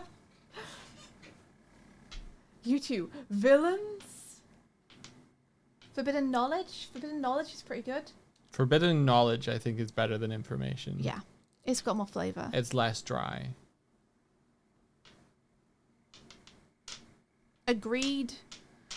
I think Big Magic Crystal, Forbidden Knowledge, and Priceless Artifact are all strong. Hero's Greatest Love makes me laugh every time. Hero's Greatest Love is strong. Eldritch Tome, Rift Between Worlds, they're both a little wishy-washy for me, I think. Yeah. Remove Eldritch Tome, we don't need it. Okay.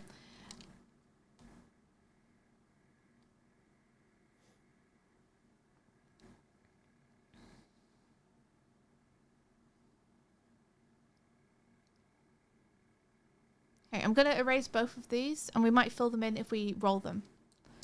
So do you want to roll again? Yeah, I feel like complete Death Ray. You could move Death Ray to the category above for like just big weapon. Does it step on big magic crystal though? No. I don't think so. Okay, Darkfall says Doomsday Device. Doomsday Device is better than Death Ray. Yep. Good job. But I like the open-endedness of the last one could be completely unrelated to what you've done before, because that just makes me laugh. Like, okay, I'm taking complete Death Ray off. Yeah. So we got Rip a Hole in Reality is good.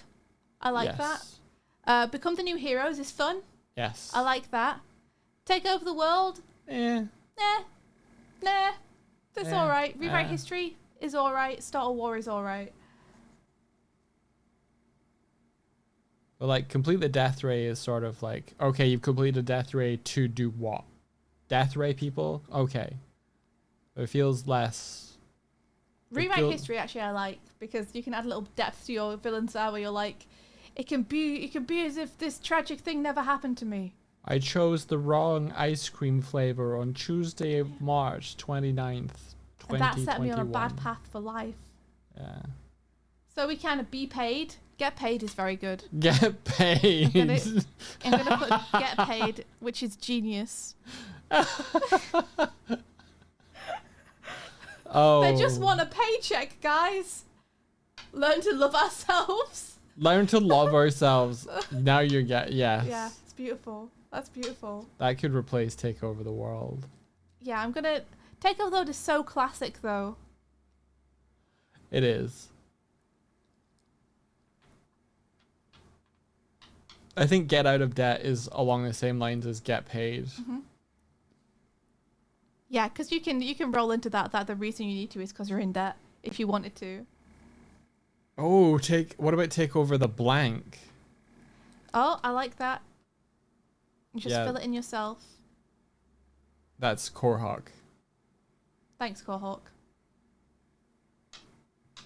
Yeah, because you could keep it. You could do as big or as small as you want, which is very nice. Mm-hmm. Take over the country, take over the street, take over the universe, take over the... Yeah, I like that.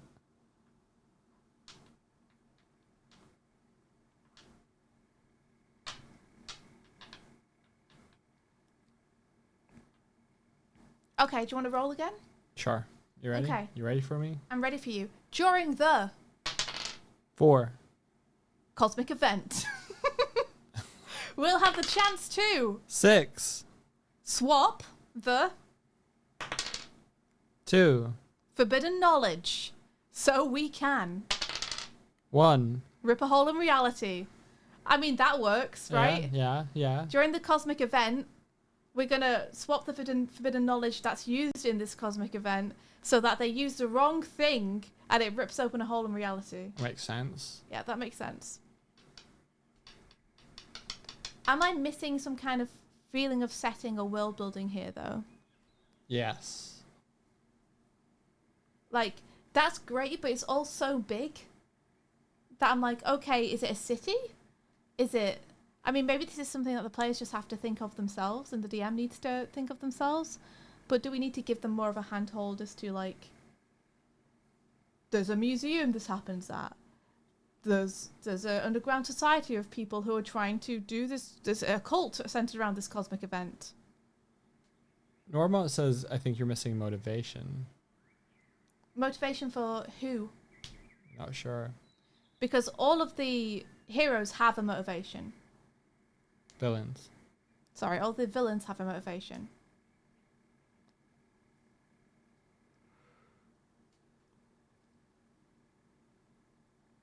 I mean, maybe that's, yeah, maybe this is one of the things, is like, down here we have so we can. You know, but do we even need so we can? Because destroy the hero is the big aim. I don't think it is. I don't think villains are ever really truly out to destroy the villain. Destroy the hero. Sorry, to destroy the hero. The hero is just thwarting them from doing what they want to do. Sometimes it becomes about that, but... Because if it's not about destroy the hero, then I wonder like whether the hero is such a great thing to have in here. You said it was a tool by which the DM can try and thwart you. It is, but the DM has many tools which they can thwart you. Do they also need the hero? Yes. Okay. Otherwise, Destroy you're the just a hero's number terrorist 6. splinter cell trying to achieve goals. Okay. What if we have destroy the hero as number 6? So destroying the hero isn't like necessarily the aim for the villains, but it's something they can be trying to do. It's a chance option. Yeah.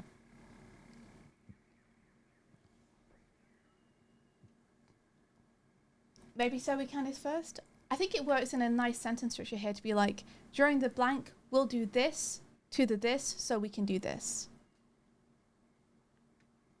So we'd have to change the motivations here because we have goal, defeat the hero and take over the world. Yeah. I see the goal on Lasers and Feelings is get your character involved in crazy space adventures and try and make the best of them. Yeah. So our goal is become the greatest villains.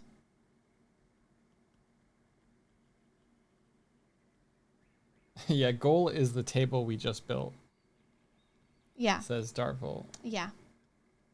Exactly. We gave a goal and then we gave another goal in the table, and I think we need to whoop the two of them together. I think goal should be enact the plan.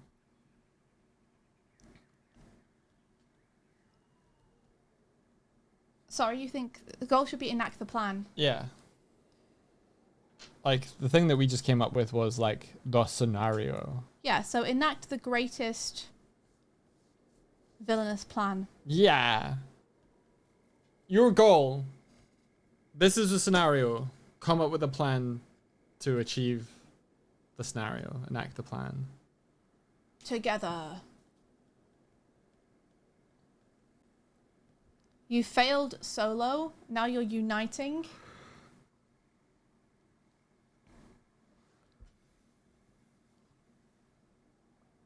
Yeah, a plan the hero can thwart. Yeah. That's the name of the game! That's it. Roll credits. Yeah. Enact the greatest villainous plan together is a good goal. This is the plan.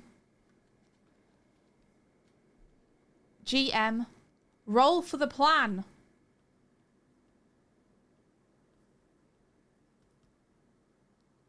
And then the players can decide how they want to enact this.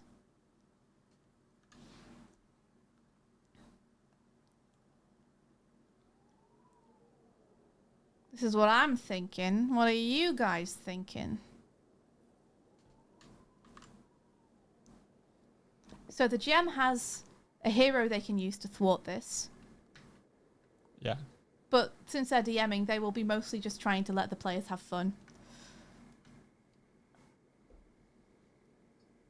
Do we even need a layer?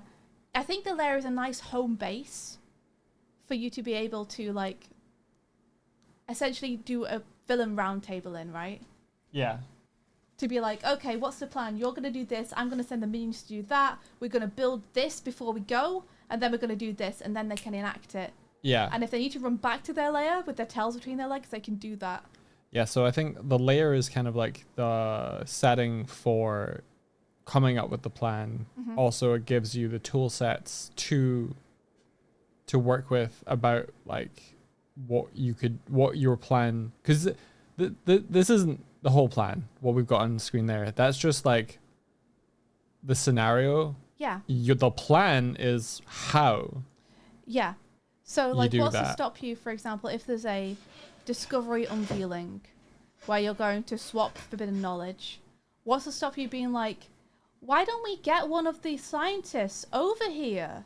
We should get one of our minions to kidnap a scientist and then interrogate them in our lair. We can use a shark tank.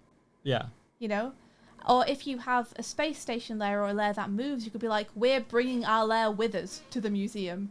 We're Yeah. crashing in there with lasers and light shows. We're not going to be quiet about it. Yep.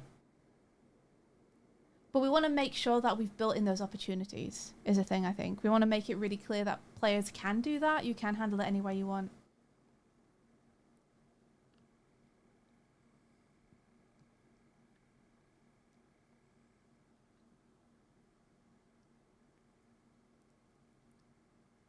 This is fun. Yeah, it is fun making games. It's like a little brain teaser challenge, right? Like there are problems to solve, but it's fun to think about the kind of things you could do.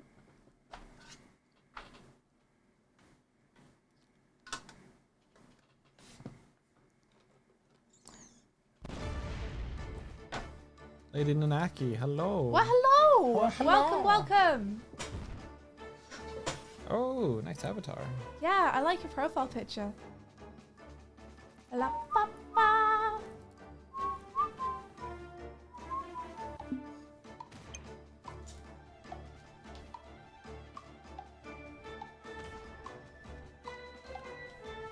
Trying to get over there.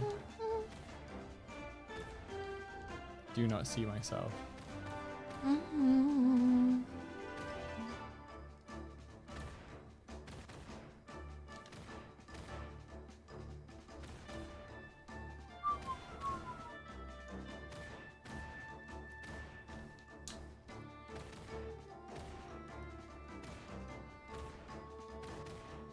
Welcome to the Dog Show stream. Yeah, welcome. How Sorry was if I'm your quiet. stream? I'm thinking currently. Go ahead, dog.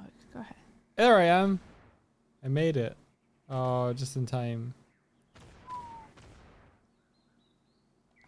Welcome to our stream, everybody. We're a couple of goobers, artists, animators. We make stuff. If you've not been here before, raise your hand.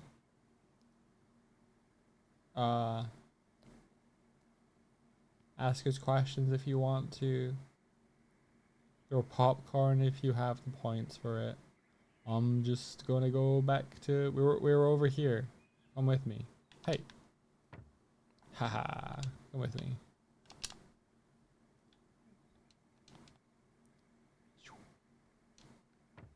Here we are. Hello. Welcome, welcome. Chabow. We're brainstorming a little RPG system for playing as villains to enact a plan. Mm-hmm. And don't get thwarted. Don't get thwarted. So I'm feeling infiltrate. I'm feeling kidnap. For the we'll have a chance to. Are both good. And I'm wondering about rather than steal, having kidnap. Does that work for both people and objects? Yes. I don't know. I really want to make sure people understand that the game like gives them, if they want the opportunity to like steal small NPCs connected to what's happening in order to become friends with them or get knowledge from them or anything, they can do that.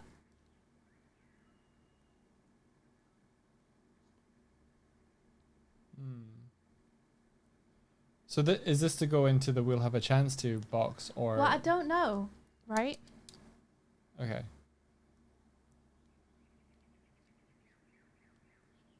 Or is this like actions you can take before? I'm trying to figure that out. Very fair.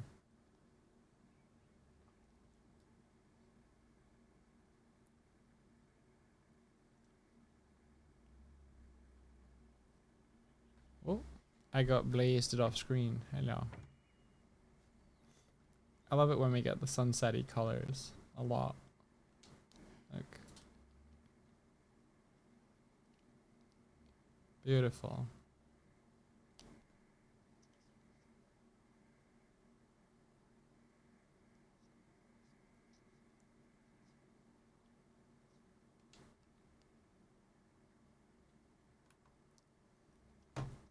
Hyperjerk suggests secure or capture as well. I'm gonna write this down. Secure. Capture Captured's pretty good. It's pretty good because capture covers kidnapping and stealing. Mm-hmm. Mm-hmm. My mistake. It's so nice to wake up and get to watch you as I start my workday, like Saturday morning cartoons. Welcome. Hey, welcome, welcome. I like capture a lot. I think capture has the energy of steel. Like, it has the scrungliness of a villain, but it covers both people and objects.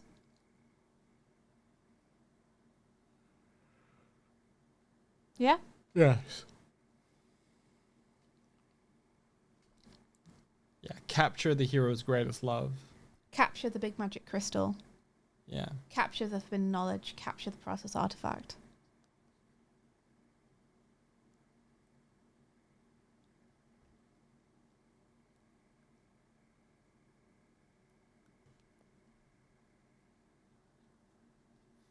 Capture the population's affection to become the next hero. Honestly, kind of, yeah. Like, do you want to do one where it's like capture the attention of the people?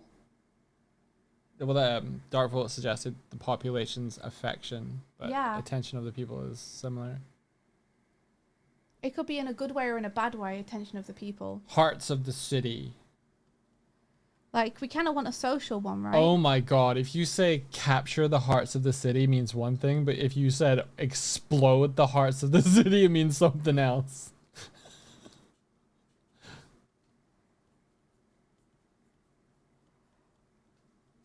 You can say the people.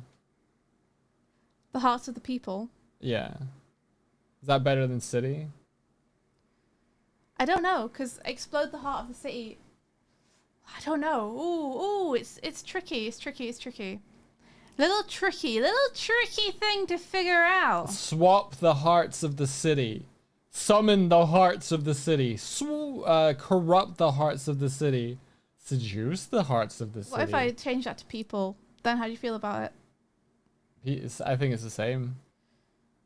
Capture the hearts of the people. Swap the hearts of the people. Swap the hearts of the people. Explode the hearts of the people.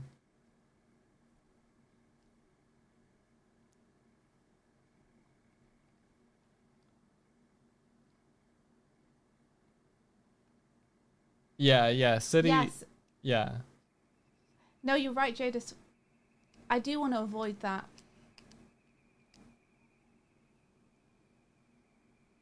Okay, let's do another roll. I put them away. Let's try it. I wonder. During the... I've got 4. No, wait. We won't know what order they are Yeah. in. 6. During the major crisis, we'll have the chance to 4. summon 4. the hero's greatest love, so we can 5. rewrite history. During the major crisis, we'll have the chance to summon the hero's greatest love, so we can rewrite history. It's pretty solid, Yeah, because you'd be summoning them through time, right? presumably. Presumably, you'd be summoning them through time, being like, "Don't go out with them." And then when you send them back, it's like, oh, the hero never becomes the hero because that person never believes in him. Oh. They're never there for him. Oh, Now we can do what we want forever. beautiful. What do you think, guys? I like that one. Are you going to be designing some villains as well? No, you will! Because it's the players who are the villains and they get to design their own supervillain, who they play as. Ha ha! Ah. Wah! Wah! Ha! Yeah, or that person was never killed, so the hero never had motivation to become a hero. True, you're just like, here's your love back. Here are your parents, Batman. Here's your parents, Batman. Here's Martha.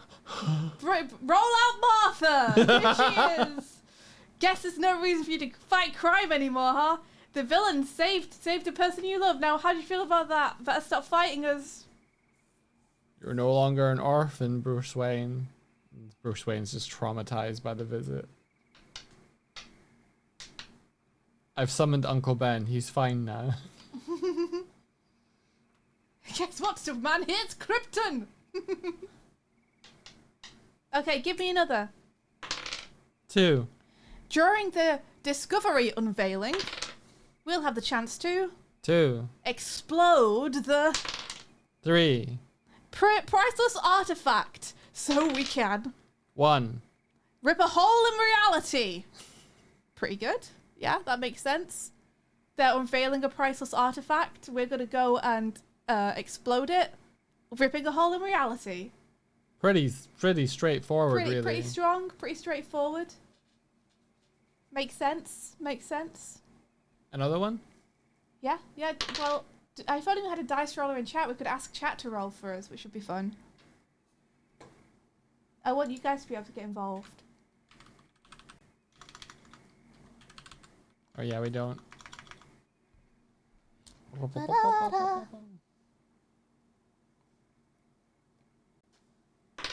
3. 3. Okay, during the kaiju attack, we'll have the chance to 3.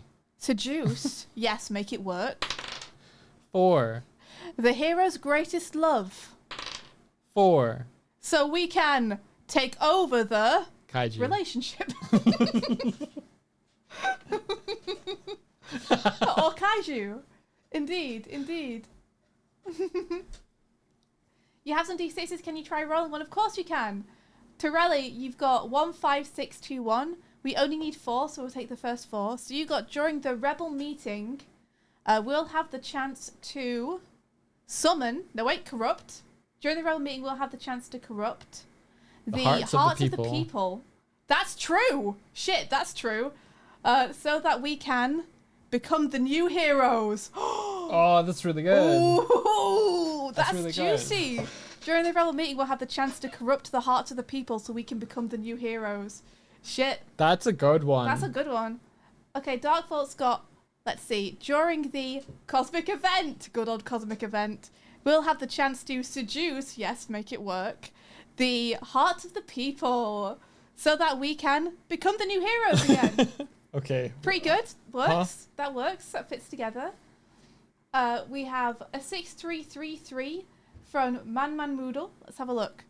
During the major crisis, we'll have the chance to seduce, yes, make it work, the priceless artifact. To get so we can get paid. I love it. Cool. I love it, actually. It's good. It's good. Jada says, exploding knowledge again. During the major crisis, we'll have the chance to explode the forbidden knowledge so we can become the new heroes. I think you could make all of these work, to be honest. Yeah, because if you're exploding the hidden knowledge, that's maybe like evidence of your past crimes. Yeah. Or Or like photos of you at a child's birthday party as the clown that ruined the whole thing. Or some kind of rules that there can be only one hero. And you're like, bam, get that out of here. What rules that there can be only one hero? Now there are multiple heroes. I need to be right back.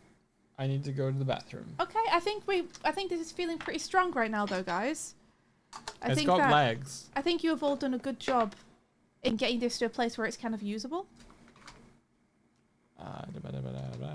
So I'm gonna shrink it down a little bit because I used up so much room over here just drawing a stupid tarot deck and bad dice. I need to get them out of here. I froze my face tracking. You're welcome. That's terrifying. Okay. I'm just going to move everything over so that we have a little bit more room on this page.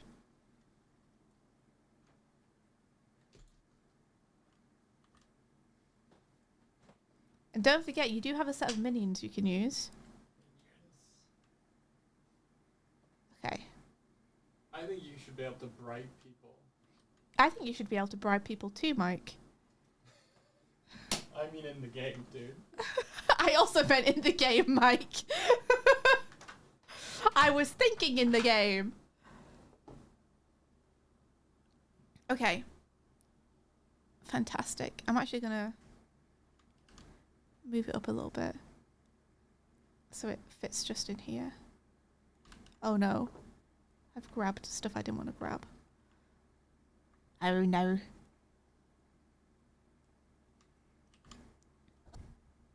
Delicious. Delicious. I love it.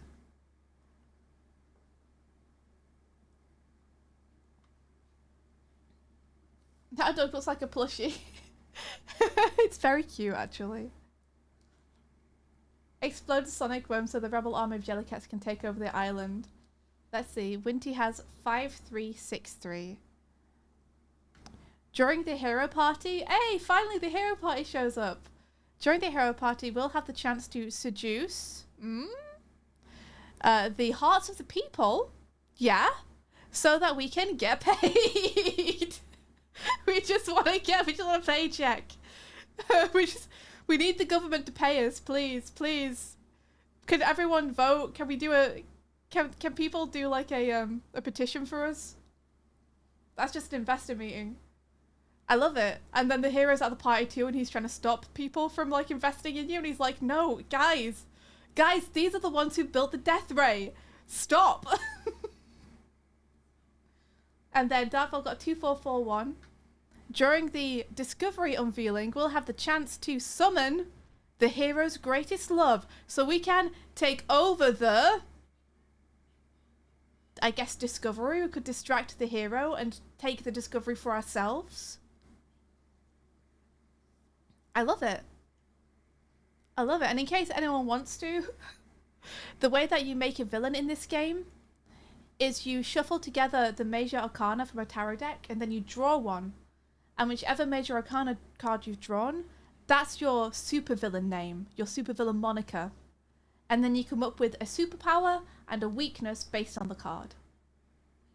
Based on the vibes of the card, or the image on it, or whatever you feel. So if anyone wants to make themselves a supervillain, they can. Yeah, I love it. And you get to make your own layer, which is great.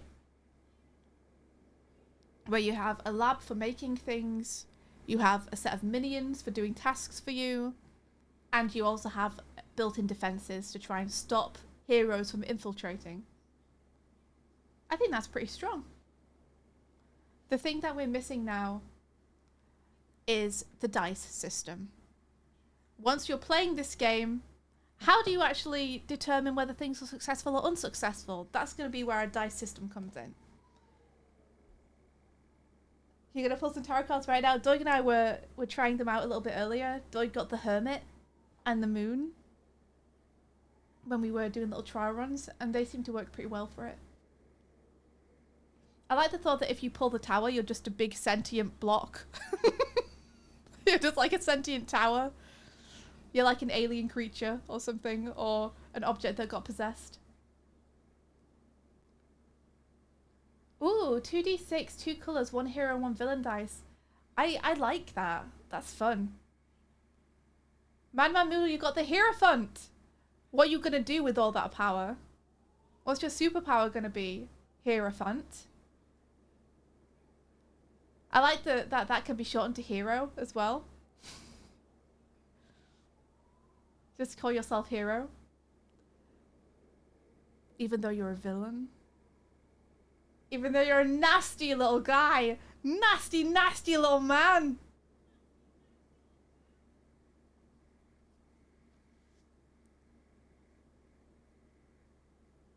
I hope that once we have a little sheet of this complete, we can throw it at a few friends and ask them if they would run like a one-shot for fun with friends just to see if it works.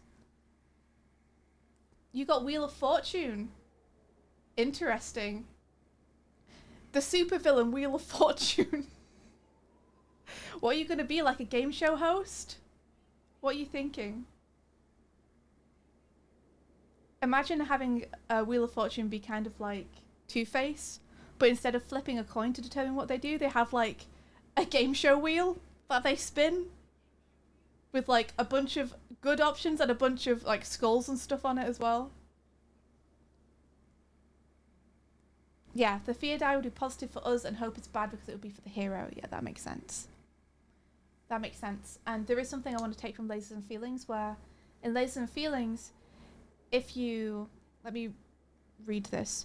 If you roll your number exactly, the stat that you've chosen at the beginning of Lasers and Feelings, you have laser feelings, you get a special insight into what's going on, ask the GM a question and they'll answer you honestly.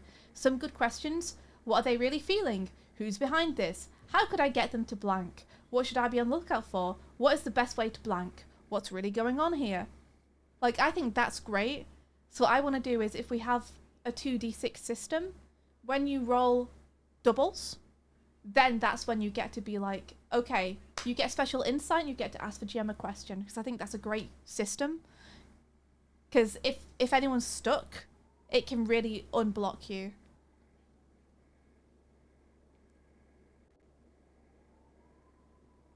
Spin the wheel, determine your fate. Game show with cursed outcomes will be pretty fun as a villain, actually. That'd be very fun. Pelinova says, I remember there was a Japanese game show where you eat the sushi on the wheel and the bad one was just a big ball of wasabi. Oh, that's terrible. Doubles are a crit, and a crit you get to ... You played Laser Ponies. I was a big spaceworm psychiatrist. Lasers Ponies? What's Laser Ponies? That sounds fun.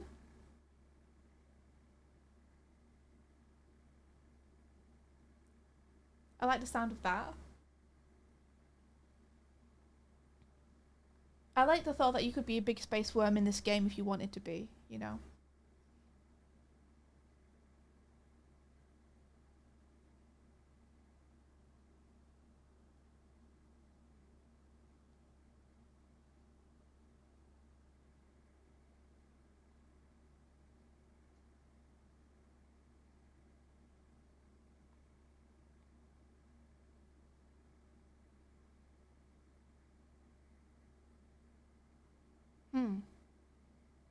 It's creeping you out. Yeah, sorry. He'll be back soon and he'll stop doing whatever that is. A dice pool system where you can gamble the dice by delegating to minions instead of doing it yourself. If they succeed, you get more dice. If they fail, your pool shrinks. Either way, you don't have access to the dice you gamble until they're done with the task in the fiction. Interesting. I don't know if it would work in our game yet, but I'd like to have something a bit like that with dice pools, where I think it would be fun if your fellow players can choose to assist you. And if they choose to assist you, they can give you one of their dice. But that means they have to roll with one dice for the next whatever it is. You know, they lose the ability to roll doubles, essentially.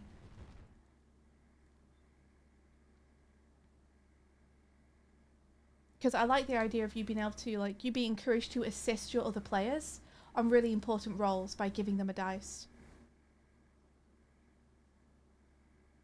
Wait, Rosie, are you...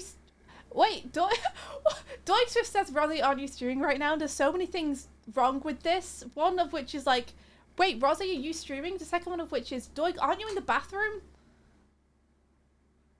No one's doing what they're meant to be doing right now. No one's doing what they're meant to be doing right now.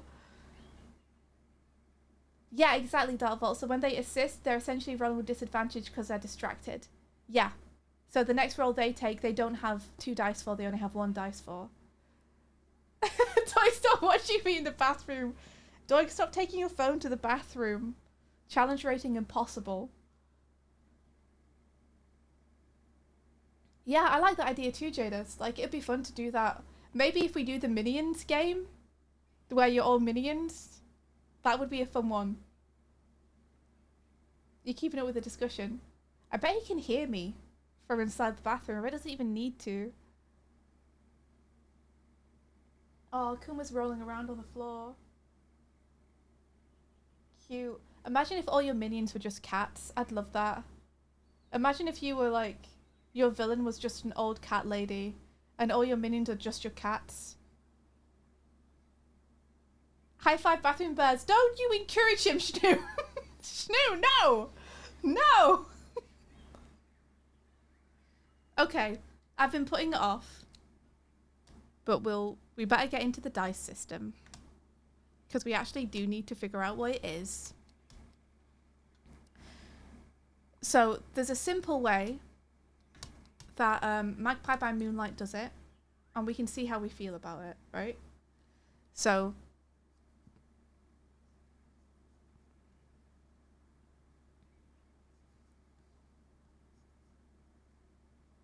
I forget how D6s look. I think it's like this. I don't know where the dots go, you know? 2d6. So what happens generally is you roll, and 1 to 3 is fail, and 4 to 6 is success, right?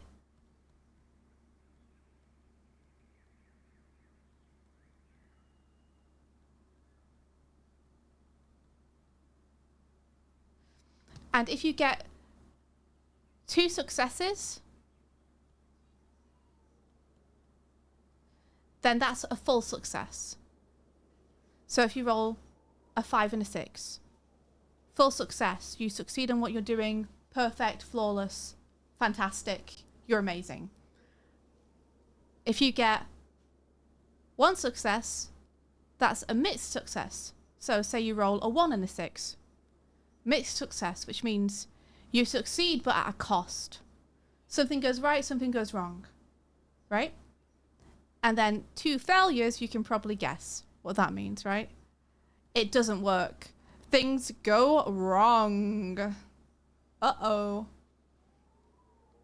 And then rolling doubles.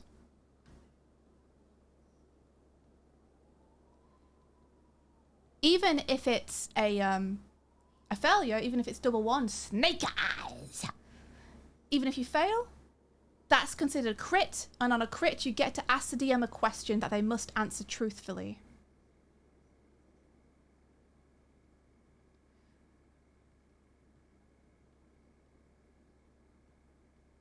I think that's such a genius move from the Lasers and Feelings crew.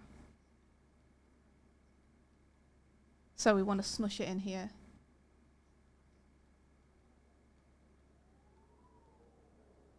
Because it helps move the game forward.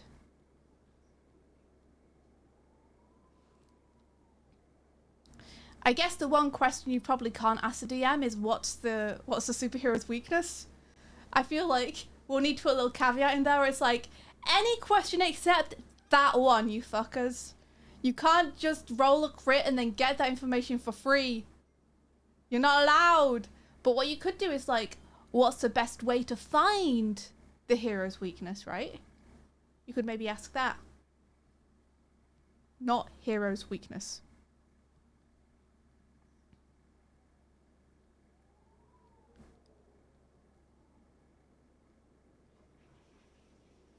Now, I like this system because it's simple. The thing that this system doesn't do for me that I'd like to incorporate is that earlier on, we gave your little villain guy a superpower, right? We gave them like an expertise, something that's like their thing, whether that is going into their own dimension, like Doig's hermit character did, or whether that's sending people to hell, like the devil does. Now, I feel like if you're doing anything related to that superpower or your expertise, you should get some kind of bonus, right? That makes it easier to succeed. So I'm trying to figure out how best to do that in this system. Like, do we want a third die that's called a super die? I just heard myself again because Doig came out of the bathroom with his speaker on. That was disorienting. Like, do we want a super die that you roll if you're rolling something to do with your expertise or your superpower? What do you guys think? What's a nice way to incorporate your villain's specialty so it feels like there's something they particularly can succeed at that the rest of the crew can't, so that you're not always rolling at evens with everyone else? It could be quite nice just to stack a die, because imagine if you are rolling something really important and it's to do with your superpower. So you get to add your super die in, right? So now you're rolling 3d6. And then your friends are like, we want to help you because this is really important. And one of them gives up one of their d6s, so now you're rolling 4d6. And you need 2 successes for it to be a full success. I liked Lasers and Feelings with, like, you get to pick where on the spectrum you are between Lasers and Feelings. Mm-hmm. For like dice rolls to kind of customize your character in a easy way. Is there something that we could do that's similar to that?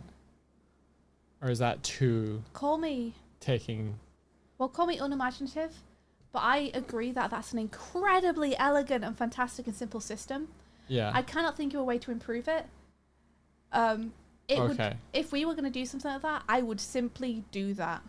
Right. I would take exactly what they've done because it's too perfect. It's elegant, right? Yeah, it's you choose your stats on a scale of 1 to 6. You have 1 dice, and the difficulty is to do with your stats, and then you roll over or under depending on if it's lasers or feelings, and it's like, and essentially everything's incorporated in that. It's so elegant. Essentially, that would just be lasers and feelings then with a different skin. Gotcha. Yeah, but it would 100% just be cribbing from lasers and feelings because I honestly can't think of a way to improve that system. I think it's so elegant. Yeah. Okay.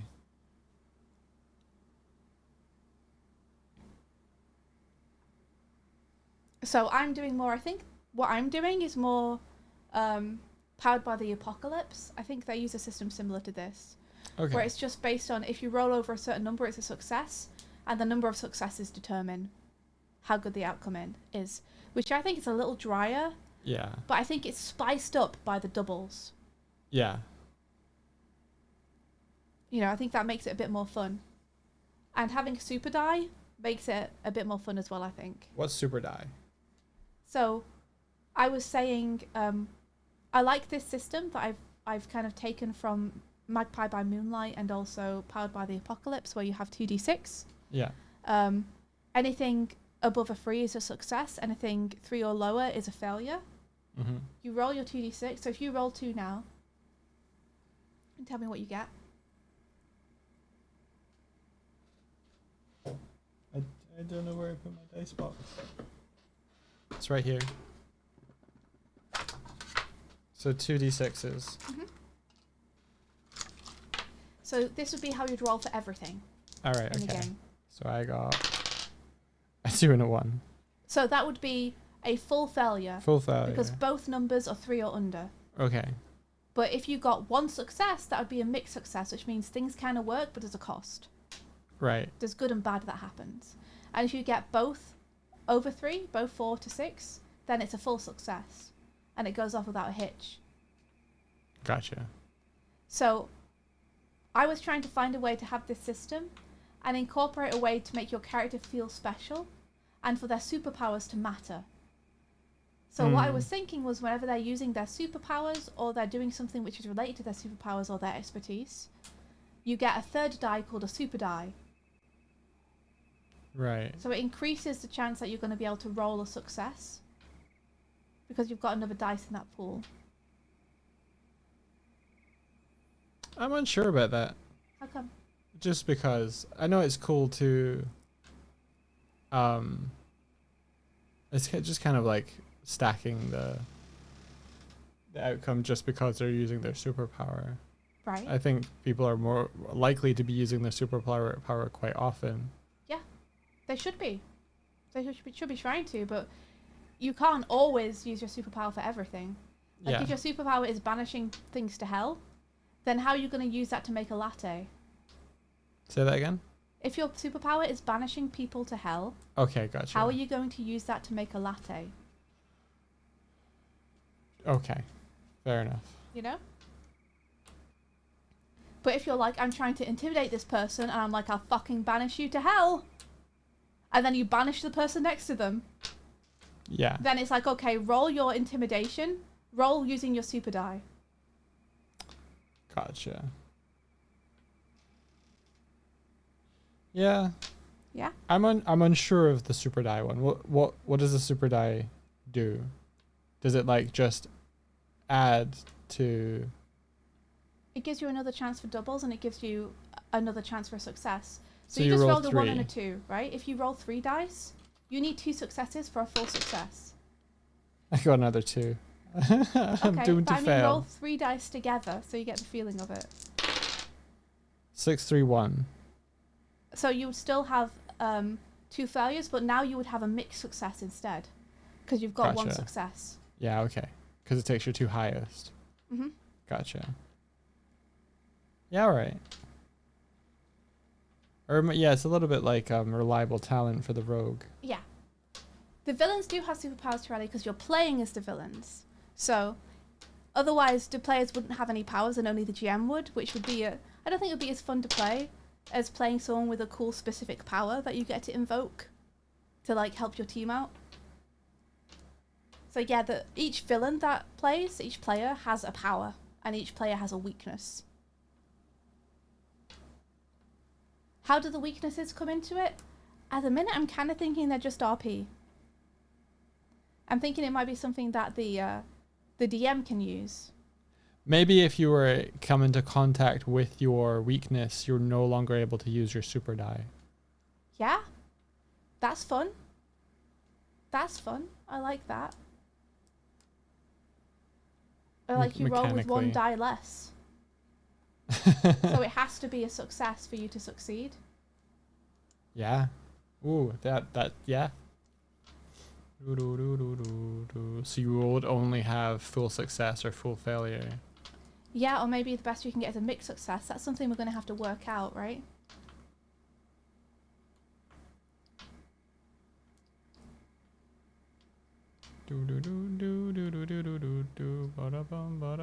Full failure needs something to move the story forward.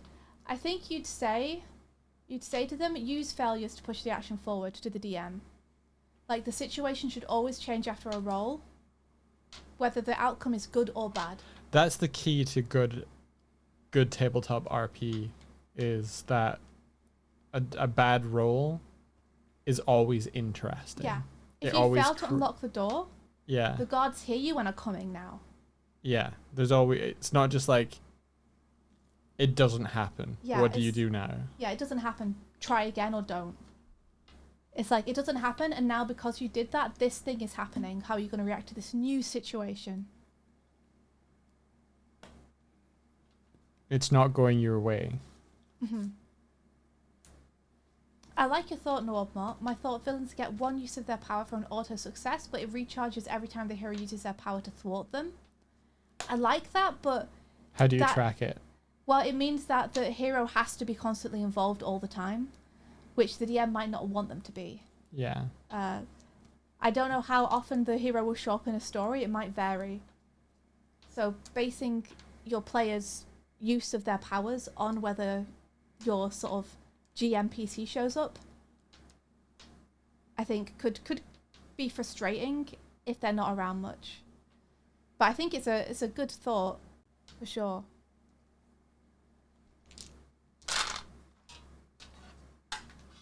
I like the thought of, if you're around your weakness or being affected by your weakness, you can't use your super die.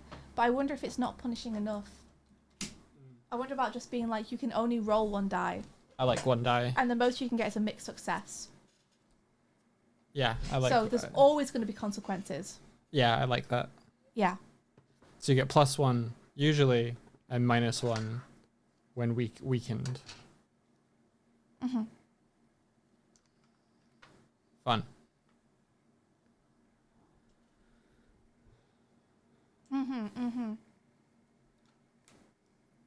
We need to see it get played is the problem. So scenarios and things playing out mechanically, there's not like there's not like a game board or anything. Right? By that I mean there's like in D&D you have, 5 feet range attacks and everything. It's probably going to be more lasers and feelings level of just silly. Sell it to me. Right? Like, tell me why this would work. And if you convince me, I'm probably going to let it work. Yeah.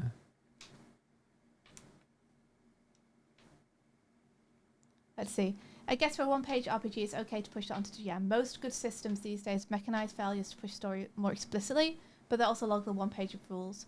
Yeah, agreed. I think that's why Lasers and Feelings does it this way. Like, Lasers and Feelings just has a little GM section where it's just saying, hey, if your players fail, make sure it's still meaningful. Like, use it to push the story forward. Yeah. But it doesn't go deeper than that into mechanics. Like, it's a very theatre of the mind type thing in Lasers and Feelings. let me I'm gonna show you guys. So this is the entire rule set for Lasers and Feelings. This is it. So you get good. this, you can run the game. You're set. Has So everything you good. need to know. So it's the kind of thing I'm aiming for. It's keeping it this condensed and simple. Mm-hmm.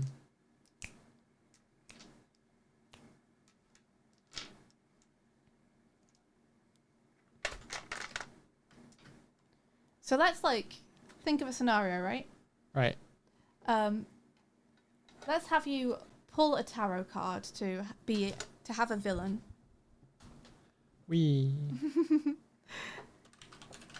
Do you need the dice again? You'll need the dice again. I have 3d6s. Sorry? I have 3d6s ready. Good, you should.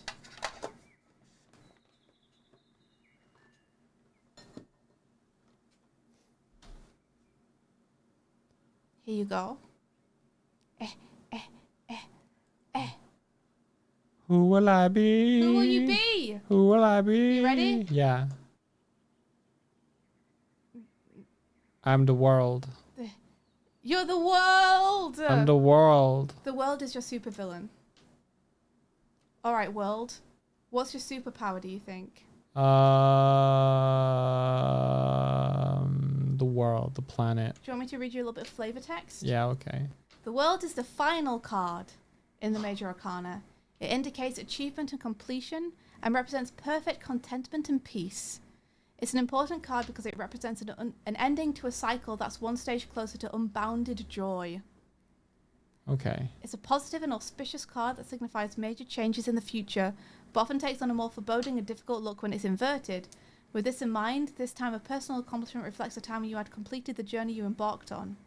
It's the end to a cycle, an ending to old things. Changes on the horizon, new ideas are going to take over. What was once complex will now be simple, and what was once important may no longer be important. So enjoy your reward from hard work and reflect on how it's changed your life, how it's helped you grow, or how you can now try something new because of it. Huh. Okay. The final card. So if I'm the world, Yeah. and the like the planet, maybe it's something like I'm thinking earthquake key based or something. I like it. Pretty simple. I like kind of causing want you to be an old man. an old wizened old man. A little old supervillain guy. I have tremors. You have tremors, so In you've my got hands. little shaky hands, but Little also you can cause earthquakes Yeah. and tectonic plate shifting to Yeah. cause natural disasters. For like mudslides or sinkholes or earthquakes and stuff. Love it, love it. Yeah. Walter World. Hmm? Walter World. Walter World. Yeah. Are you saying okay? Yeah. What's your weakness? Litter. Litter? What do you mean? Well, like people littering it is hurting the world. So wait, so you cause earthquakes, and Yeah. your weakness is you don't like people littering. Yeah. That's it. I don't know. Pollution in general. Darkful So you're a saying nature pollution. lover. Yeah. Is that what I'm getting? Yeah. You love nature and things being in peace and harmony in the world, and you hate litter and motor oil and people smoking and Yeah. stuff like that. Yeah. Yeah? Yeah. It hurts my soul. Swifty, the old man is picking up trash off the ground. That's very cute. Why are you a villain, Walter? You seem so nice. What happened to you? I hate everybody. Yeah, people suck, actually. They're ruining my world. I'm just a really, really old Captain Planet. Yeah, you are. Well, Captain Planet got old and got sick of everyone's shit. Yeah. That's what the world is. Heart. Fuck you. Do you want a cape? No. You get one. I don't want Okay, one. you see? Not everyone wants a cape. I want a long jacket. But not a cape. You want a trench coat. Yeah. Okay, cool. So we've got our villain.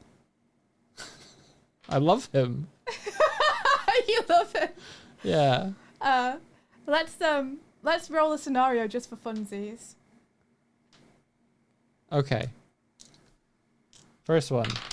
4. Cosmic event. 6. Well, you'll have the chance to swap 5. the Doomsday device so that you can 3. get paid. All right. All right. There's a cosmic event that's presumably is taking everyone's attention away from where the Doomsday device is. So you're going to be able to go in and swap that, which is important because then maybe you'll peddle it to other villains so you can actually get some money. The cosmic event is solar flares. Okay. Love it. Or do you get to decide what it is? You can You're decide. GM. Okay. I'm not GM. We're just having a bit of fun with the scenario. Yeah, So it's go for causing it. like telecoms issues and like electromagnetic storms and stuff. Walter probably loves this, correct? Yeah. Yeah. Even though it's beyond his control. as someone who's- Walter World hates Wi-Fi. Yeah. So he's happy it's all off. All the Wi-Fi's down across the city. Yeah. Walter's 'Cause enjoying seeing everyone panic about the solar flares. He can hear it in his head. And he Oh, just wants no. he just wants the world to be quiet. Constant tinnitus. Yeah. Yeah. Okay. So the plan is to swap the Doomsday device while everyone's panicking and the Wi-Fi's down. Yep. Because the defenses for the Doomsday device are heavily dependent on electronics and Wi-Fi working, Yes. and they don't. Yeah. So where do you think the Doomsday device is being held?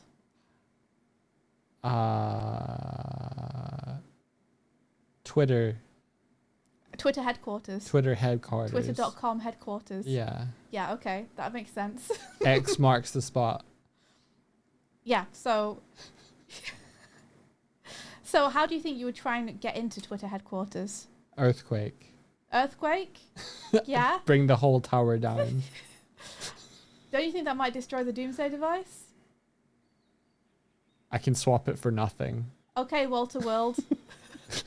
Give me a roll. And give me a roll with 3d6 because you're using your superpower to try and create instability in Twitter.com's headquarters so you can enter the building. I got 2 4s and a 2. That is a double success, which means you have a full success, and also because you rolled doubles, you get to ask the GM a question that I must answer truthfully. We haven't figured out who the hero is. That's not Is my that your question? That's not my question. that your It was just question? we haven't done that Do you yet. want to do that before you determine the outcome of your roll? Yeah. Okay, let's see. I'm going to do And another... also my question. Yeah, okay. Let me...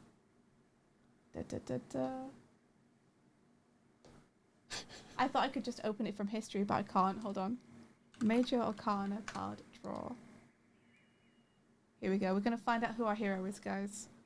Chat, I'm going to need your help in determining who this heroic figure is. Who is Walter's nemesis? Who must I? Okay, here we go. The Hermit! The Hermit! They're back. They're Okay, back. the superhero is called the Hermit. Yeah. What are their powers? I'll read chat this description while we figure it out. The long-lasting and recurring phase of self-investigation that allows you to slowly uncover and reassemble your internal resources in order to take on new challenges with high levels of confidence. You'll have greater access to knowledge from your subconscious. Oh no, this superhero doesn't need Wi-Fi for knowledge. What operations, events, people, and other such things are sources of inattentions for you? We might imagine the Hermit as a sage in the desert, with his intellect reflecting light for those who journey into the wild wastes. What more could we ask for? Shelter from a hungry lion and some answers about one's inner life? As always, leave it open-ended. Now it's time to wrap it up. What is this description? Sounds like it's written by not humans. Now it's time to wrap it up. It's all about introspection when it comes to the Hermit Tarot card meaning, so don't worry if you find yourself stuck during this phase. Take some time out of your day where you can think. This card can describe a condition when you withdraw from society for a period of time that feels appropriate for you for introspection, soul-searching, or clearance. You're in a phase of self-reflection, a period in life during which reflection predominates and decisions are made consciously. Okay, I have some ideas. What you got? So I'm going to read chat first. Hermit versus the world is a little on the nose. True. So Merlin says teleportation, blending into shadows. pretty good. Because you're like retreating from society, right? So like being very stealthy or being able to be invisible or be places you can't be seen. Yeah. It's pretty good. I was coming from the knowledge angle, being like, the hermit doesn't need Wi-Fi or modern access to information to have a level of knowledge on everything. So they're like a smart hero. Yeah.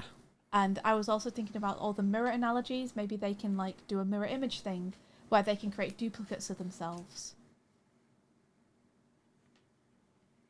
Maybe if they're a hermit, they're a website developer who stays inside Twitter headquarters all day. Oh no, it's their home. Oh no, it's their home. They are the creator of Twitter.com, the hermit. Oh, okay. And I don't know their weakness. Oh, I have to think of a weakness for them. Hold on, give me a sec. Because I need to keep that secret. Yeah, okay. I've thought of one. They can make bots. That's pretty good. I like it. I like it.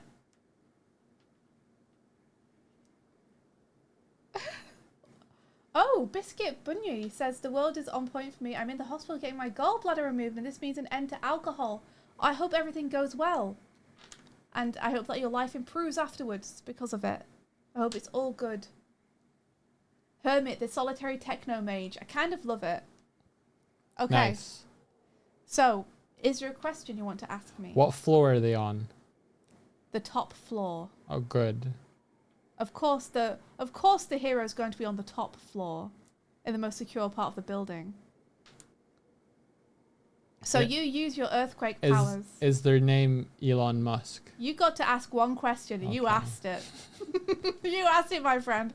You got a full success, which means as you reach out, you're shaking hands, and the earth starts vibrating below you. Yeah. There's a giant crash as the walls begin to shake, tremor, crack, and a hole opens as bits of the building crumble down to the ground before you. You have created an entrance into Twitter headquarters. I walk in. It takes me 5 minutes. Yeah.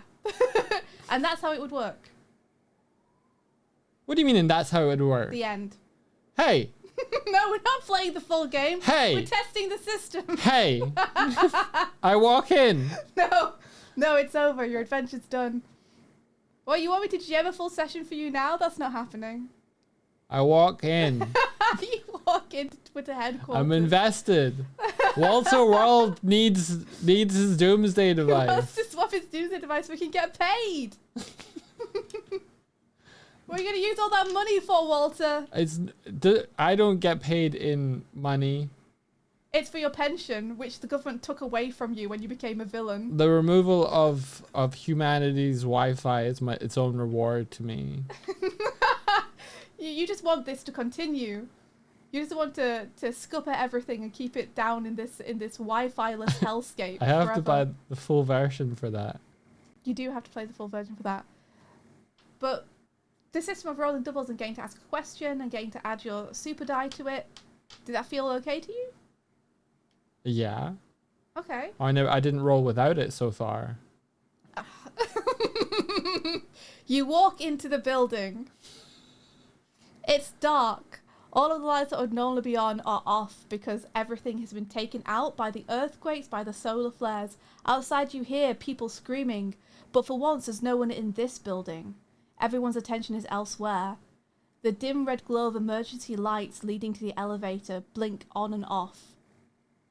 You know that they're on the top floor. You're old. The stairs are going to be a lot for you to handle. There's like 70 floors. But the power's out to the elevator. You only have emergency lights. How are you going to ascend this tower? What's more, I'm going to say, you have made this tower unstable. The world. You might want to be careful about causing more earthquakes. Because if this tower comes down now, you're inside it, my friend. I walk outside. I quit. Said the Walter.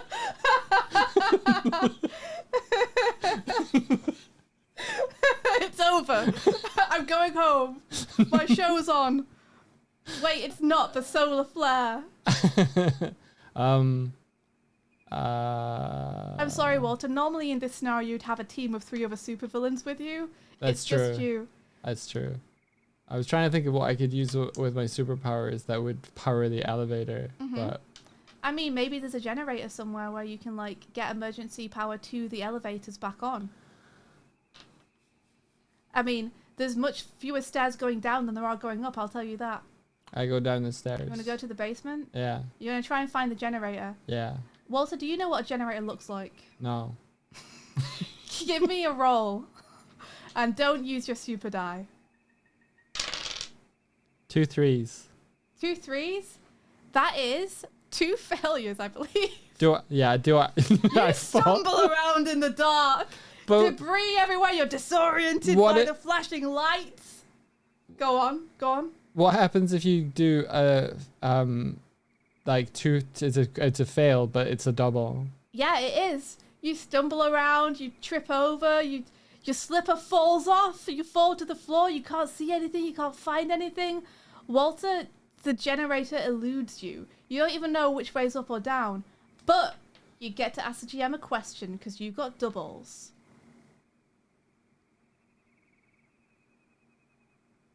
What does a generator look like? It's big and it's rumbles with the power inside it. I could feel the rumble. You think you might be able to feel the tremors through the ground if you focus your attention into your hands flat on the surface right now and try and follow the vibrations to the source. I put my palms on the floor and I crawl and move towards the source of the generator. I'm not going to make you roll for it. This is your powers. You're used to tremors. You crawl across a dusty floor, just an old supervillain in the dark. And after a few minutes, your hands touch metal and warmth and the churning of some kind of power generator. I kiss it. You kiss it. Roll for seduction. I got a 6 and a 2. That's a mixed success. This generator hasn't felt love and care in years. It's been poorly maintained.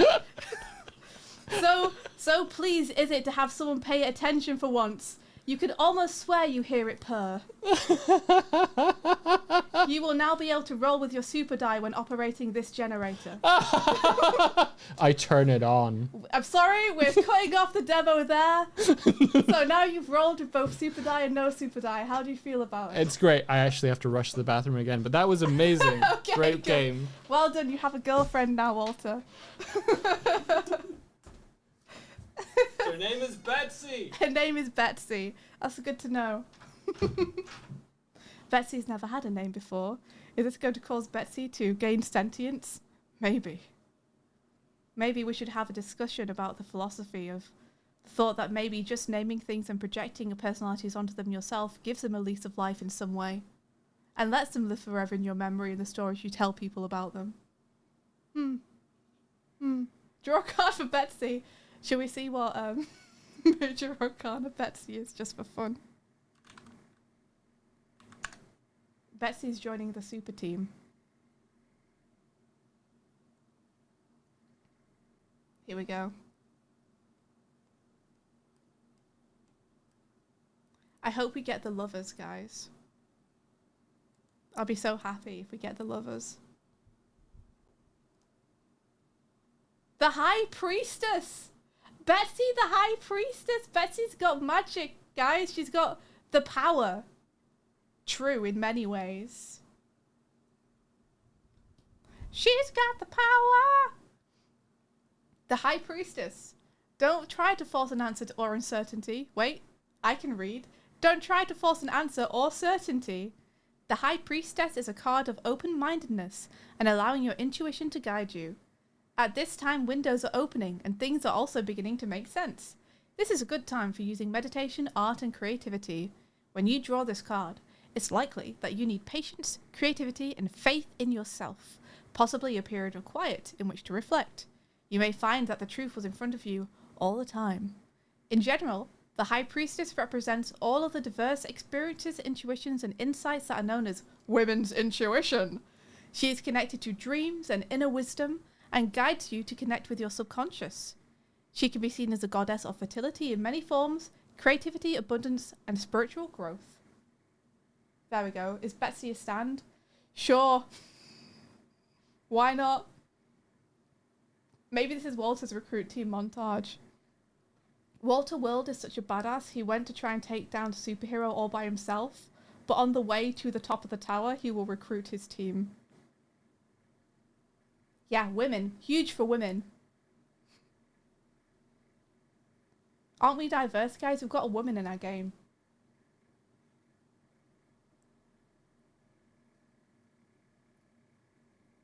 You turned on the generator in more ways than one. That's really good, Traders. Oh. Jenny is also good. Jenny, I'm making Jenny Betsy's middle name. Betsy Jenny Rater.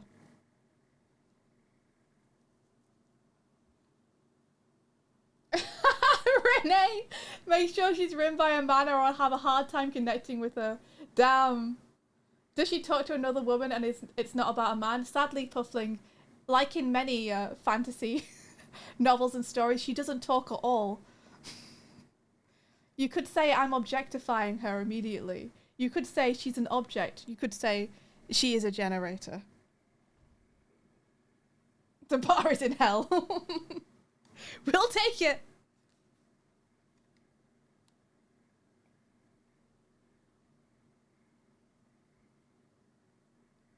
I'm just grooving now.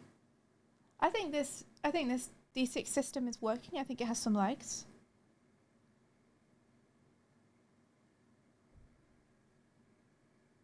I like the idea of being able to be assisted by one of your teammates as well, and that adding 1d6. I like the thought of someone having to then make their next roll with 1 die less. We haven't had to confront Walter's weaknesses yet. What did Doug say his weakness was? Littering. Ah, okay, we can do that. We can do that. Stairs. We didn't say stairs, but indeed I think stairs might be one of Walter's weaknesses.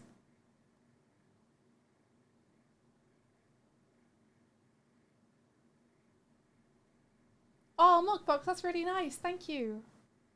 Yeah! Yeah!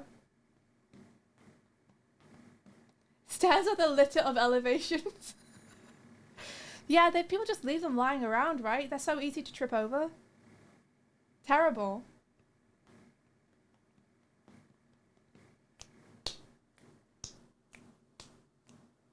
I mean, technically, I guess you could say that because this building is kind of everything that Walter stands against, he should be rolling with, you know, in air quotes, disadvantage the whole time, but I think that would be a little bit harsh. It's just being like, well, you're fucked this whole adventure, actually. I could do with ramps, Darkball. I'd enjoy ramps, I think. I think ramps are kind of fun.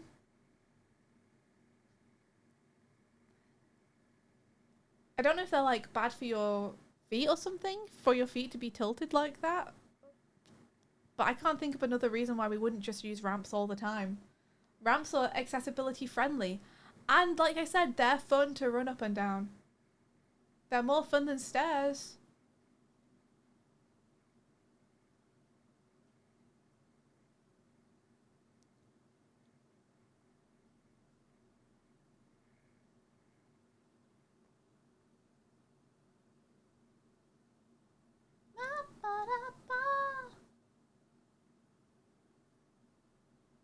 That's true, Puffling. You can fall down some ramps and not get hurt. I don't believe that's true of any stairs. True, imagine falling down a ramp. You just roll.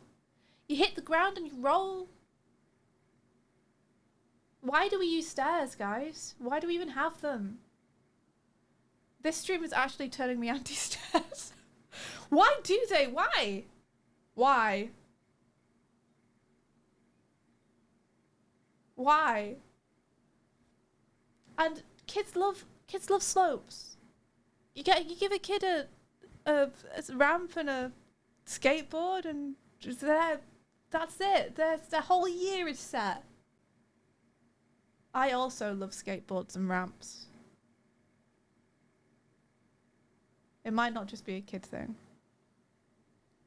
The season for ramps is short. What? What? The forest garlic herb. Damn it. No.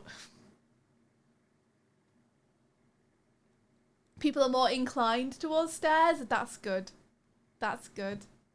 I like it. I'm going to have to step up my own jokes, I think. Eh? You returned from nap. Welcome back, Nico Spud. Yeah, we need a villain Groot to explode stairs. Walter needs a posse. Walter World needs friends. He needs other supervillains to have his back.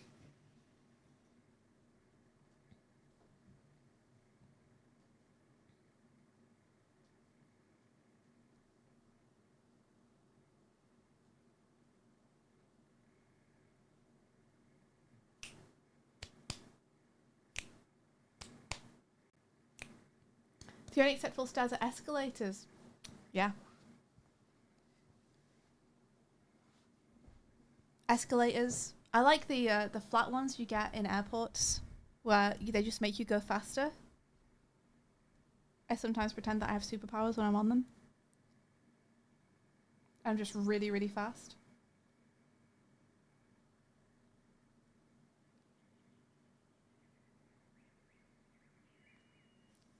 Slopes up or down, Swifty? Are you asking me my preference? Yeah, you got to walk really fast on them, so you're going really, really fast. You walk really fast on things that speed you up anyway, and you're like, vroom! Hello, welcome back. So she got the High Priestess. She got the High Priestess card, which I think is very fitting for Betsy. Or Jenny, as I heard her being Betsy called. Jenny. Betsy Jenny. Betsy Jenny is a mage. I have a mage. I have a question to ask. What power is Betsy Jenny? What power? You mean if she's actually a supervillain on your team? No. What power is the generator? Oh. Let's see. I don't know how generators work. I think just batteries that have been in storage for a very long time, but haven't needed to be used till now. Okay. Because if it's oil or anything like that, or gasoline, it's probably a weakness to my character. Yeah. No, don't worry about that, Dorg. Don't worry about the weakness to your character. We'll get there. Oh, I see. So, Walter, you feel around the machine, and as it does... Are we still going? Almost as if it sees your face, it lights up. It starts glowing as though it's happy. It burbles and chungles up and down. Yes, those are words. What is Betsy Jenny's superpower? Being able to make the elevators work is Betsy Jenny's superpower. Why did you pull a card if it's not going to be a villain? Betsy Jenny can't move, Doig, unless you want to rig something up to allow Betsy Jenny to travel around with you. Betsy Jenny is connected to the wall and to the electronics that go into this place by necessity to make it work. Okay. I'm sorry, she's stationary. But if it makes you feel better, she is in love with you. Oh, cool. And so as you look around for the elevator controls, you almost feel your hand guided by the chirps and burblings of a happy generator as she crackles to life. You pull down the heavy lever, ka-chunk, and you hear the sound of something powering above you. You're pretty sure that you have found the elevator power switch. Now all that you need to do is get back up the stairs towards where the elevator is. Sweet. There's no elevator down here. No. Not in the basement. Some bitch. I pet Betsy Jenny. She vibrates even more happily than before. You believe that the elevators may in fact be superpowered by the love you share. I'll see you later, old girl. And I slowly walk towards the stairs. I don't look back. You reach the bottom of the stairs. You can feel her gaze still on your back, but you are too unheroic to look back, to meet her non-gaze. I take the first step. Roll 1 dice. You have encountered your weakness. My weakness is not stairs. Stairs. 2. You fail. You fall. Your ankle twists and snaps as you take the first step, and you go careening to the ground. Okay. You feel like you're going to have to find a different way than the stairs. This is a no-go for you. Can I use my tremor powers to turn the stairs into a ramp? You feel like it's risky. You know that this building is now unstable. But yes, you can. I try. Okay. I throw 3. You roll 3 dice. I dropped 2 of them. Okay. It landed on a 4 on the ground and the one on the table is a 4.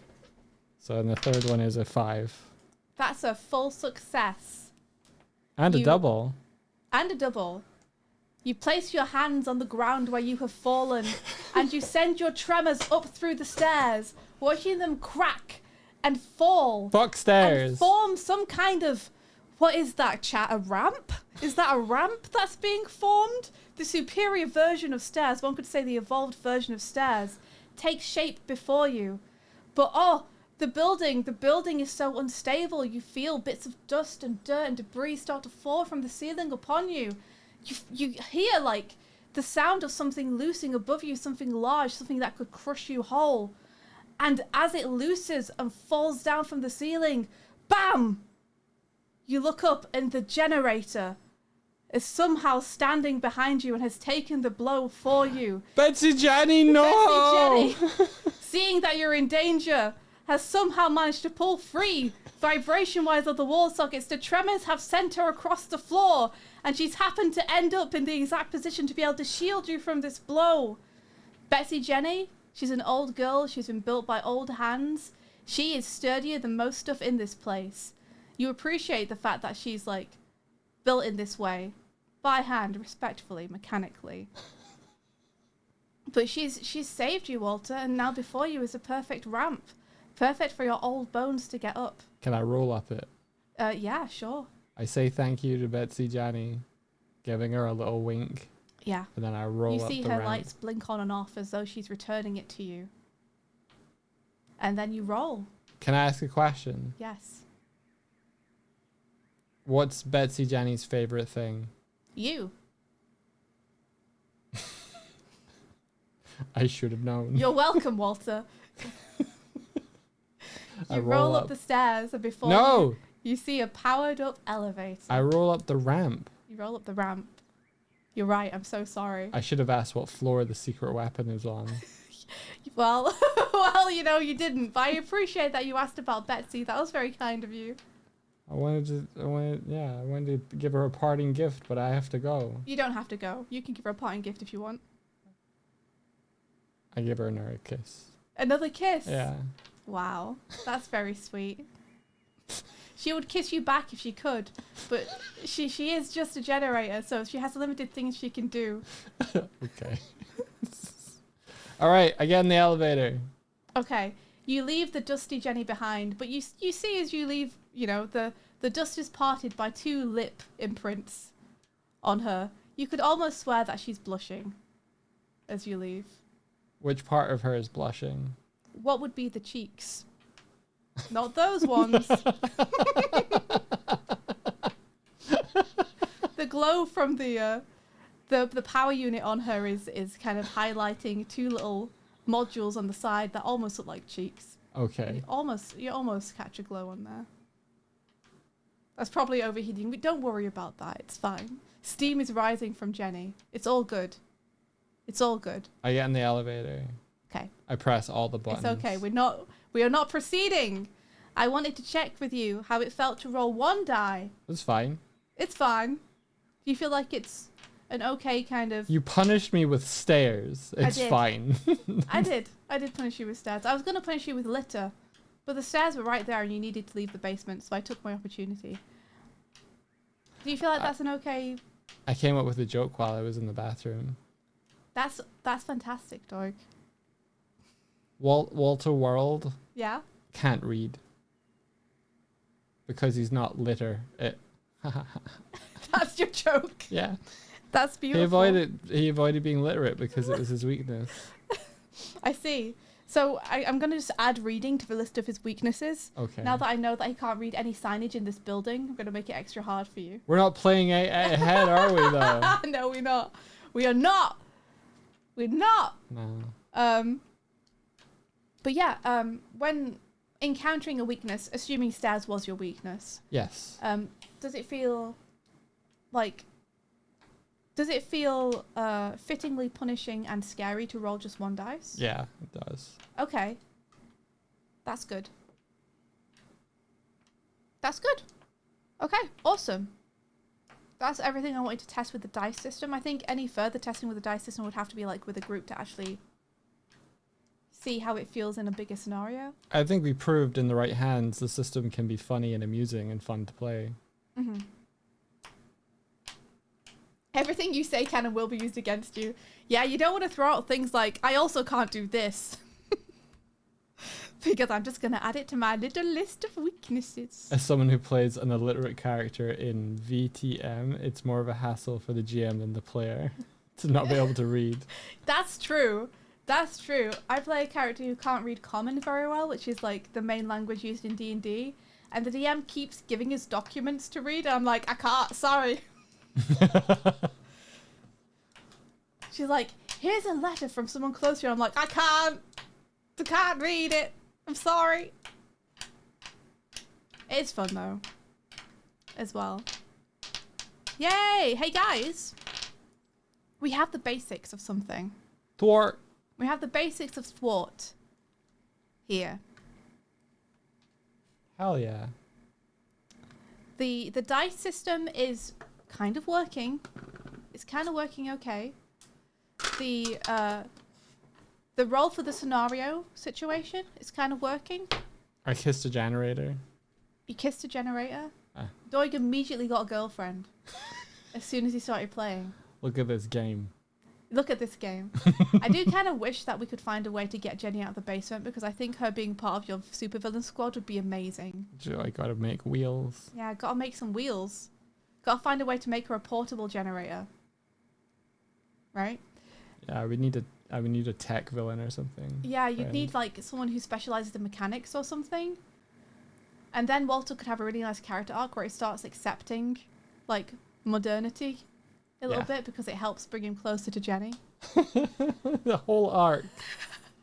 A whole arc. So let's see. I'm going to check the lasers and feelings sheet. And yeah, it has a little write-up. So it just has a little section here on helping that we haven't covered yet. So I'm going to add on here. We have the super die. Super die. Super die. Used when invoking your superpowers. And you could still only have two, but you re-roll your lowest one if you needed to. If you wanted to keep it cleaner. Yeah, if you want it to be like a re-roll instead. But I like the feeling of getting more dice to roll. I think is fun. Because it's a tangible like difference in the weight of things you're holding when you're making your action. That makes you feel a bit more powerful, I think. Yeah. Use when invoking your superpowers or expertise.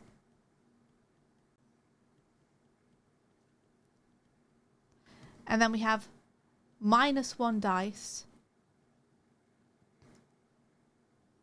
when confronting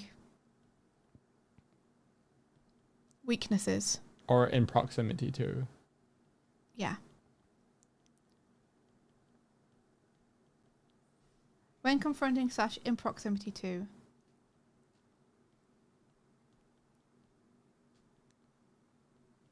Two weaknesses. You were a very fun GM for this. I mean, I was a little brushing it a little bit just to try and get the. Even so. But yeah, that was a fun little scenario. I want to know if Walter succeeds in his solo mission. Okay. And then we just need the little helping section. So, super assistance. Super ass. Super ass. Your fellow villains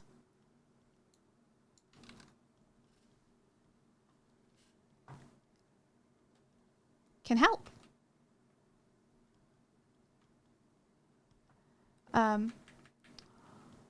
One other player, because we don't want everyone giving you their D6s or it just becomes stupid, can choose to give a D6 to your roll. However, the next roll that player makes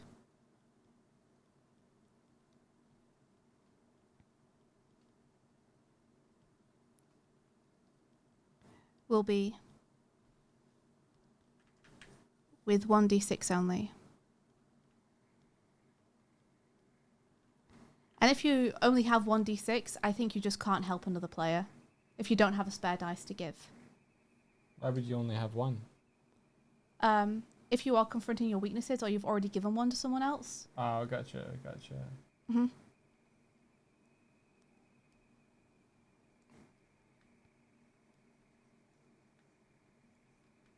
Yeah, not being able to help other players with your super dice or whatever is very cool. What do you think the super dice should be the one that's passed around? The only problem I have with that is that players can then still roll with their full 2d6.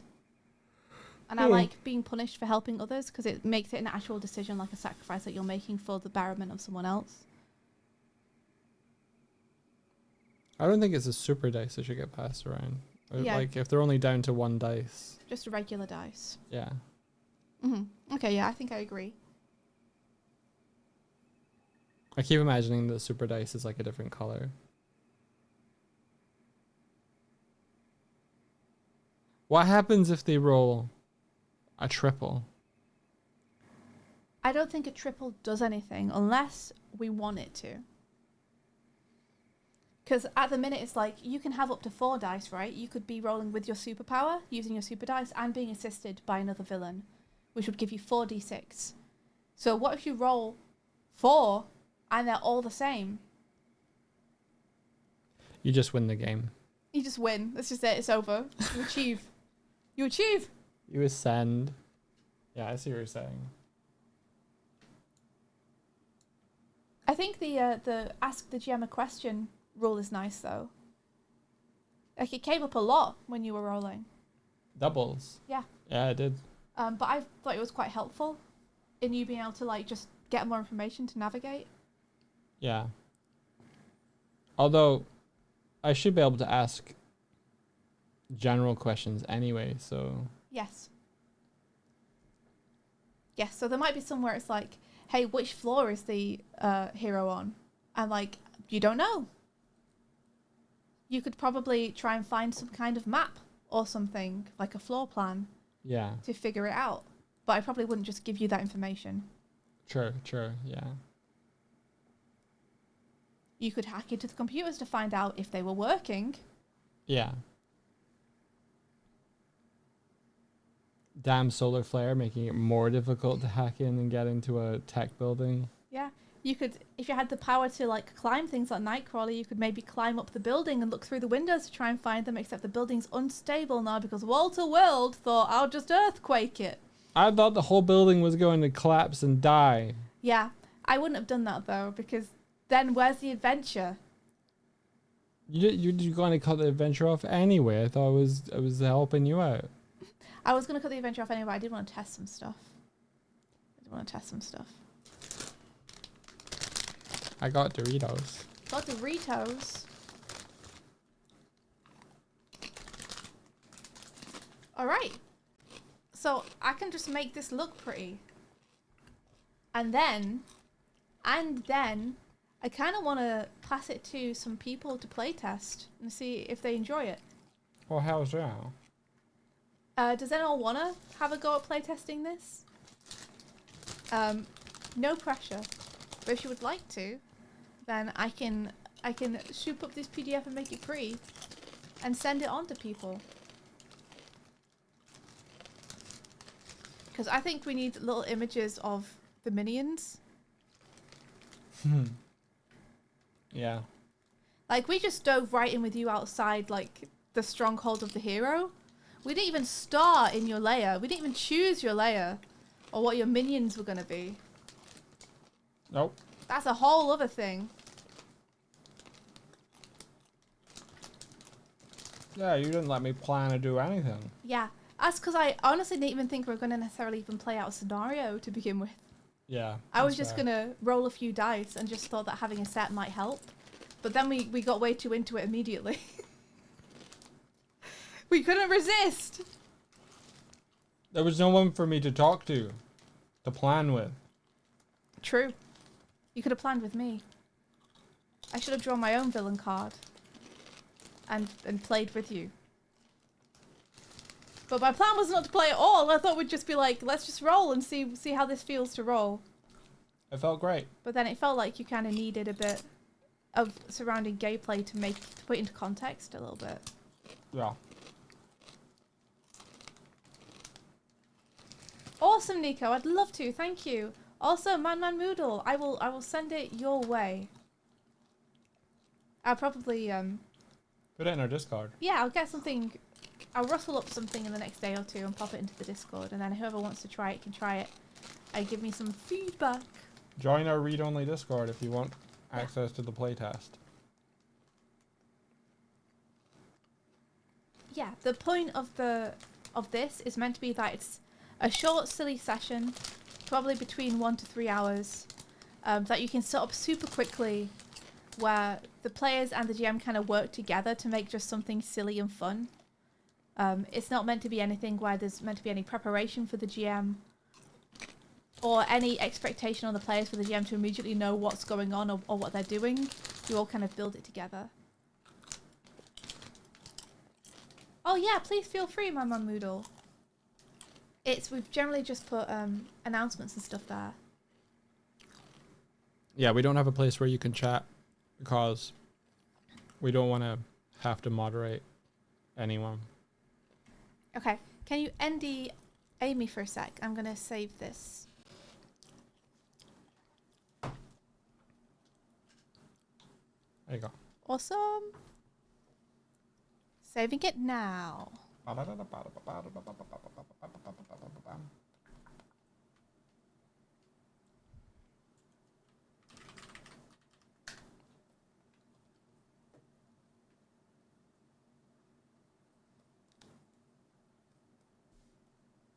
Okay, thank you. I've saved it. My phone got too hot and exploded, so the face tracking stopped. Oh. Do you think it would make sense to have an evening stream where friends gather to play test? It would. I'll tell you guys a little secret though. I'm scared to run a game or GM anything. So I don't want to be the one to have to GM anything. So me sending it out to other people to do it is my way to have it play tested, but also not have to. You won't be there to see the playtest happen. I might if they stream it. That's true. I might if they stream it. But even if I'm not, I can still gather the feedback from people.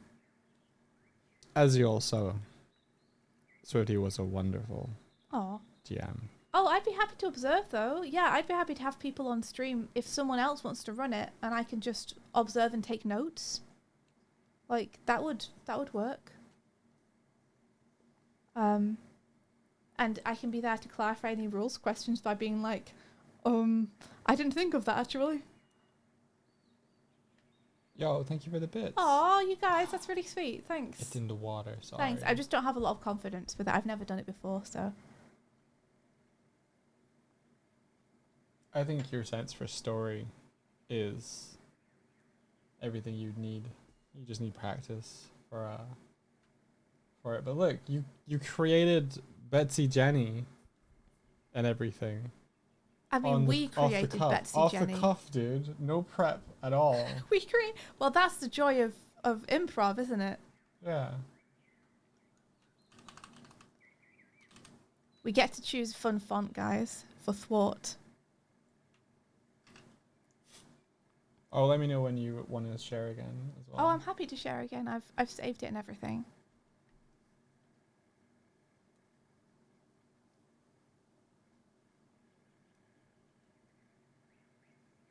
But yeah, I'd love to sit in on some games and just see. That'd be really fun. Your screen now. There we go. Thwart. What? So let's have a look at what fonts we have here that we can use. We need something sufficiently villainous. What the hell is that? Interesting. That's unreadable. Comic Sans, the most villainous of fonts.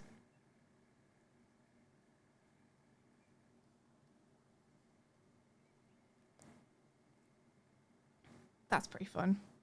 It doesn't quite feel like the flavor, but it's very fun.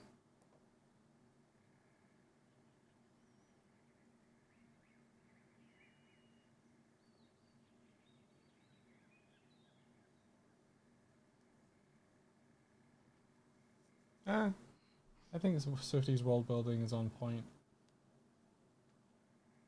Like, there's a lot of aspects to her character that you have seen if you watched Endersfall that Swifty laid the groundwork for. I'm definitely more comfortable as a player than as a DM, I think. Yeah, but you've only ever been a player. Yeah, but I think I agree that there's a lot you have to have purview over as a DM, right? There's a lot you have to keep in mind. And I worry about holding that much information in my head at once. So I think I would be like more confident and probably better as a player.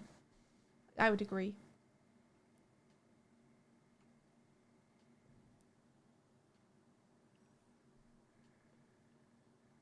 You're talking 9 out of 10 and 10 out of 10. Fair enough. That's extremely kind. That's very generous. I don't think I'm a 9 out of 10 at either of those things, but thank you very much.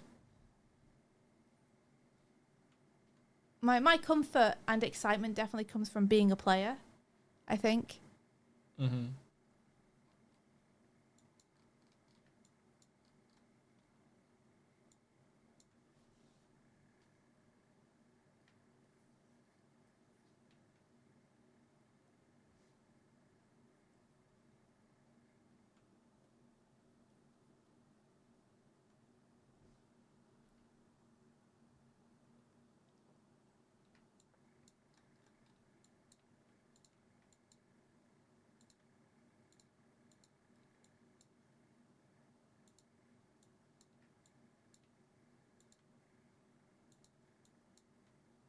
I feel very fortunate to have been able to have like talked with you about like your ideas behind your character and what you were aiming for and going for.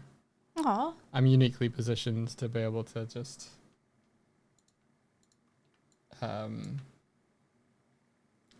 hear that stuff. You mean you're happy I got to talk at you about my character for many months? Yeah. I appreciate you listening to me go on and on. Oh, Darvel says I tried DMing once and it was too stressful for me. The one shot turned into a 2-shot and I didn't get much feedback because everyone was so tired in the end. And was so tired. In the end, the group call ended right there. I think I would be similar, Darvel. I think I'd be very stressed DMing. It just feels like such a huge undertaking, right? Yeah. Mama Moodle says, as a GM, it's underestimated how much you have to manage. Not just making sure a quest is done, but managing your players' stories and world building, etc. Hey, good morning! Good morning, Goon!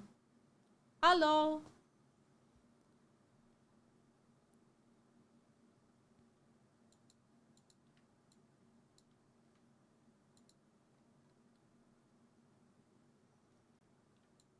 I think you'd be able to handle it.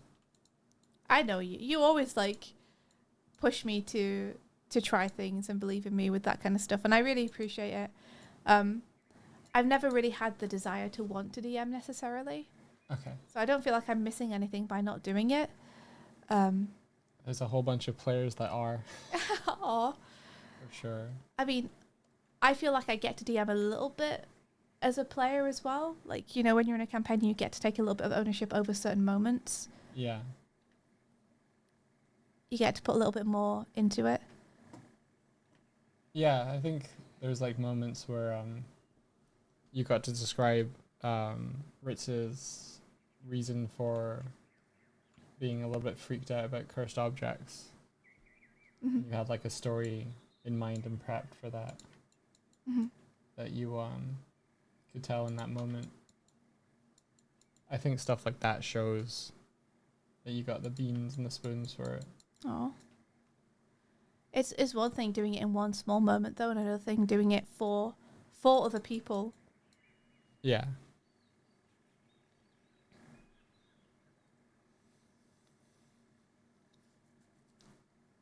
But I would say like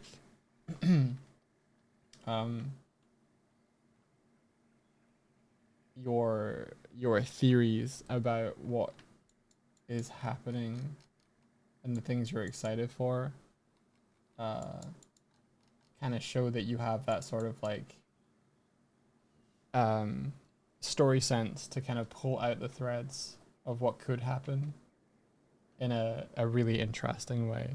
Like you're like, oh, if this is happening, what if this or this or this or this, or oh, I'm excited to explore this, or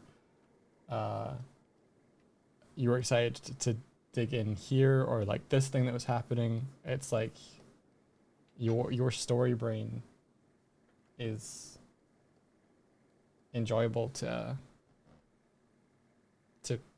follow, to hear. Oh.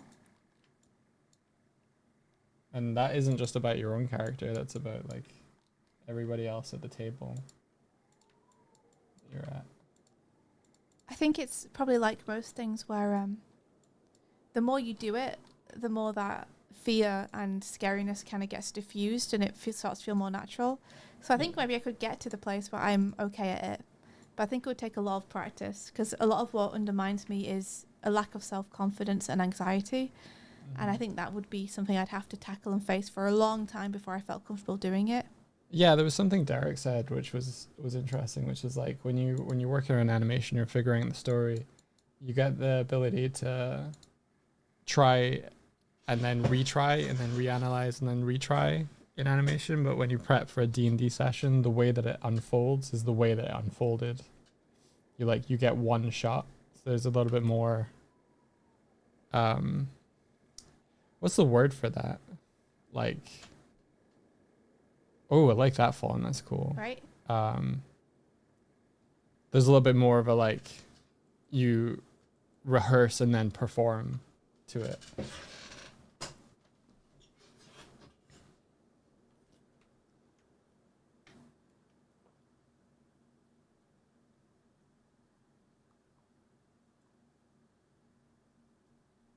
We've got some kind of spattery brush here that I can use, I wonder.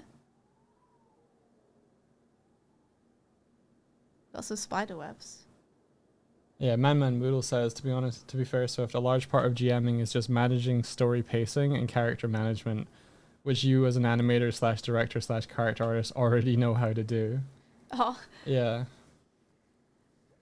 Yeah, it's definitely like, I think a lot of things in life is a confidence thing, honestly. Yeah. I think people sometimes ascribe too much credit to practice. I think a lot of things are a combination between practicing and getting used to it and confidence. Like one of the things that I've realized is that a lot of times you do a much better doing something going in with confidence than you do going in without confidence. Yeah. And so the amount that confidence subsidizes the lack of knowledge is underestimated by people, I think. Well, if you are not confident, a lot of your brain starts to go onto over analyzing what you were doing in the moment and second guessing yourself. And if you put more of your brain towards not second guessing, but first guessing, I think you're able to just kind of live in the moment a bit more. Yeah. And you know what? I'm going to take it back a little bit because I think confidence is the wrong word. Because I don't mean confidence as in just thinking you're going to be good at it and you're going to be great and it's going to be fine. I mean more not letting anxiety override and sabotage you. Yeah. So I think I mean more like being chill. Being at ease, yeah. Yeah, being at ease with it. Being at ease with failure, I think is a big thing that allows people to do things well. If you're at ease with failure, you're more likely to take risks. If you're more likely to take risks, you're more likely to find something that's... Create something memorable, but create something unexpected to you as well. I think one of the joys of the kind of collaborative storytelling that you get with D&D that you don't get in other forms is that improv. It's that yes and in the moment. It's the trust fall. It's not enacting a plan so much as discovering the solution along the way, alongside the other players at the table.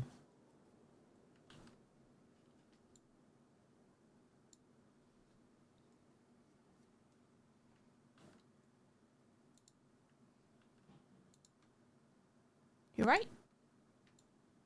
I know. Yeah, I agree. I agree completely. And I speak as someone who has never GM'd in his life.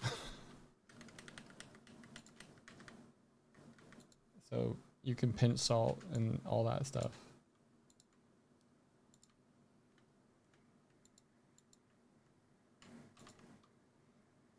I think I bring game design side of it, because that's also an aspect of GMing, is the game design side of it. And I have worked not as a games designer, but I've worked in games development. Like this stream is enacting game design, like fun mechanics that allow viewers here to interact with the stream and with the medium. What interests people? What do people find fun or satisfying?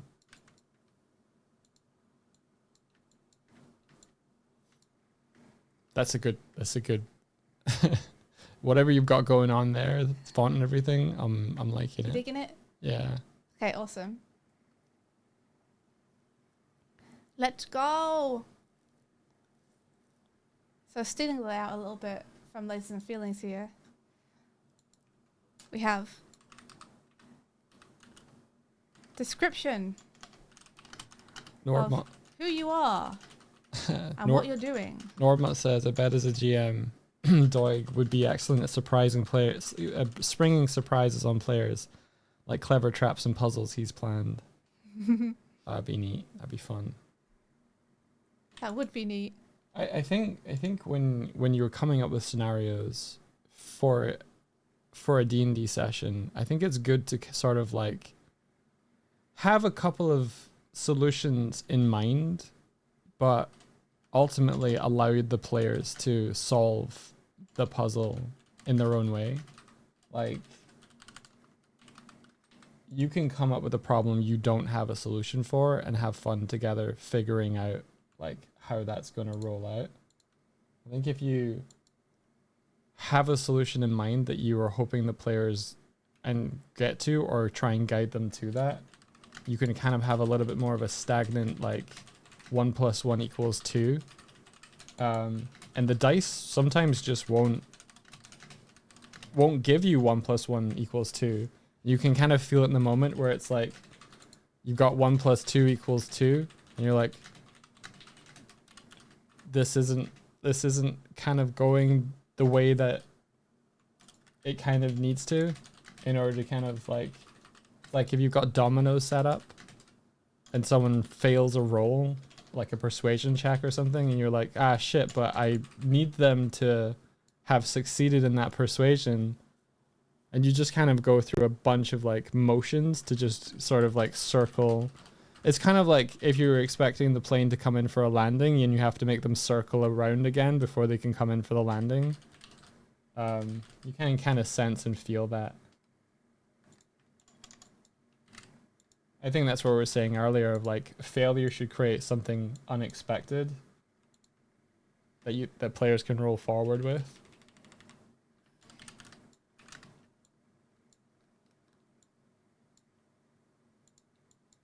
Rather than players need to succeed to continue.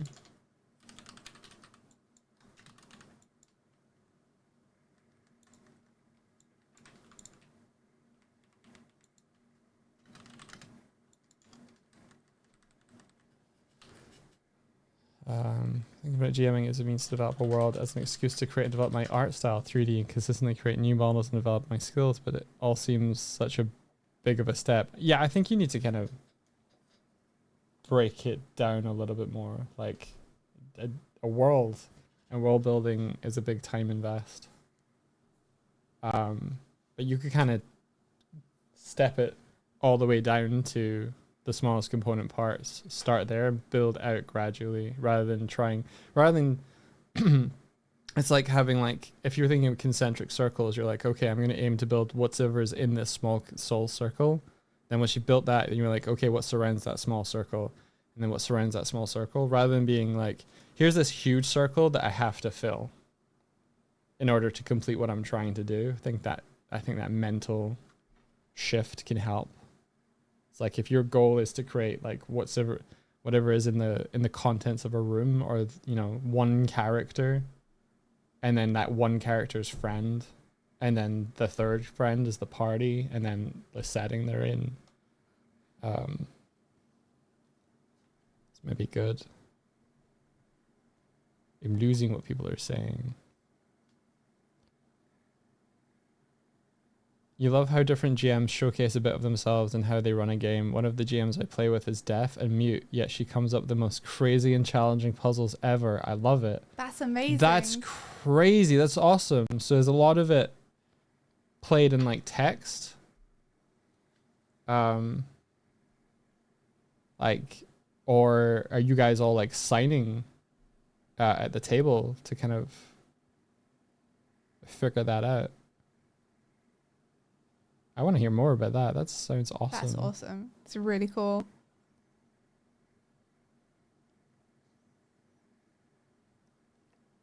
You're prepping a one-shot right now, and before I do, I always send a survey to my players asking, what are your favorite aesthetic vibes? What are your favorite anime battle scenes, etc.? So I can make sure players are in a world that really suits their vibes. That's fun. Yeah, the collaborative aspect is very cool. I'm just looking for a nice, readable font that also maintains the vibe. There are popular published adventures that include puzzles that straight up say, we don't have a solution, let the players be creative. That's fun. That is the game. Yeah. I mean, sometimes you've got to just throw people. Like, I know the solution to getting to the top of the tower. I'm hoping that Dory's going to come up with something. Yeah, and be flexible with your solutions. If the group was too distracted by something to actually find the clue, hide the clue in the thing the group actually investigates. Yeah. Yeah, move the clue. Moving the goalposts, or moving like what they're meant to discover elsewhere. That on the fly kind of like breadcrumbing. Mm-hmm. Very good. Yeah, huge. Being able to be flexible like that. To be like, well, I'm just going to put it over here instead.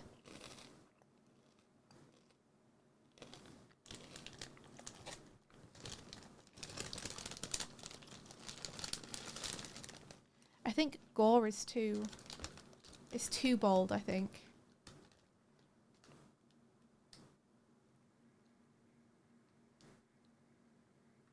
Oh, her mum listens to you chatter on Discord and signs to her. We also use text too. All of us players are in different countries, but you do a lot of their stuff in text. That's so sweet. That's really sweet. Just the image of the mom being there and like, they're saying this to you. That's really cool. Yeah, incredibly sweet. What a fun, like, novel way to play as well. Allows the GM to properly do her thing.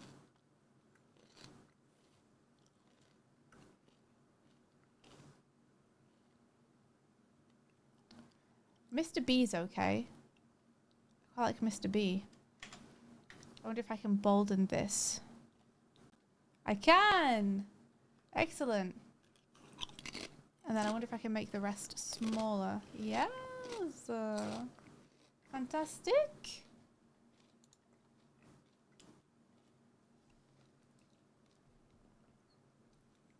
Yeah, sending out the surveys. I think that collaborative aspect with your players will make them feel more invested. Because they'll feel like they're contributing to the shared experience that everybody is having at the table.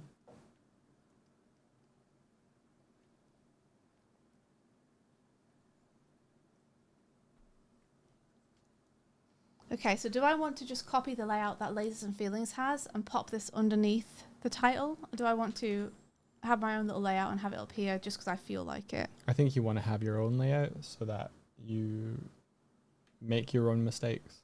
Mm.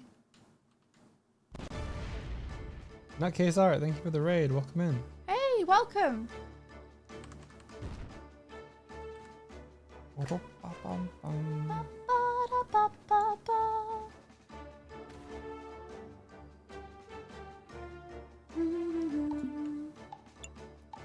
I think I'm going to alter the minimum raid for the big for this cinematic to maybe be slightly higher.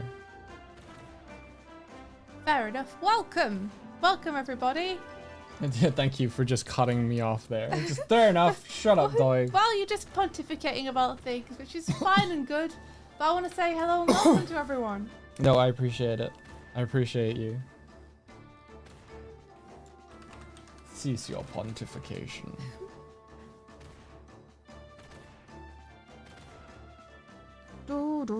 Thank you so much for raiding. How is it going? We are doing something very silly today. Doig is creating his workshop. He's building himself a space in which he can create more things for our ship. And I am creating a one-page TTRPG just for fun. You know, chat have really helped me out figuring out how things are going to work, and I'm just kind of popping it onto a sheet to try and get a rough layout working. I think I didn't. Wow. What? There is a summon the screen button. It's the same one as me teleporting, but I'm somehow I was somehow controlling both of them at the same time. Wild. Thanks for the popcorn. Popcorn. Thank you. Don't worry about it. I shouldn't have said what I said when I said that there. Sorry about that. It's okay. You're the developer here. Your natural inclination when you see something that you think can be tweaked or fixed in the overlay is to start talking about it. Yes. How are you guys doing? I was mostly just thinking of like if people are invested in what Swifty was doing in that present moment, and the cinematic kind of takes people out of that when they're like, oh, I want to see what they're writing or what they're doing. It's like balancing that reward versus entertainment with people currently watching and people just coming in. That was it. No worries about. I'm shut up now. No, it's all good, Doig. It's all good. You're good.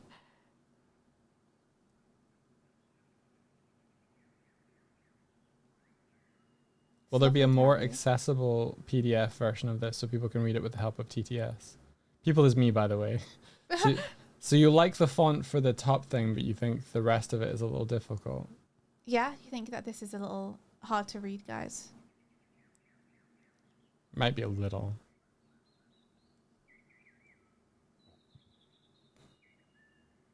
You can't read this font? Okay. Let's change it. Should I just do something regular, like Arial or something? What do you generally find the easiest font to read?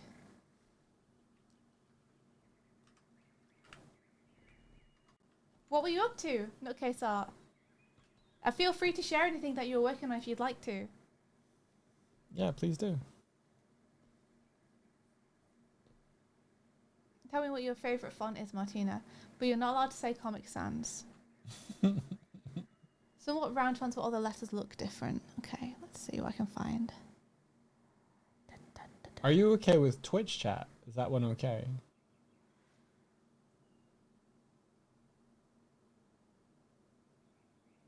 with all my heart. The L and the capital I should be different. Gotcha. The L and I should be different. Gotcha.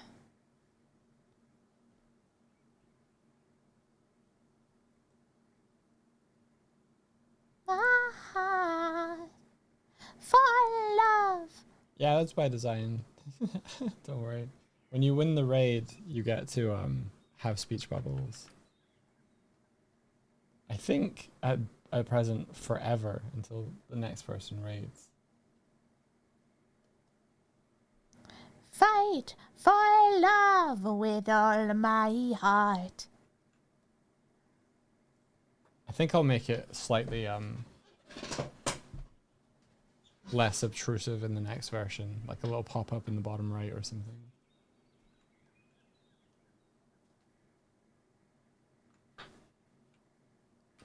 How is Tahoma?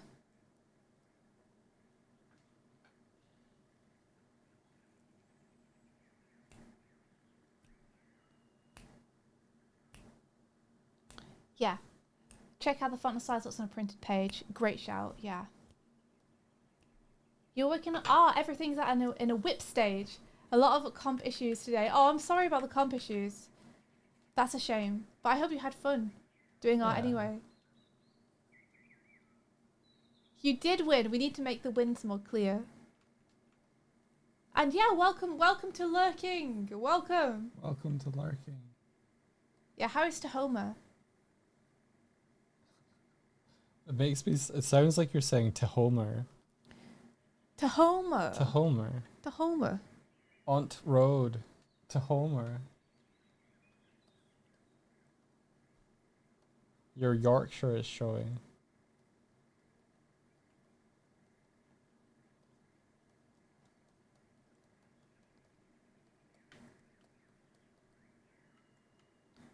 Ba ba ba ba ba ba ba ba ba ba ba.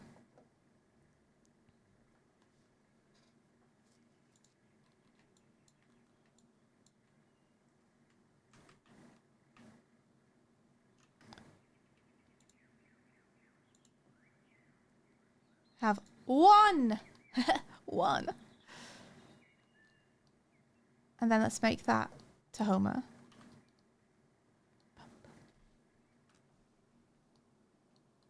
Looks readable, but you have trouble with big blocks of text. I'll try to avoid making blocks of text too big.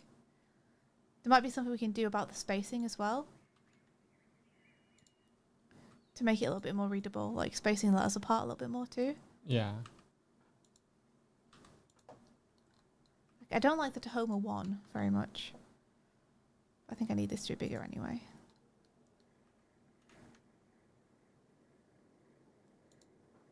What font is this? Oops.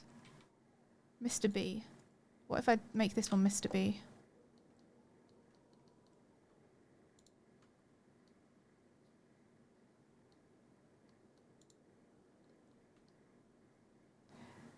That one's okay.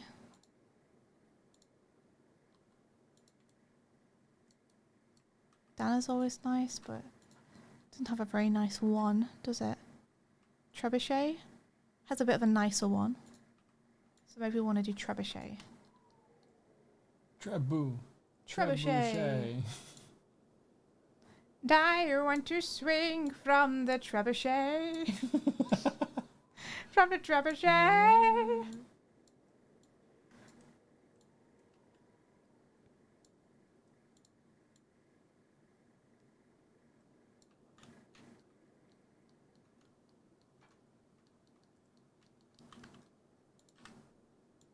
Yeah, that's nice and readable.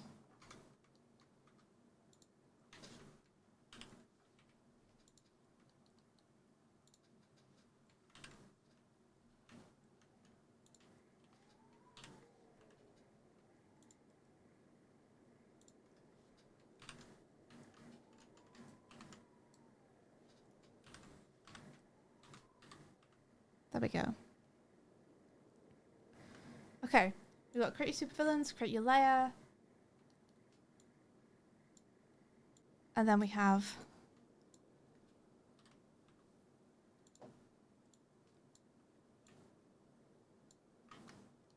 we're going to have create your hero. Yeah, son.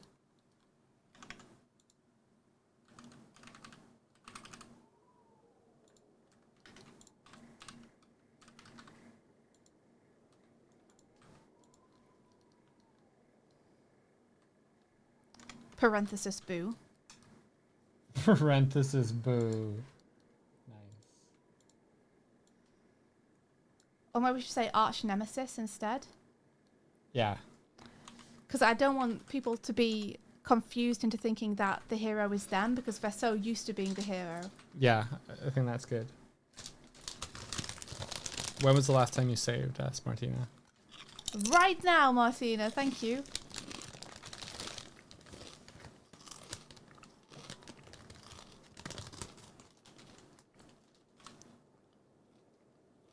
There we go.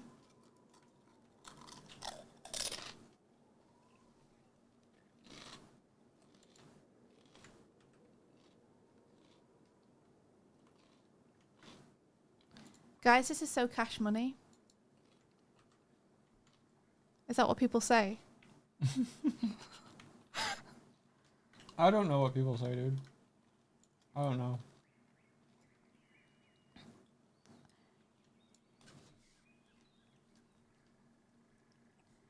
I think I might need somewhere a little thing where it says what you need to play the game. Yeah. So I'm going to Definitely. create a little section here. See. Create your supervillain. Should be underneath here.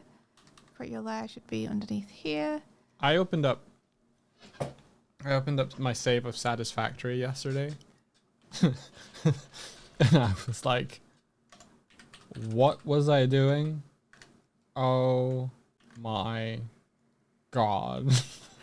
What were you saying, oh my god, about? Tell me your feelings on it. Just there was a period last year where I spent like a month just at the weekends just being like, I'm gonna play Satisfactory as a kind of escape thing. And the amount of shit that I had hooked up and put together, I was like, what does all of this do? Great question. Great question. Yeah, I got a real sort of like feeling, so I closed it pretty soon after. Oh, really? Yeah. Okay, so what if the description, I bunch this up over here a bit more. It's like a game where it's like, oh cool, this allows me to be productive but procrastinate from work. But when you don't have any work to procrastinate from, Satisfactory just looks a hell of a lot like work. I think when you've been out of it for a long time, coming back to what you've done is like, what's happening? Like it's hard to jump back into.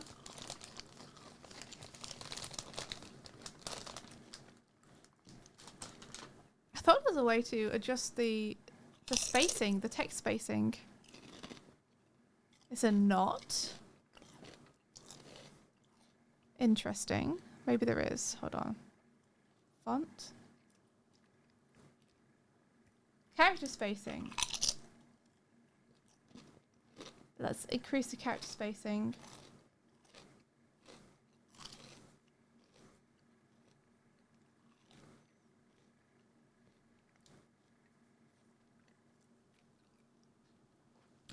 That's why Sometimes programming notes are text. important. I should have left comments for myself all the way around the around the base.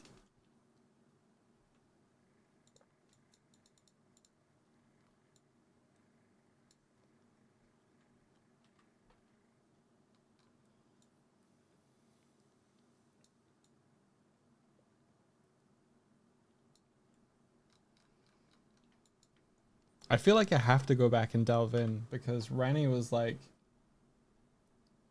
everybody gets scared at phase 5. You know where I'm at? Phase 5. Phase 5. Whoa, whoa, whoa, whoa, whoa. So let's have a little thing up here where it's like, you need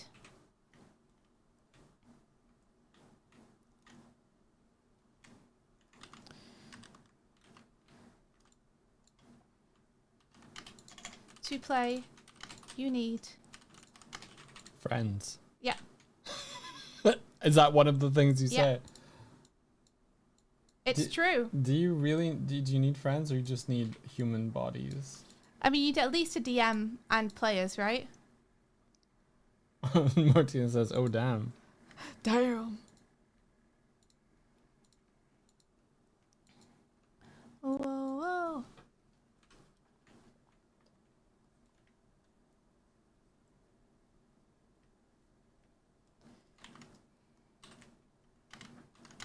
A willing DM. Or GM in this case. Oh yeah, because DM is copyright sort of thing, right? Willing players. 1, 2, I don't know, 4? Yeah. Gungeon master. I want to complete Enter the Gungeon.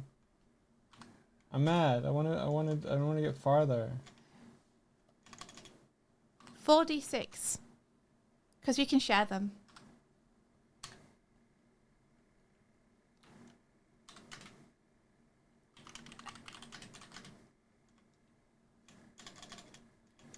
I'm going to put 1 to 4 players.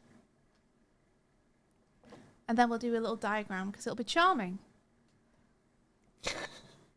Don't laugh. I'm sorry. Get charmed. You did charm me. That's why I laughed. Be good. The plan is working. Only if Ha! you only if you don't tell me not to fall for your plan. Ha ha! Ha ha ha! You know, it's just because Swifty's face is broken, but her faking expression is cracking me up. I get the same effect in real life.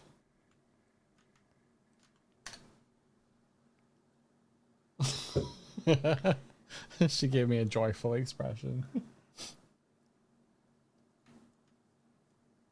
Dice!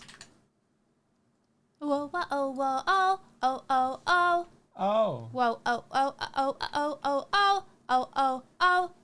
Oh. Whoa, whoa, whoa, whoa, whoa, whoa, whoa, whoa, whoa, whoa. Whoa. Whoa, whoa, whoa, whoa, whoa, whoa, whoa, whoa, whoa, whoa, whoa. Whoa. I know what dice look like. It's like this, and then 1, 2, 3, like this, and then a 5 is like 1, 2, 3, 4, 5, and then what should our last number be? 6. 6. You always fucking choose one I don't know what it looks like. D6. It's two columns of 3. Is it? Yeah. I'm seeing it. I'm seeing it. I see it. Okay. 1, 2, 3. 1, 2, 3. Like this? Yeah. How do you not know what a 6 on a D6 looks like? And then deck a card. Where's my shape tool gone?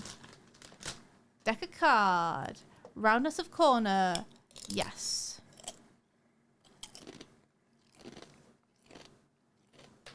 Martina asks if you see the apple. The apple. Yeah. What? It's the aphantasia diagram. Do I see the apple? No, not very well. I do see it though. It's just very inconsistent and flashes around a lot. Can you picture the apple and then light it and then rotate the apple? Light it? Yeah, light it. It's already lit. Okay. So it's So the answer to my question is yes. How do you have an apple when it's not lit? Huh? Okay, can you change the light direction on the apple? I guess. Yeah, I can't really picture it very consistently, though, is the problem. It's kind of like having a broken projector. Like what? Having a broken projector. Where it's like flashing on and off.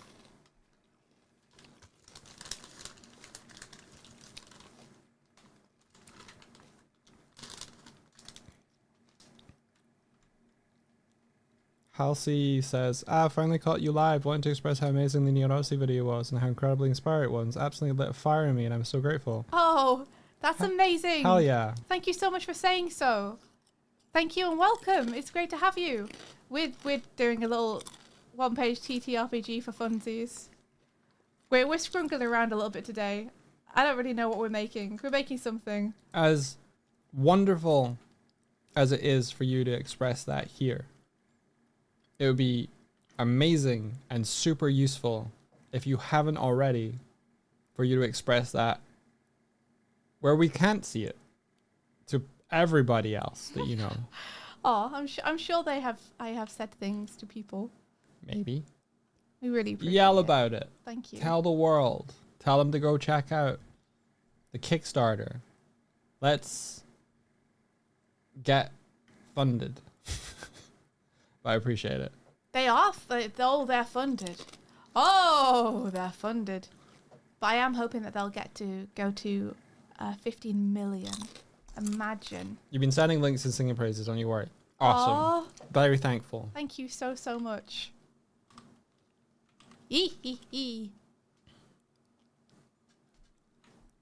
It's crazy. It feels like, from my point of view, it feels like social media wise, Neon Odyssey is sort of like a murmur. You know? I don't know where the chatter is. It doesn't reach me. Doesn't reach you. But the Kickstarter raised over $10 million. So someone's talking somewhere, but I don't know where to find it. Yeah, it's a huge world out there. By comparison, something like Gameaverse dropped on the 15th. And my social feeds filled the fuck up with Gameaverse stuff almost instantly. Because of that glitch, well, I guess the reach of everybody involved, to be honest. Mm-hmm. But well, Glitch are absolutely huge.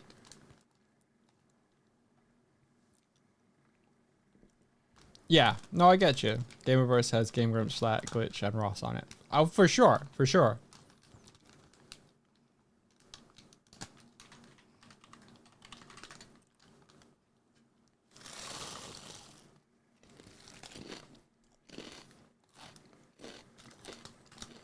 It was 10 years in the making.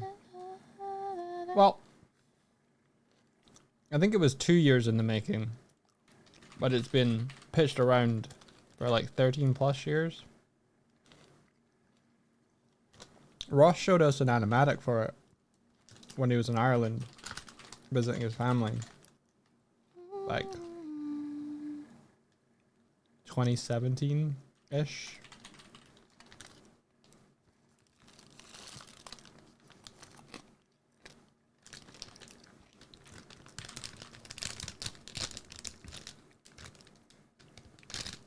You could not pitch that for 13 years, you would explode. Yeah, I think yeah, that's kind of the nature of it. You have to kind of make peace with the fact you might be pitching for a long time, I think, when you have a show. You have Gameaverse fan art from 2016, 2017 that I made when Ross was still streaming his work. Wow. That's awesome. Yeah, holy shit. What a long road, right? I'm really happy it finally got made. Yeah. I'm pretty sure it's gonna have more episodes given the reception. Yes, I think so too.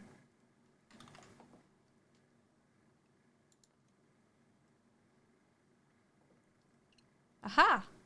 Line space. That's what I want. That's what I want. That's the stuff. When are Glitch giving Doysa boatloads of cash is my question. I'm gonna be honest with you guys. Maybe this is a bad thing to say. I honestly don't want boatloads of cash from Glitch. I don't think I want to be published under anyone's name. And I know that that also means that I probably will never get the money that we need to make anything substantial with funding. But I just want to be in total creative control of what we do. Like, if we make something big, I want it to be something where we haven't had to, not cut corners, but we haven't had to, like, worry about making anyone else happy. We've had to, like, 100% be able to put what we want onto the screen. And, you know, if you take money from people, there are always compromises that you have to make to keep the people who are giving you the money happy. And I just wouldn't want that for anything we do. So even though I'm really happy a bunch of indie stuff is getting made, I don't know if I'd want to get funded by a big studio or even an indie studio or something. I don't know. That's fair. Maybe my stance will change when I get desperate. We'll see.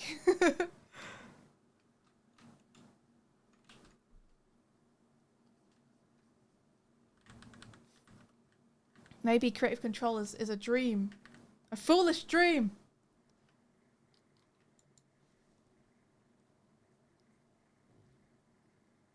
See, this is what I wanted. I wanted the line spacing to be able to be a little bit bigger.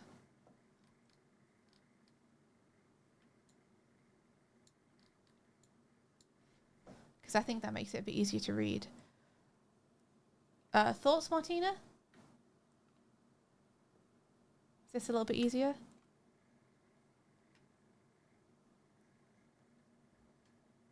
Yeah, it does depend on the studio. Some studios want more creative control than others. I'm sure there's studios out there where they're just like, go off! Go off, creators! I think Glitch might be more like that. Like, I think the Glitch business model is merch driven, as far as I know. Yes. So there'll probably be a lot of, as well as creating the show, there'll probably be a lot of, like, create merch in preparation for the show dropping type combos.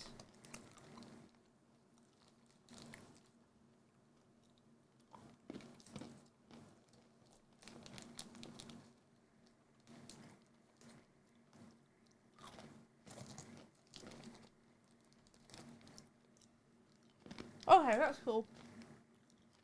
It's an improvement. That's the important thing. We can fine tune it. Can it be thicker? I'm gonna grab the chest that says my mistake. I think it can. Let me try. I can make it bold. I can make it bold and brave.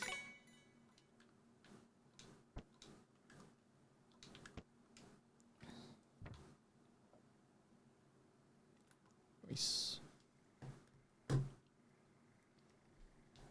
I think bold is nice. Yo, I might bring thank the you. size down to 14 to give it a little bit more difference between the heading. Vivsy Pop is constantly saying that Amazon don't have any say on what happens in Helliverse shows. Tough to say if it has had actual zero input, but I think some people are realizing that the creative vision is to be pursued. Possibly, yeah. But I think they'll also be like, hey, deadlines though. Hey, make sure it's done on time. Yeah. Which has an impact on creative decisions as well. It's not just about, are you getting your way with the choices you want to make? It's also the kind of compromises and sacrifices that you need to make in order to get stuff done to someone else's schedule.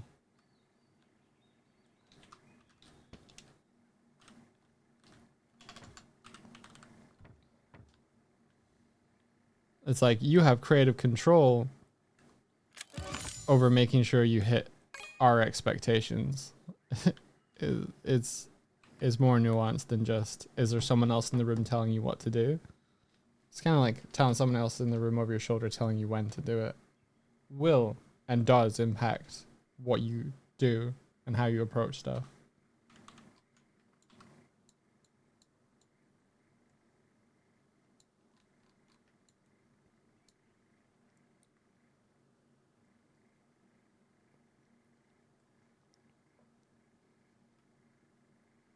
How's this no longer lining up? How dare it?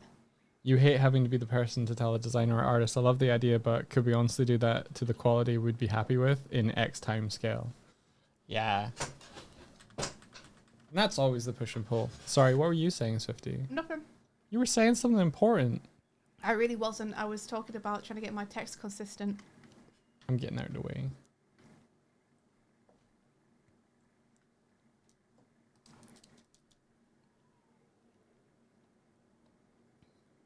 Yeah, that's what you mean where you say tough to say if it's had zero impact. Very much so.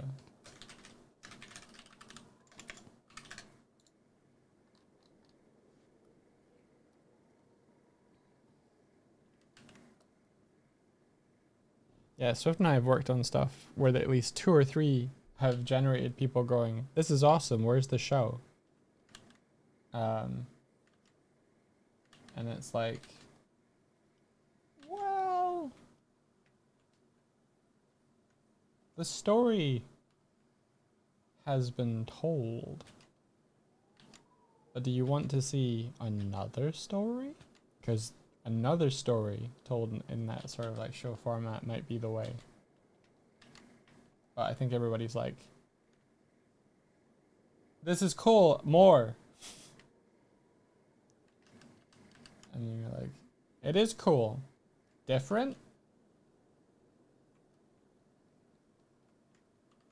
What about something else?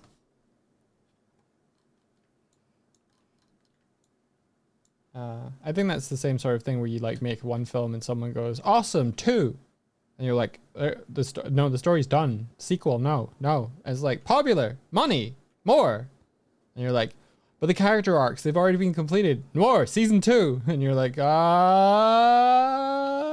and then they're like, why is season 2 bad? More season 1. And you're like, we can't make another season 1. The characters have already gone through all the things that... More seasons! Why bad?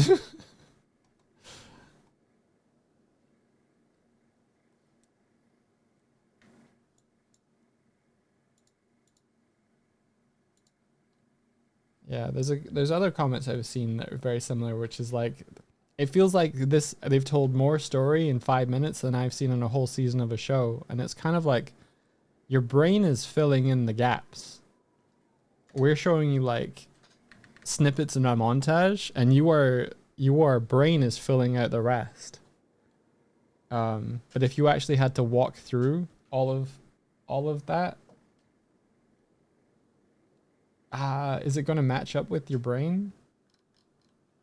Who knows? It's something kind of like, it's kind of like the abstraction in video games where like you don't show the player everything and they have to kind of fill in it with their own brain, and that's more intriguing and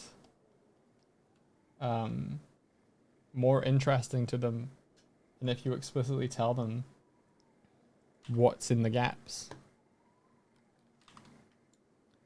People love filling in gaps, though. That's why people love mystery shows and such. Yes. They want their brain to be able to engage with something in a story, not just lie their brain off while something is spoon-fed to them. Like, them engaging in the story means that they can engage in the characters and invest emotionally in what's happening. Yeah, very much so.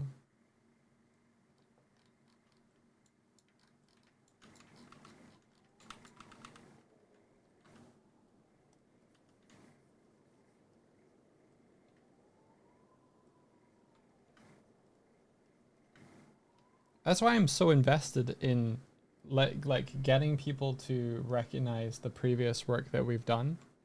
Is I want them to be excited for the next thing. Like not necessarily the same thing that we do again, but the next thing. Like, what are Doig and Swift going to make next? I am excited. I love Starlight Brigade. I love Neon Odyssey. Whatever they do next, I'm here for it. That's the feeling that I want to elicit from people. Because I think that feeling is been generated, and I can see the comments where someone goes, Knights of the Light Table never miss. and it's like awesome. The work that we've contributed to the various projects that Knights of the Table have released and put out there have generated this feeling where it's like Knights of the Table, I'm here for it. They don't miss. I want more of that. And it's like, awesome. A fair few of those that you're talking about were directed by these goobers over here, and we want to make more stuff, and we want to not miss. Or be missed. So, Swifty is like, gonna go and do stuff anyway. She's just gonna keep making stuff. Look at her. You mean. Look at her. I don't know what you mean. Look at her. She's making an RPG behind us right now. I don't know what you mean. I'd never make anything. I hate making things. But I'm the one of the two of us that's like ding ding ding ding ding coming, like ringing the dinner bell. You liked what was on the menu? Check out the new one. No, I'm not making. No, me. I would never. Do you like my little play corner? I love your little play corner. It's excellent. Cool.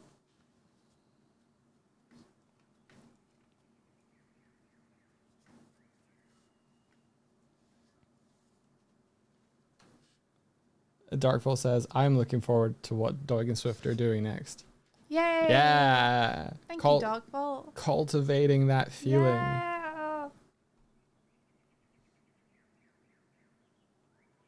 That's why I harp on.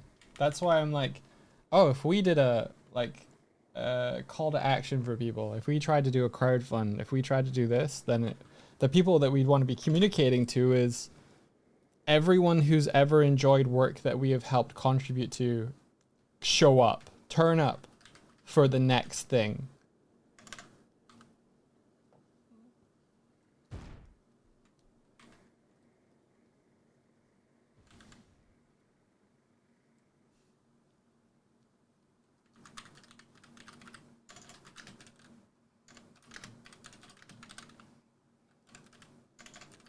Looking for ZPMS says, I came from Eventris. I love Neon Odyssey trailer. I looked up Starlight Brigade, which is shocking I hadn't seen it because I watched Game Grumps and NSP via my husband. But I can honestly tell you I don't care if the next thing you make is similar to that or not. I just can't wait to see what y'all do because it's amazing.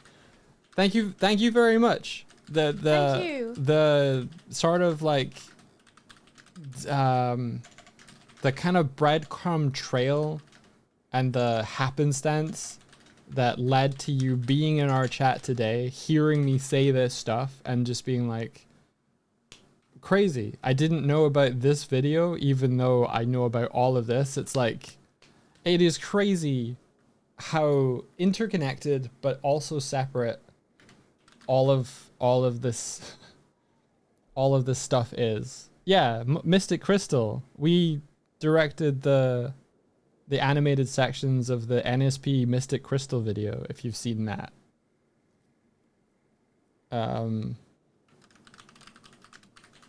Swifty helped storyboard and animate on the Magnum Bullets video, if you've seen that.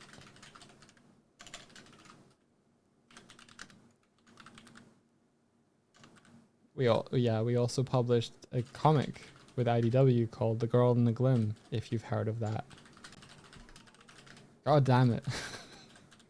I was asking Mikey advice about how to raise awareness for our past projects and kind of just like let people know, and he was like, you have an issue here, which is that you do too much stuff to.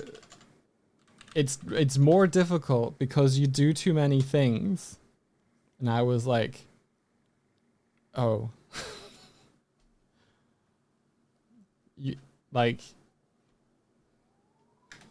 It's an issue to get people to understand on a glance who or what you do, when who or what you do is a lot of different stuff.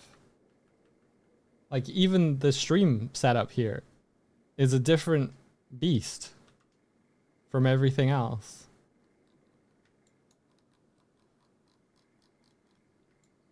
Oh,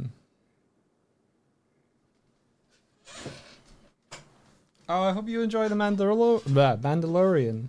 I'd love to be able to say that Swifty worked on the Mandalorian just to be like That'd be amazing. final slap, but no. Woo woo woo woo woo. One of your favorites is the symphonic collab where Aaron and Dan play piano. Swifty did work on that. Oh, really? Yeah. That's one of your favorites. That's cool. That was a fun project. That was very fun. That was just like a fan thing for fun. It was very good.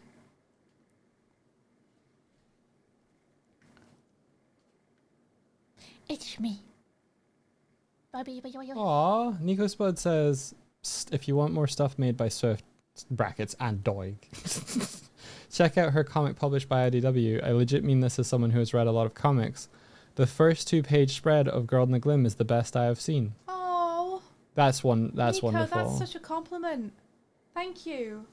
From the bottom of my heart, thank you. I'm really looking forward to doing more Glim now that I'm free. Ah. Is that the next thing? Is that the next It's thing one of to the be next excited things for sure, yeah. Oh. So I'm going to make this text a little bit smaller if I want to be able to fit in everything that I want it to fit in. Yeah. So maybe I need to adjust the spacing a little bit.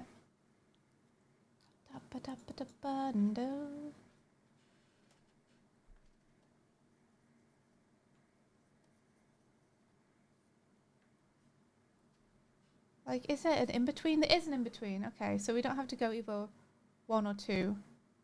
We can do like maybe 1.5 or something. The Witch of the West page always pops up on your Pinterest. Really? That's cool. That's it. That's a wild thing to turn up.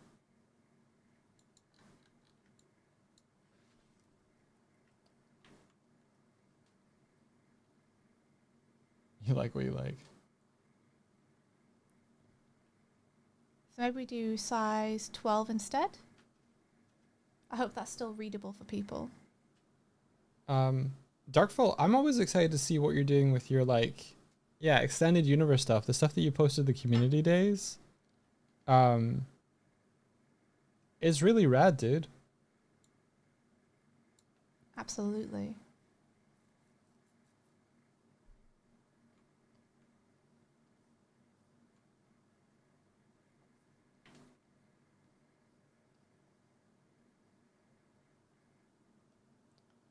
I'd love to see more like either comic stuff from you, or if you wanted to tiptoe more into animated stuff. I think world building and character design get pulled together and really harnessed when you start to illustrate a story with the characters. Like they really start to breathe. I think if I'm remembering rightly, you've done little animatics and stuff that we've seen. I'm cross-referencing my memories and my brains. I remember like there being like something involving trees. I'm sure.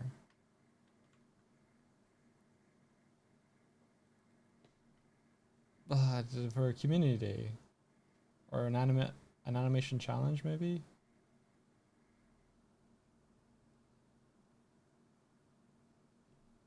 Dimitri Snowfox asks, newcomer here, what are you currently working on? Also, the Neon Odyssey music video is absolutely stunning. Fantastic work. Thank you very much. Swifty, you are creating a one-page... No, I don't know what I'm doing. I've decided on a whim to create a one-page TTRPG. So me and Chat and Doig have all been kind of working on that together, which has been very fun. It's you play villains in a group, and you are trying to enact a plan and not get thwarted by the DM who rolls a hero to stop you all. I've done something. I don't know what I've done. What is this? What have I guys? What have you done? What have I done? You've got like a guide box or something? Hold on, if I... There we go. Just undo it. I don't know what I did. I don't know what I did.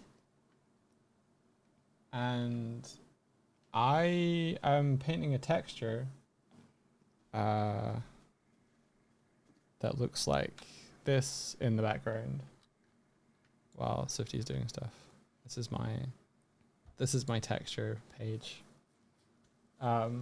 For this room layout here,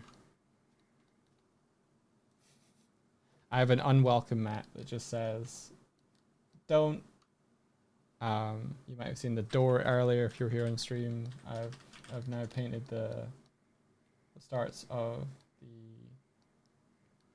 the units and this sort of table and my little rug. Should the unwelcome mat not be facing the other way? Yeah, right. I was wondering about that.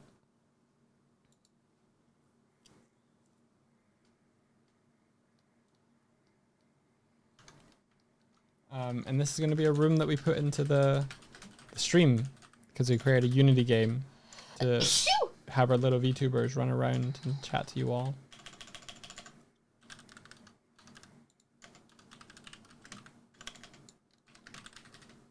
Yeah, that's about it.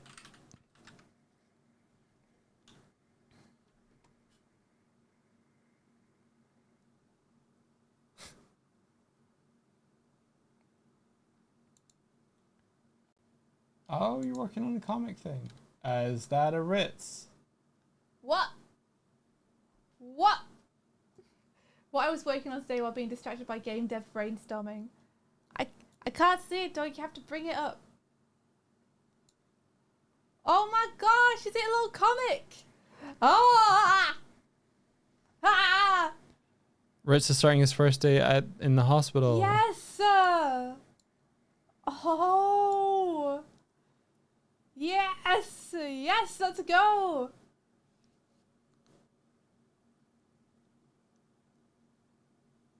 Oh shit, and then the Black Ball crowd checking in, like after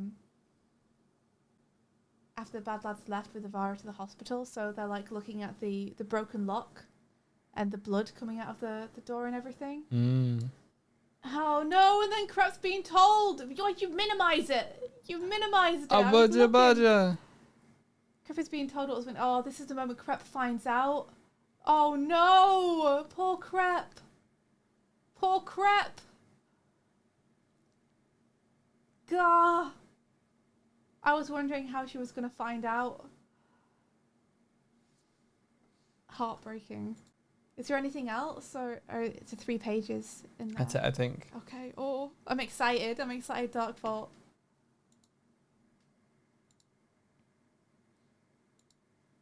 So,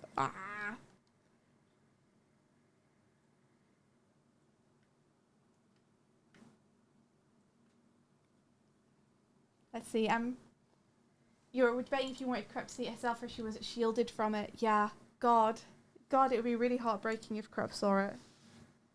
Like the blood and everything. Poor Crep can't catch a break.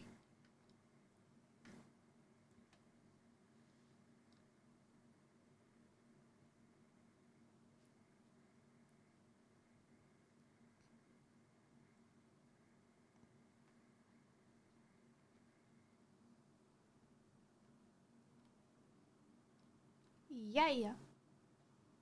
Let's see, I'm looking at Lasers and Feelings, and it's like, player goal, get your character involved in crazy space adventures and try and make the best of them. Do we want a player goal here? Or like, player goal, get your character involved in nefarious acts of villainy to create the biggest splash you can? Splash? I don't know if splash is the word. But the general thing I'm asking is, do we want to have a player goal here too, or do we want to just go on the thought that players kind of know they're here to have fun, right? Yeah. Can you zoom in I don't know what you're talking about specifically. I'm talking about the Lasers and Feelings sheet. Has a player goal set, which is get your character involved in crazy space adventures and try to make the best of them, which I'm assuming is there to stop people who think that the goal is just to win and are going to play it safe. To be like, hey players, your goal is to get involved in crazy space adventures. Gotcha. It's not to win. It's not to play it safe.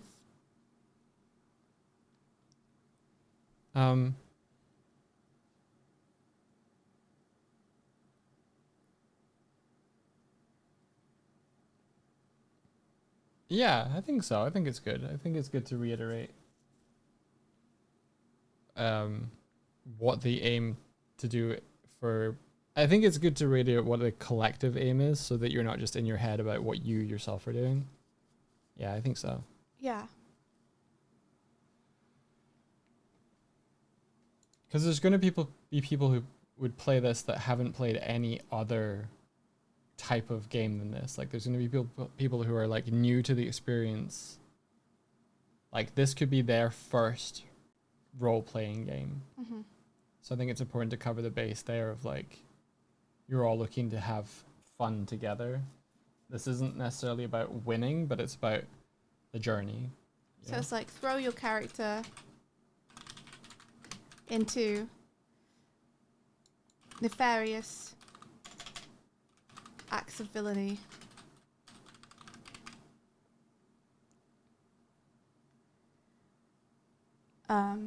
What, to make your squad truly infamous or something? Yeah.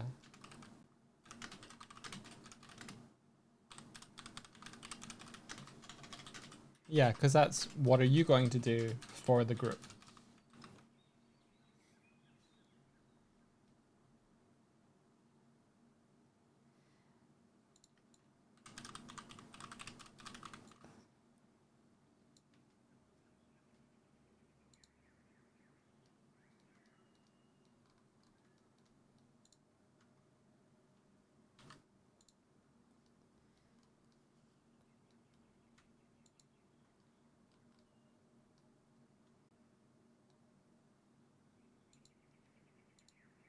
So maybe we do embrace nefarious misadventures. Yeah. To make your villainous squad truly infamous. So, or to help your villainous squad become truly infamous.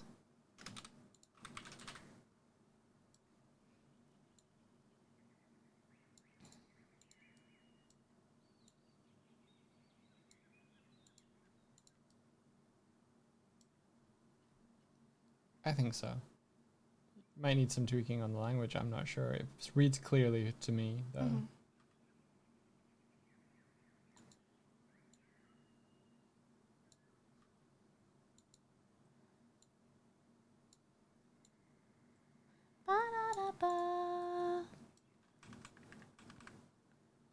See, you think if Crep shows up to meet with Ivara regularly, she'd be a regular in the board district. I also think she's attempting to repair her stroller in the garage after she recovered it after the kidnapping. That makes sense.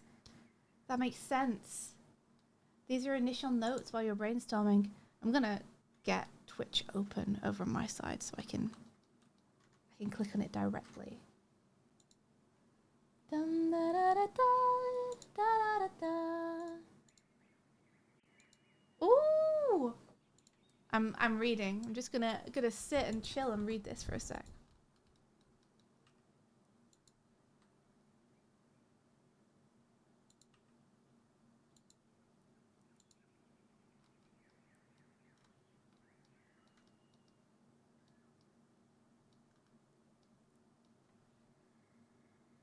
You're sending us all some tacos. Thank you.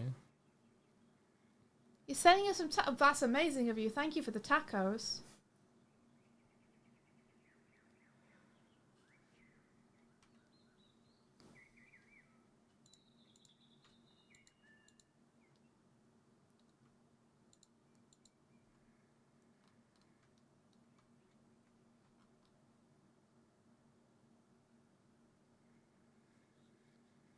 Oh, that's so nice. That Crab keeps coming with food, and she's like making a list of all the things that the patients like to eat, like which kind of soup they prefer, and she's keeping that so she can make sure she's giving everyone their like favorite meals.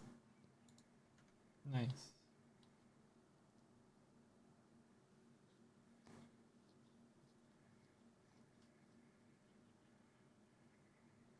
Oh.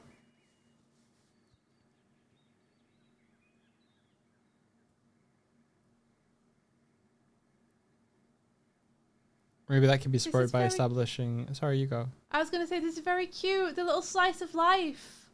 I love it. I love it, Dark Vault. This is so nice. It's also kind of nice just seeing Crep get to have some time to like. She's helping, but she's also kind of taking a load off a little bit. Like things are being taken care of for her as well, so she can have a little bit of a mental break as she just helps Yavara recover. Yeah. Sorry, Mike, what were you going to say? Halsey is just kind of saying something that I think is covered. Maybe that can be supported by establishing a chosen / random weakness that can easily be exploited by your nemesis to sidestep the I win mindset. Got it. Yeah. Already in there. Awesome, yeah. You have to choose a weakness for your supervillain that the DM can use against you. I made mine littering and general pollution. But I chose to make stairs a problem for him. Just so we could test out the dice system. Old man Walter World. Old man Walter World.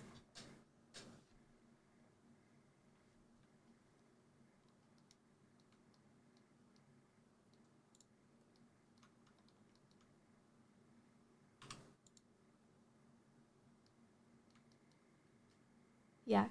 Day 5, I'm assuming Ritz is the one that moves Crep to a bed so she can sleep properly. That's my headcanon. So what Darkvault doing is like covering the week. Gotcha. Yeah. Basically, just the week where Crep is helping out at the clinic and Ritz is helping out at the clinic. And they're kind of hanging out in vicinity of one another and getting like a little bit closer as friends. That's really sweet. Yeah. Yes. It's very cute. The pie to go is so sweet. Reminds me of the meat pie monarch. You know that Ritz loves hand pies. That's what his mum makes him all the time. It's like her thing. It's the recipe that he shared with Kari.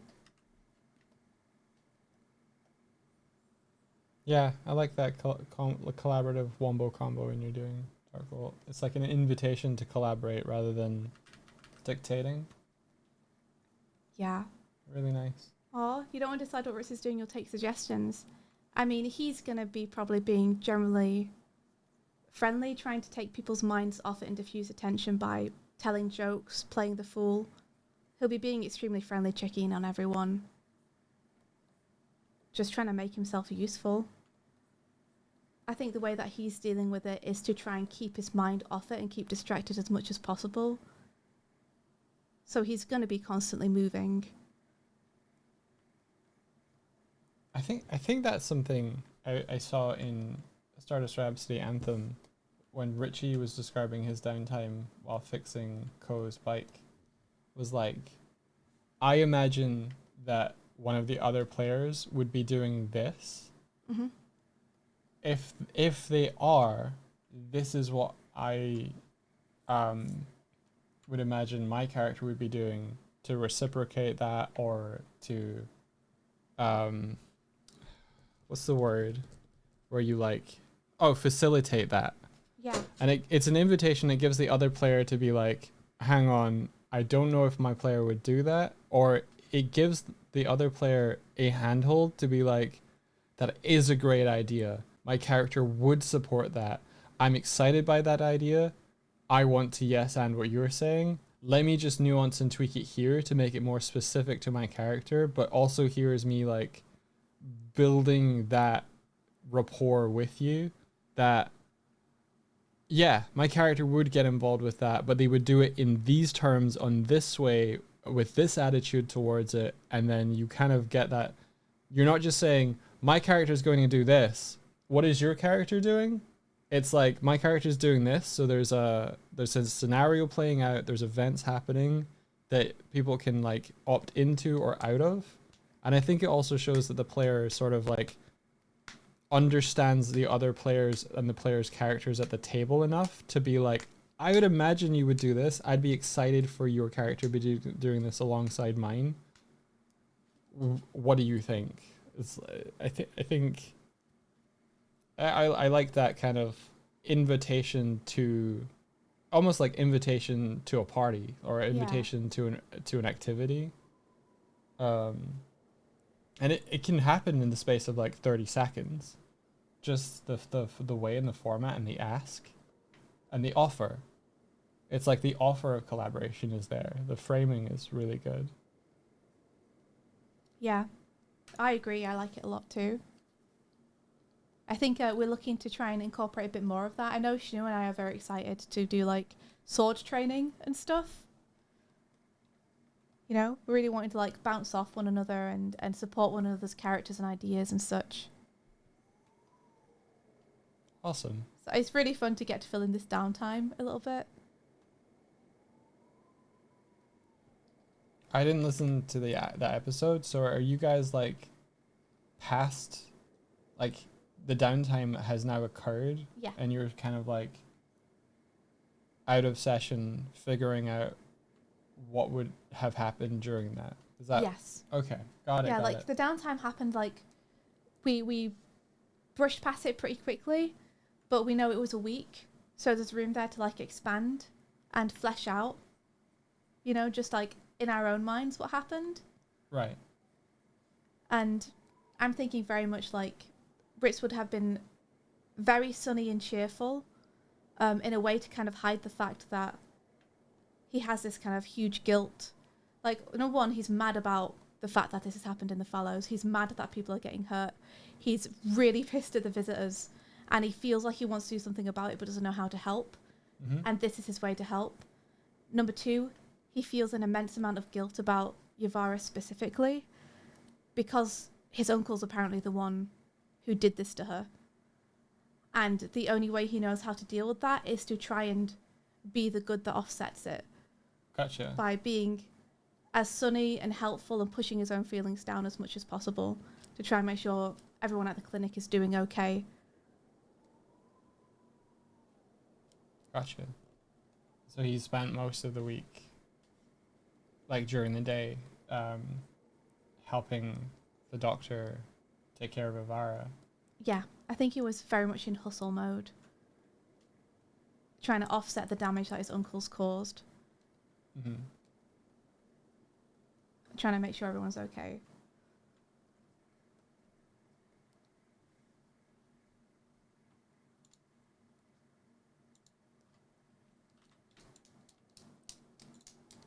And I think there's also like there's going to be guilt just because poor Crep. Yeah.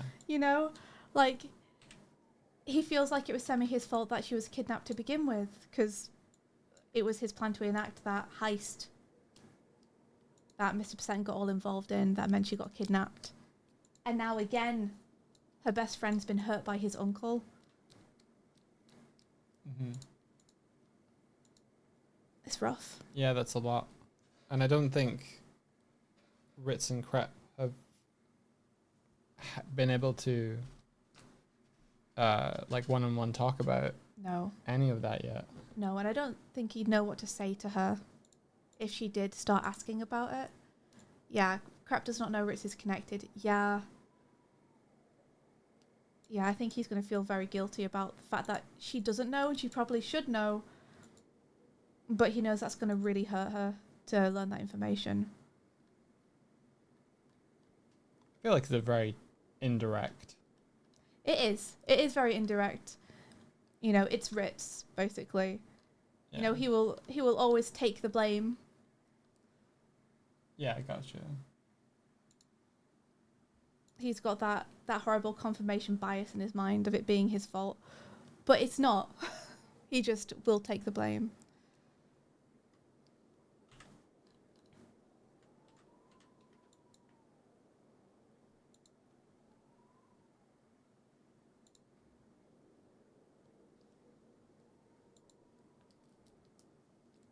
Yeah, like how honest would Ritz be in those conversations with Crep if she kind of said, "You did it again. You're the hero." Oh, He's gonna give her such a look. yeah.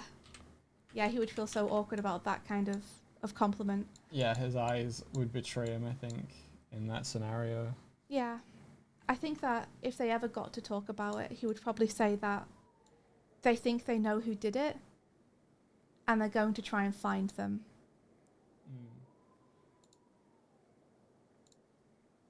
And I think if the conversation moved to, and when you find them, what are you going to do? I don't know. I don't know whether it would be like... Give him a big hug. I For don't context, it's Swifty's character's player's uncle that... I could see a world where the conversation could get to the point where he says, we know who did it, but also there's someone close to us, and we don't want to jump to conclusions before we know the full story. So we're going to try and find the full story, but then we'll do what we need to do. Yeah. Like, we're not going to pull punches just because, but we're also not going to jump to blaming someone for something they didn't do. Yo, thank you. Yeah, Mr. Percent, who knows everything, will pick up on it. Yeah, that's true, Nico. If there's any connection he has to it, his brain will make him take the full blame for it, even if it's not his fault. He very much thinks every decision he makes leads to people getting hurt. Every decision he makes is bad. Where did that go? There it is. Z Alpha Swoop says, "Hey Dog and Swift, found you guys on Twitch some time ago, around when Dog was implementing Chromail and Treasure Chest. It was super cool and inspiring to see both 2D and 3D creative projects at the same time, or in the same stream. Even cooler finding out what else you two have worked on. Helps me stay hyped for my own creative projects, keep being inspirational, back to working and lurking. Thank you so much." Yeah, thank you. Hiya. Yahoo! I'm gonna get some wizard vibes going on. I feel like we should call the stream at like 6 p.m.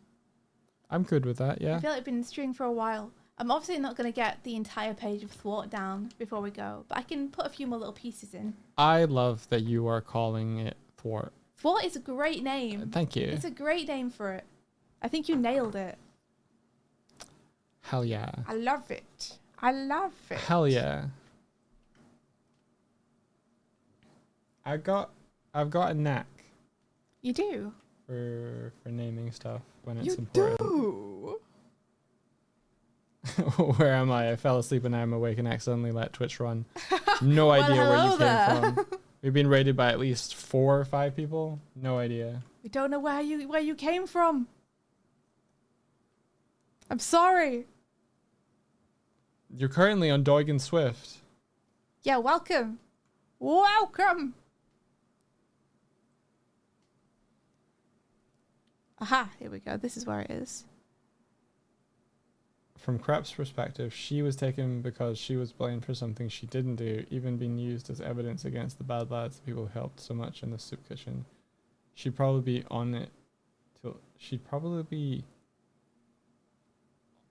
to learn the full story. Like she'd want to know the full story. Right, gotcha. Yeah. It must be a question. Yeah, exactly. I think the thing is, I think Ritz and Crep are quite similar character-wise. I think they both take on more responsibility than they necessarily should, and maybe both blame themselves a little bit too much for things that happen. And it's a good point that, you know, Ritz is worried because he doesn't want to jump to conclusions about his uncle and end up hurting his uncle because of misunderstandings. And Crep was taken because of a misunderstanding and blamed for something she didn't do. So she's going to want to make sure people don't jump to conclusions in the same way to Ritz's uncle and such, probably.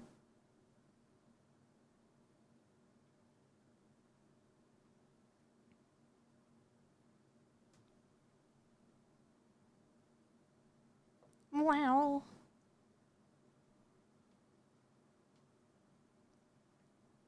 Thanks, Puffling. Puffling said, to answer Simulacrum's question, on an island called Hiatus, inhabited by a bird called Swift and a bear called Doig, 2 incredibly talented artists and animators check the pin message who are also incredibly entertaining and funny. Right now, Swift is writing a 1-page TTRPG. That's us. That's us. Thank you. Thank you, Buffling.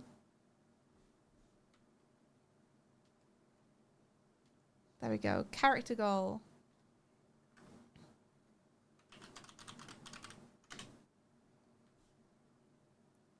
You can decide whether the incredibly talented artists animators fit the bill in your own time. Wow, wow, wow, wow, wow.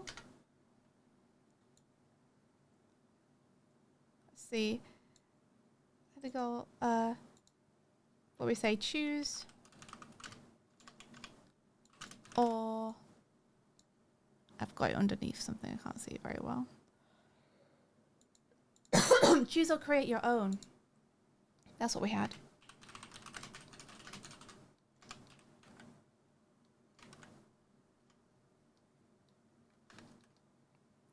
What kind of tools would I need? Like a spanner? I guess I could do a spanner. Swifty, can I have the spanner from Neon Odyssey on my desk? Yeah. Hell yeah. I've already 3D modeled that, so I don't have to model that again. Other tools. A ruler. What tools would I need? A hammer.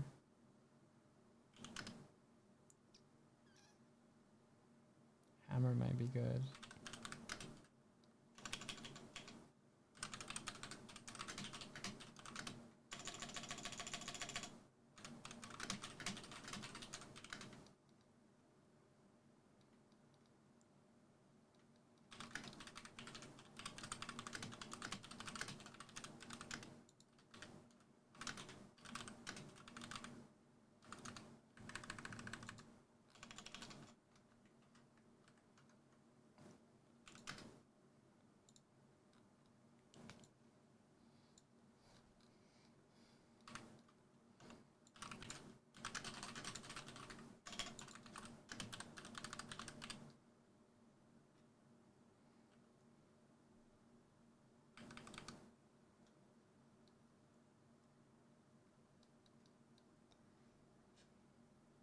Vortex King Pun, thank you very much.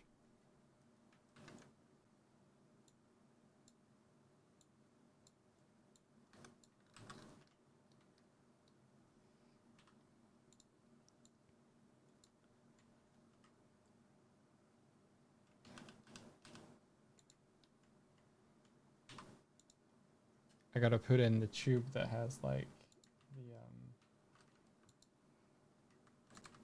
sonic worm in the back here. There we go. We're doing it. We're doing it, Peter.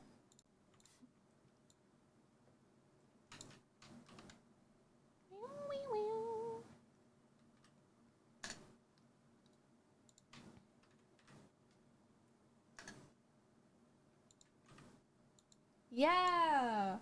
Yahoo! Crap wears fingerless gloves because she's a goblin, so she would leave fingerprints in case she steals stuff. You can't accuse her! She's innocent! She's innocent! She's never done anything!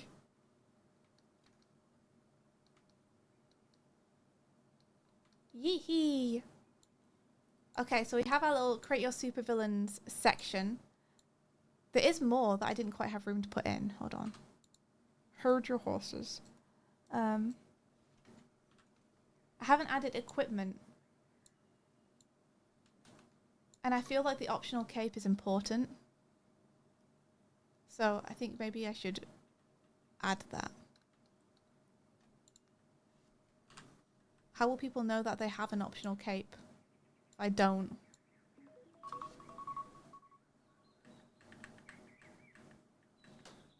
I guess that's 5 to 6 now. I'm gonna start looking for a raid person. Okay. Where did I even put this? I put equipment right before goal and agenda. Agenda is so much better than character goal, like I put Let me fix that. Thank you. Yeah. Thank you.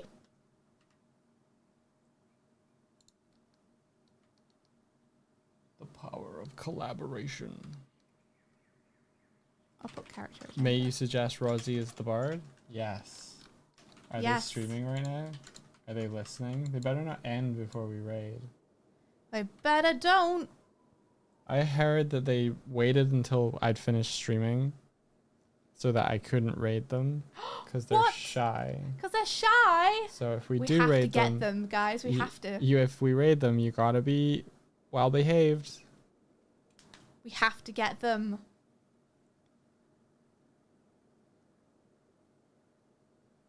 Okay, let me grab the dashboard. I'm coming for you, Rosie. There's no escape. Okay, this is what we want. I'll find you. So we want this down here. She heard you say that and just threatened to end stream. Quick, quick. Quick, everyone. You're not getting away this time. How dare you? How do you even hear us say that? She's in the walls. Where is she?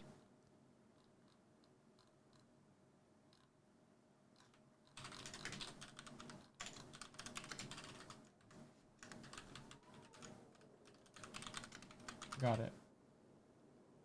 Got them. Did she just... She didn't end, did she? Did she just end? No way. She's put up a fake connection failure Twitch stream. She's faking it. She's faking it. Get her.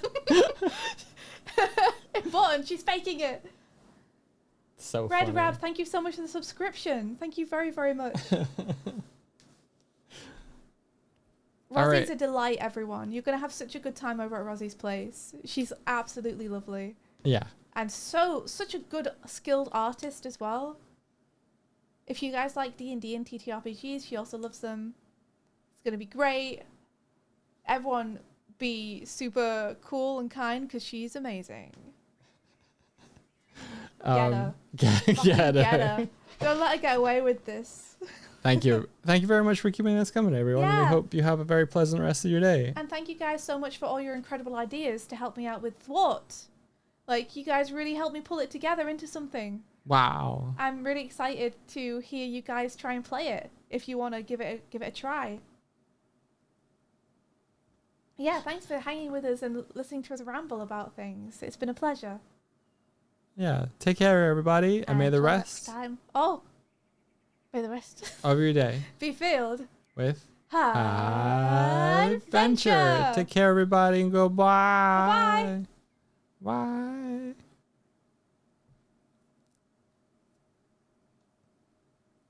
It did it. Thanks, VOD watchers. Bye-bye.